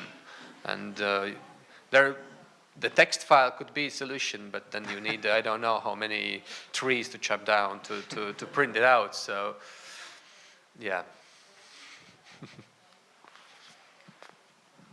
I also, like I said, I'm a Renaissance man. I also work with the satellite data. I'm in a group with the different government institutions working with satellite data. And every time I think we have large data sets, I think about satellite data because it's enormous. The Meteorological Institute in Norway handles the Copernicus data from the Earth observation. And they handle about 10 terabytes per day. And that's kind of the same that Øyvind pointed out, that there you do mostly online processing so that you don't need for every scientist to download a subset and then do processing. So they are kind of, so it would be very nice to have the same thing for cultural heritage data, because now in Norway the university museums have their stuff, the counties have their stuff, we have our stuff. There's no like a centralized solution. So it would be nice if all those large data sets had one place to live. So I think it would be easier to like fund the large amounts of storage space you need if there was one kind of governmental or something to like you have for satellite data. Yeah, we have this discussion regarding the data because you know, this heritage board, as I told you, we are storing only our data. I was talking with some other co-workers regarding the maybe somebody has given their private, but we haven't had any such kind of things. So, but yeah, we know that for heritage part there is even for the one object there are several owners of data. So and yeah, that this is a bit issue regarding as well our legal issue. You know, for as I told you that we can't share data with a person who is not the owner of the building, for example. Yeah, because you know that's it's property, their property. At the same time, actually, nowadays with technology, you can take a drone and you can map that building by yourself, like in what, 20 minutes. So maybe less resolution, but still. So, yeah, Mari. Laikam latviski vai arī otra auditorija var dzirdēt. Yes, I'll speak in Latvian, so others. Yes, this is a discussion about opening the data or what can we store. So my experience shows that we cannot optimize all the data like one cloud of points due to the physical characteristics. That means that we lose them in some objects, for example, this laser scan or convergence. And then second, if we talk about this original scan, original image, or original other measurement, this is going to be the unique one that is going to show the direct thing, and the rest is going to be processed. And therefore, it is very important not to jump in the other ditch, that we optimize, and then we store the end result, which very often is made in point cloud or one model. But this is always the optimized version, and then we cannot get or we cannot see what was there. And if we look at the original, maybe this is more dense, more in detail, more accurate, but it provides this basic information. If we talk about these storage volumes, there are a lot of algorithms how to package, for example, without saying who are the manufacturers, but within 22 years, they have 4 times changed the packaging algorithm. And it has actually 4 times reduced the information, and many of them have turned to full HD cameras, but the data amount when it's packaged is tiny, very tiny. And using those viewing programs, original viewing programs, we can watch and look at them very well. If we photogrammetry data, look at those data, then those results directly are already processed, and we never, unless there are original images, we would never see how this location looked originally. Therefore, we are working in order to have solutions that there is a model and then there are images added, and when we take it, then we can get all the images that are linked to this place, and so we can look at them. In the classical construction side, of course, it works. Yes, we can not to draw attention to whether we optimize the result or not, but if we talk about cultural heritage, here there is this choice, because the object very soon might not be available as it used to be, and it isn't.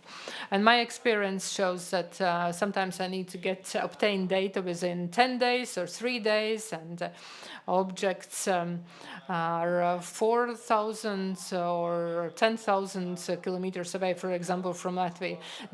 The University of Latvia also operates in the north, and you go there, and for the second time, for example, this object is not available anymore, and there is still some data processing, but this is a huge challenge for us. So to have fastly those data and also high quality.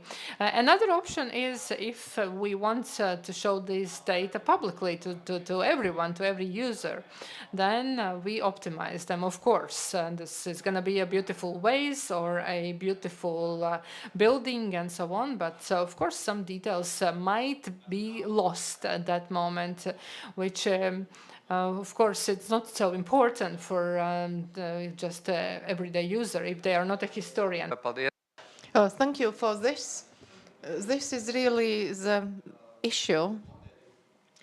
We saw that the models that are published, as you just said, they are post-processing models, and they are of poorer quality. You just cannot put in higher quality. But people who want to see this, for the majority of them, this will not raise any objections because of this resolution. We, as heritage specialists, when we open it and when we take away the texture of the model, we see the mistakes and so on. And then it's clear that this is not the original, this has been produced from something. But about storing the original data, I really agree to what you said. We really have to store, we have to keep the data that we receive, the photo or full data of laser scanning, point cloud. And then you can, I know how simple it is to pollute your computer by producing those models until you are out of storage.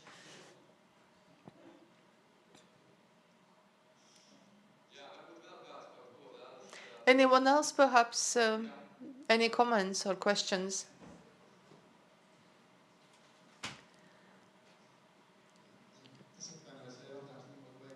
Well, perhaps my question won't now really fit into this scientific level and specificity, but I wanted to ask about those examples shown by state institutions and researchers and experts.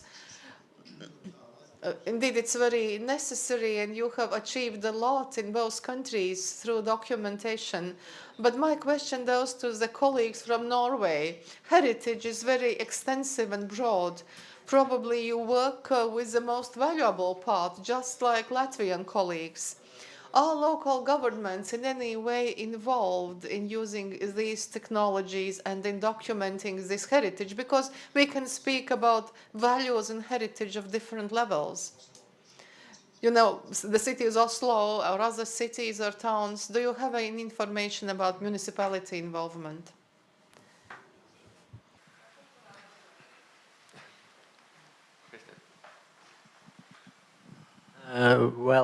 Actually, In Norway, sometimes the municipalities or counties have been driving for advancement of technology, like use of geo-radar, because when there's large infrastructure projects like motorways and railway, the counties have a responsibility to kind of find out what's the conflict with cultural heritage, and it's also with cultural heritage that is not known yet, kind of things that are overblown. So they have been driving for use of geo-radar to kind of get this process more effective. So, and also the counties that have responsibility for special places have the use of the Matterport 360 has been used a lot by the county for their industrial heritage. That's not necessarily on the national level, but it's kind of like individuals. Another municipality, it's called Innlandet, the inlands, has been very driving force for use of airborne LiDAR before because we have had a large project called the National Detailed Height Model, where the entire country is mostly scanned with LiDAR. And the archaeologists in the counties, in some counties, have been very driving towards optimizing it for archaeology. And also in the national portal for viewing the data, you have some analysis that has been requested by county archaeologists that use a lot of this. And also in Norway, we have long experience with using artificial intelligence in detecting sites in LiDAR data, actually way back to 2005. And also there, some of the counties have been very involved.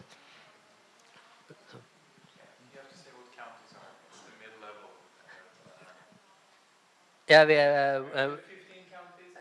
Yeah, we have had a reform, so no one really knows anymore. But I think it's 15 counties with different sizes.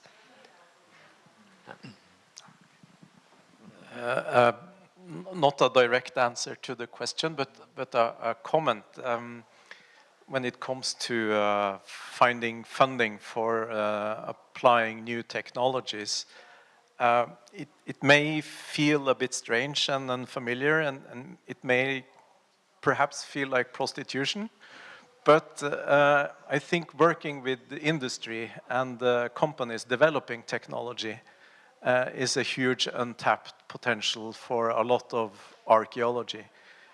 In my experience, archaeology is very catchy and sexy. So for a lot of companies developing new technologies, they want to break through as commercial companies. They are looking for good cases, and they are looking for good showcases for their technology. And it's possible to sort of give them rights to use some archaeological data in their commercial activities for PR and for showcasing. It may leave us with a foul taste in the mouth, but it also can really pay off. And you can have a lot of things done for free if you play a bit ball with the industry. So that's just a comment. Okay. Thank you, Paldis.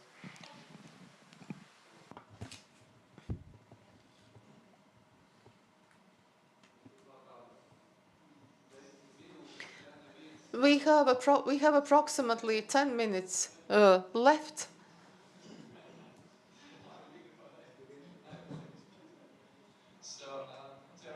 Have some 10 more minutes to discuss, but this day actually has been very long, and I think the amount of information, at least for me, it will need like a week or two to process everything. I think that I'm not the only one. Tā, nu, kā es teicu angliski, respektīvi, tad šī ir. So, as I said, this has been a very long day, and if we have no more questions, we might close the event, because actually the present, I have to thank all the participants for the presentations. Really very exhaustive, comprehensive presentations, lots of information. We will need a fortnight to think about and to process this information until the brain will cope with it. This does not happen so swiftly as for the computers, but I would like to thank all the speakers. Another point that I would like to remind you also, those who are online and who have applied for visiting the castle of Riga, you have to take an ID card or a passport. You won't be let in, even if you have registered for the event. And perhaps I would now ask our head of the board to give the closing remarks at the end of the day.